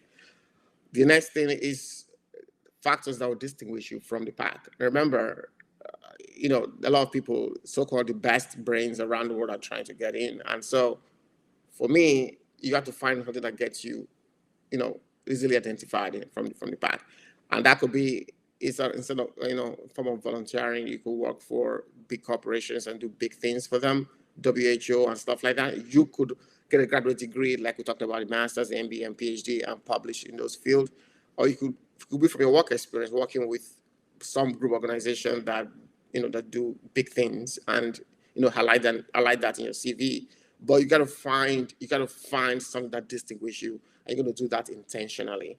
It's not gonna be an afterthought. If you really want to stand out and be ready for a match. The third thing is your research output. Obviously, this works. We've seen that in different studies that it helps get you through the door. And so being intentional about this is important. Like I said, a framework like the SIGAf framework is a good way to really collaborate with colleagues and start to answer very important research questions and get your publication out there. And so I think this is a great framework for that. So that's my summary, but at the end of the day, like I said, to pull this together, to make it easier for you, you got to find a mentor that will help you. You can have one-on-one mentor. You can have a mentor for your step 2. It could be a peer mentor, someone who just rose a step 2, like 2-3 years prior, and get how did you do it. But you got to be intentional about it, because things change rapidly. You got to be nimble, you got to be agile, you got to change with things. And so finding someone who just did it and who can help you through it, I think is very, very important. From my experience, I haven't spoken to people trying to come and then they stop, is because they didn't get themselves out there and get themselves, you know, quote unquote vulnerable with someone and say, hey, this is what I know, this is what I don't, could you help me through this? And I think this is super important. So thank you for listening. It's been amazing. I will take questions anytime from now. Thanks. Thank you so much, Dr. Kelvin. That was, oh, wow. That was so much loaded. And really appreciate you coming on and giving us insights on this matter, this topic. I'm sure a lot of us have gained so much. Me as a person, I really did not know so much of all those things, and it was really insightful. We have some questions already in the chat box. From Prince Sanduka. Wanted to know. Thank you, Dr. Kelvin. How would you recommend getting clinical experience in the US? And what are the best resources to learn about residency for US? He also asked if how did you get your clerkship opportunity as an international student? I think yeah. And okay, all right. Do I read? Yeah. Or can you see the chat box, sir? I think I can see the chat box. Yeah. Oh, okay, fine, sir. So I'll just try to answer them as they come through. Prince Tendulkar, thanks for your questions. I think your first two questions were about clinical experience in the US and the best resources to learn about US residency. I did not have clinical experience in the US when I started, right, when I applied. I have asked most program directors here and say, hey, is it important? In the grand scheme of things, it isn't. In medicine, it seems to be important in medicine. It's not really important in surgery. Because the competition is so high that USCE is just way down there. Will it hurt? No. Is that something that you should pursue with all your strength? Well, I think there are other things to pursue first before you talk about clinical experience. The reason clinical experience becomes important is that for most of us as international graduates, it's the only way for us to get a US letter of recommendation, right? You have to work with someone with the US to get a letter of recommendation. That's the only way for most of us. And so that's why it's important. It's sort of, but it's not necessarily the experience that's important. It's mostly the letter of recommendation. So are there ways to get a letter of recommendation? Yeah. If you work with someone as a research fellowship of some sort, you could get a letter of recommendation. Because again, you're coming as a medical student, you don't expect it to be a surgeon. So you don't expect to say, oh, this guy's amazing as a surgeon. We just want you to know that you have a good work ethics, you're teachable, you have opportunity to you want to learn, and you're driven. And those are the things we want to look at letter of recommendation. Your clinical expertise is not really important because you are a medical student, quote unquote, right? You don't have to know how to operate to show up as a surgical resident. So that's what I'll say about that. I do not think it's super important in itself. And the best resources to learn about residency for US, I think the best way is to talk to people who have done it recently. There's no other way. Things change, and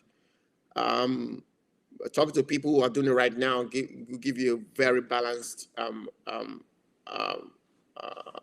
knowledge of what is going on here and how to approach them. How do you get your clerkship opportunities? Like I said, I did not do them. I applied from Ireland.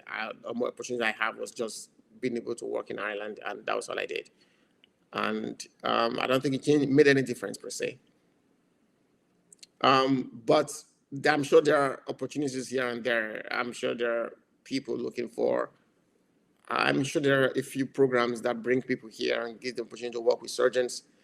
Like I said, I've spoken to at least 10 different program directors, and they've all told me it's just, they know what's going on, all right? It's way down there. It's not up here. Can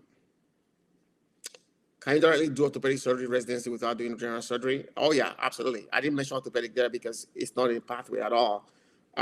Surgery is mostly, so it's general surgery, orthopedics, plastic surgery, ophthalmology, ENT, and urology. I think that's what the 6 main category. General surgery gives you opportunity to do more things after that. So you can do those 10 things I talked about after general surgery after 5 years. But orthopedic is a different pathway entirely. If you do orthopedics, you have to start from ground zero, straight to orthopedics. You don't do general surgery at all. You could do a little bit of vascular, but you got to get in from day zero as orthopedics and go through the program for 5 years as orthopedic surgery residents. You don't go through general surgery. There's no pathway from general surgery. Research resources that you used, as I'm not sure how I can get a research opportunity. Yeah, like I was saying, I think this is, you've been communicating to a lot of people here, and I think reaching out to peers here and trying to put your head together to find research questions to answer, I think it's a great way to do it. Those who have presented recently, you can reach out to them and find ways to do them. The speakers as well. Some of us are very good with research. If you want to reach out and have research questions you want to answer, of course, the most limiting factor here is always data to answer the questions. But I think reaching out to people here and collaborating with people here is one good way to really get yourself within our research pathway to start publishing. What is AOA? Oh, AOA is actually Alpha Omega Alpha. It's an honors society here that they honor medical students or fellows or residents on distinguishing themselves either in academics or practice or teaching, essentially. Like I said, if you graduated in medical school, it doesn't really apply to you, right? AOA is an American term. But what it really signifies is just being a distinguished medical student or distinguished resident. And so for you, distinguishing factor for you could be things like if you were involved in, you got leadership opportunity in medical school, you were a leader of your students' SUG, student union government, you did one or two things from an administrative standpoint, you could have liked that. If you had a big award, you should have liked that. Something that makes you distinguished. AOA is just that thing here in the US. There are other ways to do that in the UK, Ireland, in Nigeria, stuff like that. Going to the US for residency, people talk about year of graduation and age. How relevant are these factors? That's a great question. Yes, they are important. Age is not important at all. Age is not a factor. Forget about age. But year of graduation is important. And it's because of competition, really. It's not necessarily because it's important per se. If you graduated 5-10 years ago, but you've been doing surgery somewhere, you are still in the clinical mix, right? So it should be fine. But because program directors are looking for ways to just trim down their pool, they use year of graduation. People use year of graduation of 5 or 6 years. Any year of graduation beyond 5 or 6 years, they don't even look at your application. So it's just a pruning tool. In the long run, it shouldn't matter. But yes, it's important. Age, like I said, is not important. I can join AOA as an organization. You can't join, you have to be nominated into it. It's not something that you apply to join. Like I said, it's something that an AOA within a particular medical school will identify someone who's been great and they give you the award. But like I said, you are not going to be interested in that if you're not a medical student, right? You already graduated. If you're a medical student, and the other ways to get distinguished in Nigeria or in the UK, AOA is an American thing. Can only US doctors give you letter of recommendation? That's a great question. The answer is no. You could get a letter of recommendation from people outside the US who are surgeons. But the caveat to that is that they have to be, quote unquote, familiar with the US system. So if I'm a program director reading a letter of recommendation from someone in the UK, and this person doesn't really have any experience with the US training system, for instance, he didn't get his fellowship here or residency here, I'll be less enthusiastic about a letter of recommendation. Why? Because the person doesn't really know what he's sending you into, right? The UK training system is a 40-hour work week. The US training system is an 80-hour work week. So it's not enough about say, hey, this guy's great here. Like, you have to know, able to tell me if this guy will be able to withstand all this stupid pressure that we face in the US. Like, all this, there's a different set of pressure here that's different from the UK or the Nigeria. And the person have to be able to attest to the fact that you can succeed in the system. And so being a US doc or having done something in the US as a fellowship gives you a letter more credence compared to someone from outside the UK. Outside the US. When I was applying, I only had one letter of recommendation from a US surgeon, and two of the others were from Ireland, and it still worked. But two of those guys who were from Ireland did a fellowship in the US, and they made sure to highlight that in their letter, saying, "Hey, I've been in the US, I did fellowship there, I know what it takes to be a surgery resident there. I think this person is great. This person will confirm easily." So it's important for you to get a lot of recognition from people you think they have some form of connection to the US. Is MD not the same as, it's the same thing. It's just MD is what they call doctors here, because here in the US, medicine is seen as a graduate degree. So you have to go to get a bachelor's first before you go to medicine. So 4 years of bachelor's, 4 years of medicine, 8 years combined. So it's more like a graduate degree. So you come out with a doctorate in medicine. Compared to elsewhere in the world where medicine is like a double bachelor's, right? Bachelor of medicine, bachelor of surgery, 6 years. Here is different. So when you graduate, we call it MD here. When you graduate in Nigeria or UK, you got MBBS or MBCHO. But once you write on USMLE, they start addressing you as MD because you become now, you've kind of recertified yourself as MD. But yeah, it's the same thing. Sometimes I go MBBS, sometimes I go MD. Depends on how I feel for that day. It doesn't matter. How did you get a letter of recommendation? Sorry, I didn't miss that. When you were not working in the US. Yeah, I just talked about that.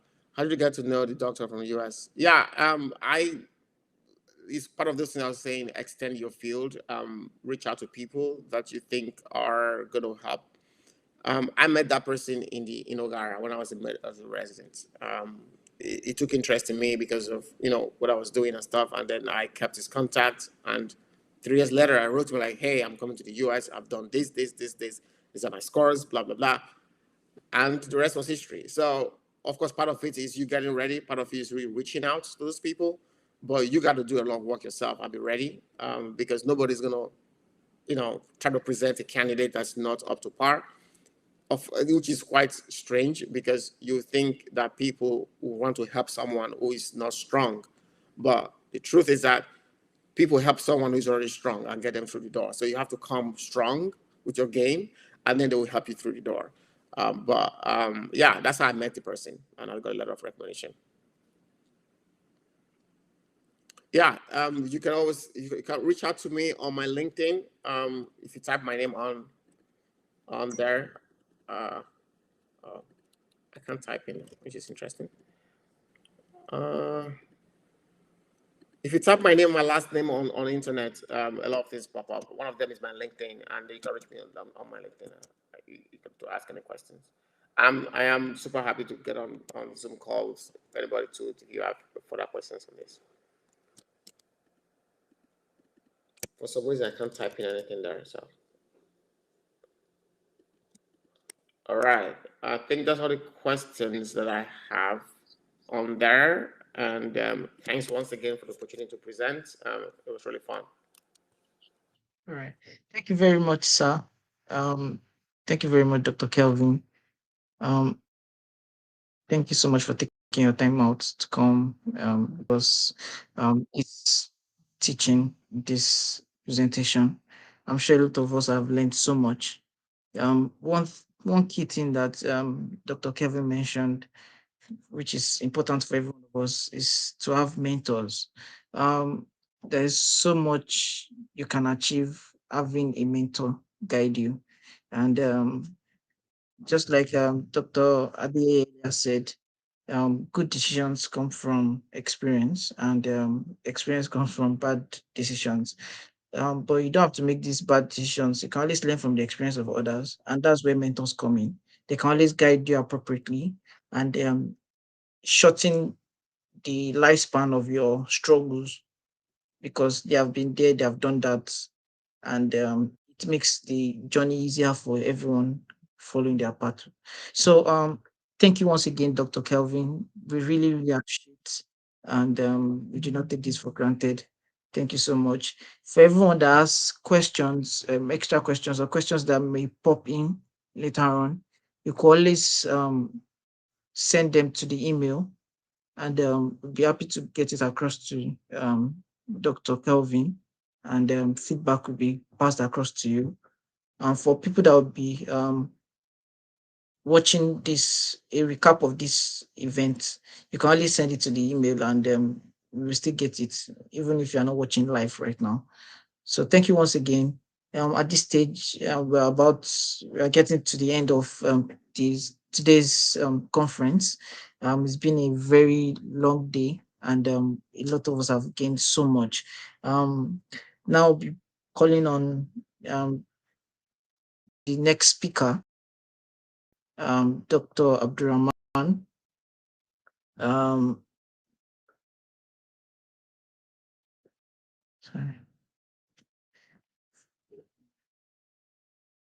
We're calling to Abdurrahman Bolaji. Sorry. Dr. Abdurrahman Bolaji. He's a senior medical doctor, currently in training to become an orthopedic surgeon in the prestigious Abubakar Tafawa Balewa University Teaching Hospital in Nigeria. He graduated from the foremost Ahmadu Bello University Zaria and is passionate about education and mentoring early career doctors.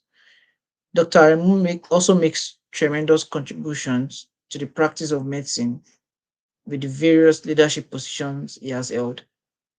And he has held several positions, which include the president of the Kwara State Medical Students Association and vice president of the Medical Community Development Service. If you are interested in pursuing a surgical training and be a forefront leader in the medical field, then this is a speaker you should definitely look out for. So now I'll be inviting Dr. Aremu Abdurrahman Bolaji as he takes us on the next session. Hello, Dr. Bolaji.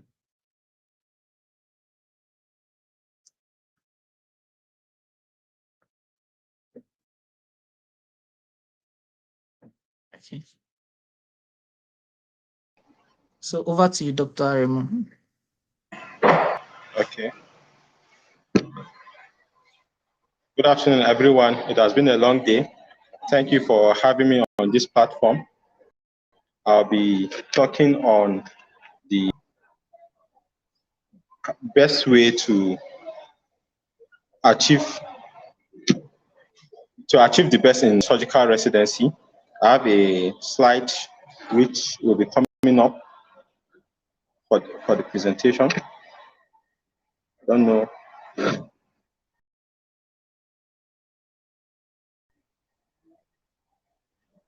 I don't know if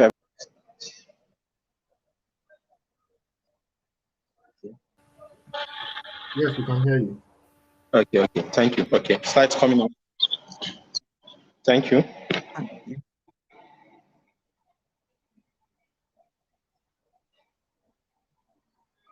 So I am Aremu Abdurrahman Bolaji, a surgical resident in Abubakar Tafawa Balewa University Teaching Hospital, Bauchi. And my discussion today, I'll be talking about how to make the best out of the surgical training. What has been said today, they have in so many ways talked about how to make the best out of the surgical training. And it will just be like a recap of the main points. Okay, next slide, please.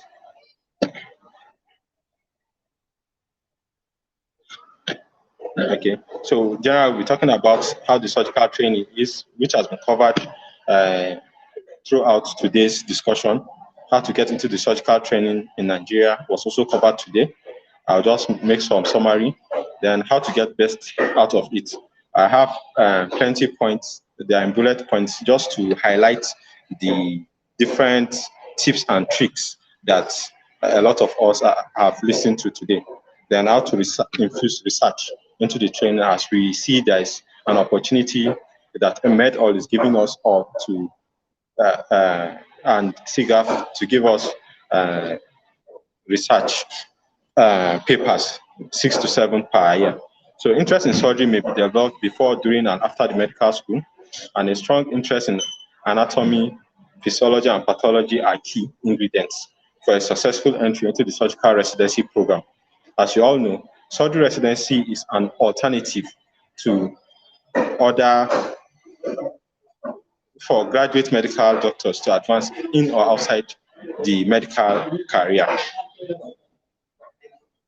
So how to enter the program? In Nigeria, the residency training is conducted by the West African College of Surgeons and the National Medical Postgraduate College of Nigeria.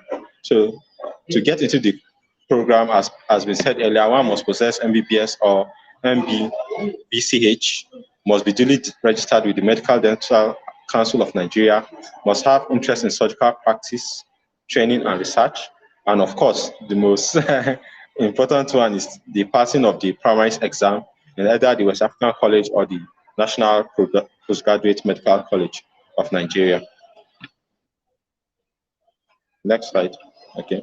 So to enter the program, one should, I recommend, get the curriculum for both colleges and look through them. The requirements are slightly different, and sometimes just having a guide will help prepare one in the right direction. Then one should join relevant exam study groups to get to assess like minds. There are a lot of study materials, tips, and past questions and answers in the Telegram group that some of us are used to and can be gotten on request. And the interesting part of it is one must not study hard, but I recommend study smart, meaning you don't need to read everything and know everything, but there are particular areas of emphasis.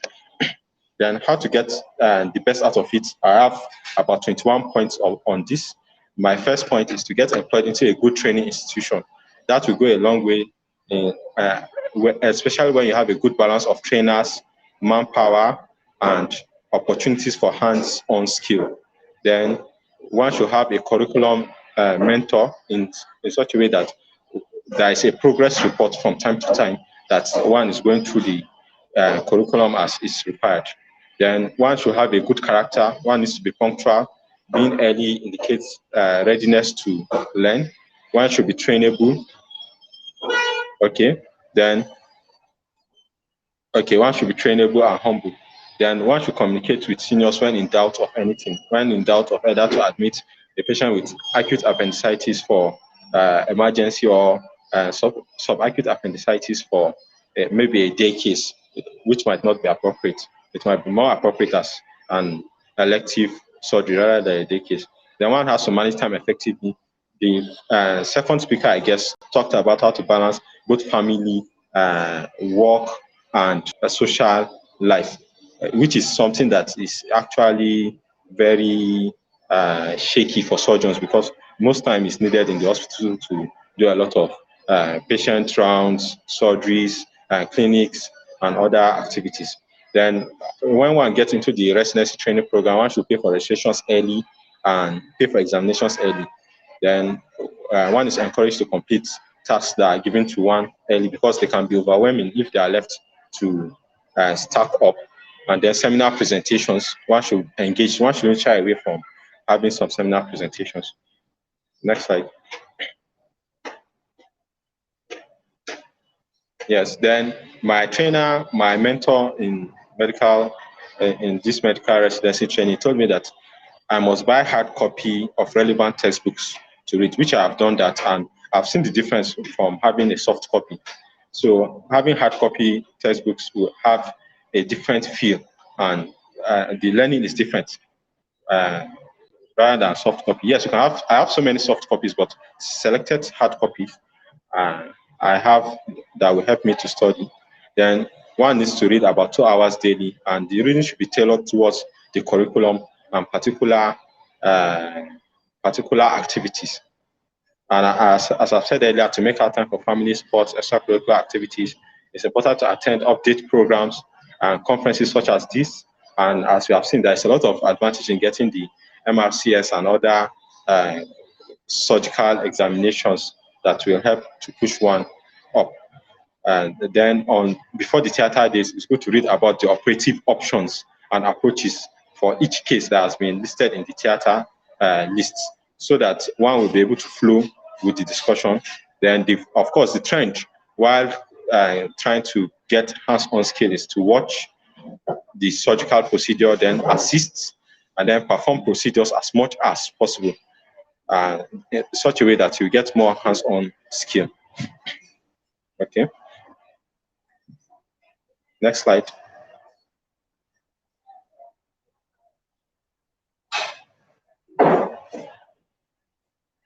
Okay. Next slide.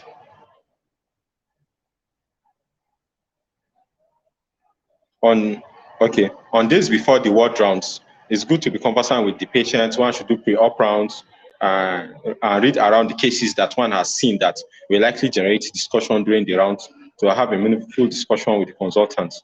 And then one should be willing to present patients, participate in research, and teach other health staff, the junior ones, the house officers, the nurses, the health attendants. One should have discussions with them as part of a team. Then one should be patient with frustration from the theater, because in our setting here, you want to take a case, it can be very tasking. You have to lobby, fight, argue, but at the end of the day, what is important is that one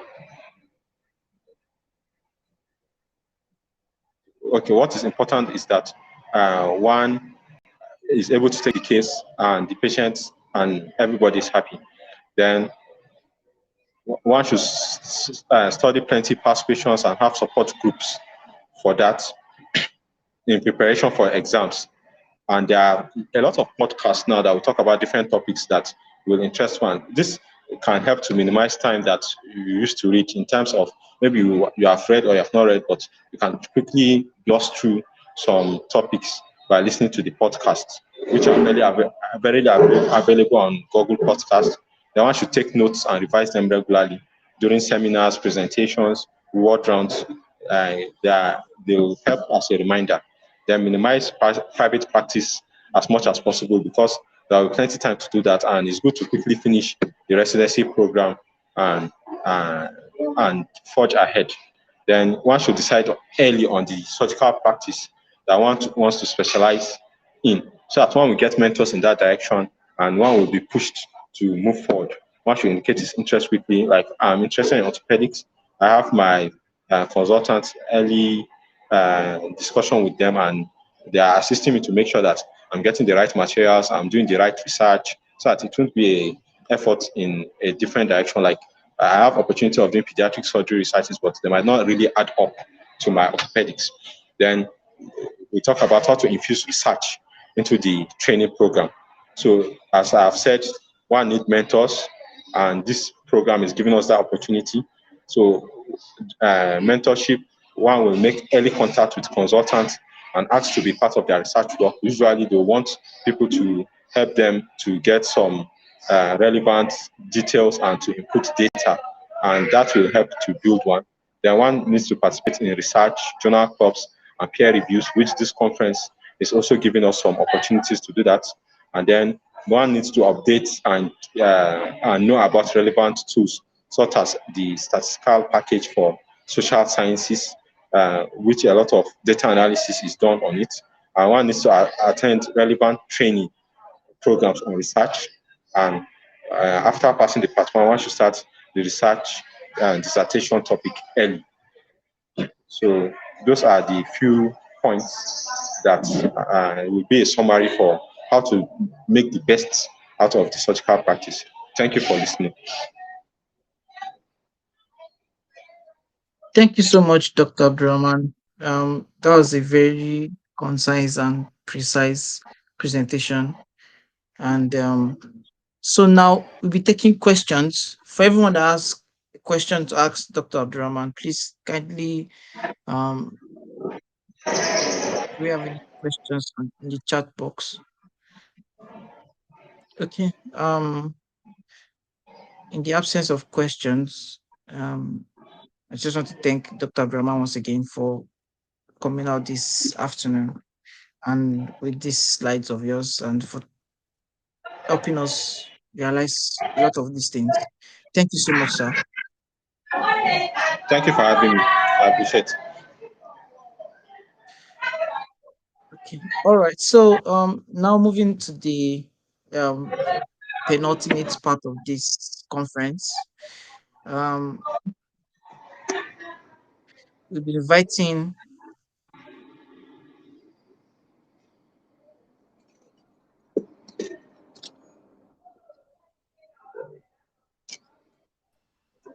I don't finish.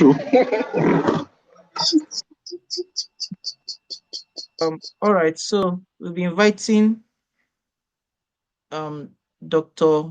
Moses Abu, who is the SIGAf West Africa lead, to come and round up this conference. It's been a wonderful day so far, and I really appreciate everyone for coming around.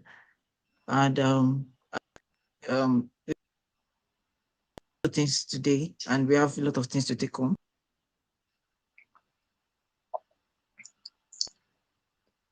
Yeah, hello everyone.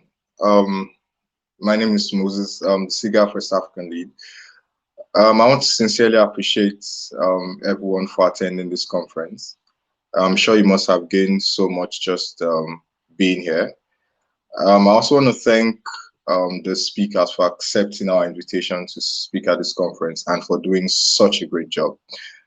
And to the planning team for working tirelessly to put together this conference. You all have been so amazing. SIGAf is on a journey to contribute positively, to training, by education, by mentorship, by research. However, the journey doesn't stop here. Lots of activities are going on in our subgroups at a micro level. And I implore you to participate in this. It will help you help your portfolio and help you just build yourself up as a better doctor, as a better academician. So take out time to be a part of this.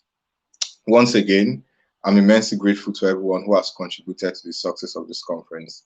We'll be sending out feedback forms to your emails. Kindly fill out these forms so that you can generate certificate of attendance for this conference. If you have more questions for the speakers, you can send them to the SIGAf conference email, and then we'll post the answers to these questions on the WhatsApp groups. So it will do you good to join the WhatsApp groups. If you go to sigaf.org and join and fill in the forms, you'll be added into one of the groups, because it's in these groups that we'll post the answers to these questions. It's been a long day, but it's been a great day. And once again, thank you very much. Have a wonderful Saturday. Thank you. So that brings us to the close of today's conference. Thank you all once again. Really, really appreciate you for taking time out to come, and have a wonderful weekend. Bye.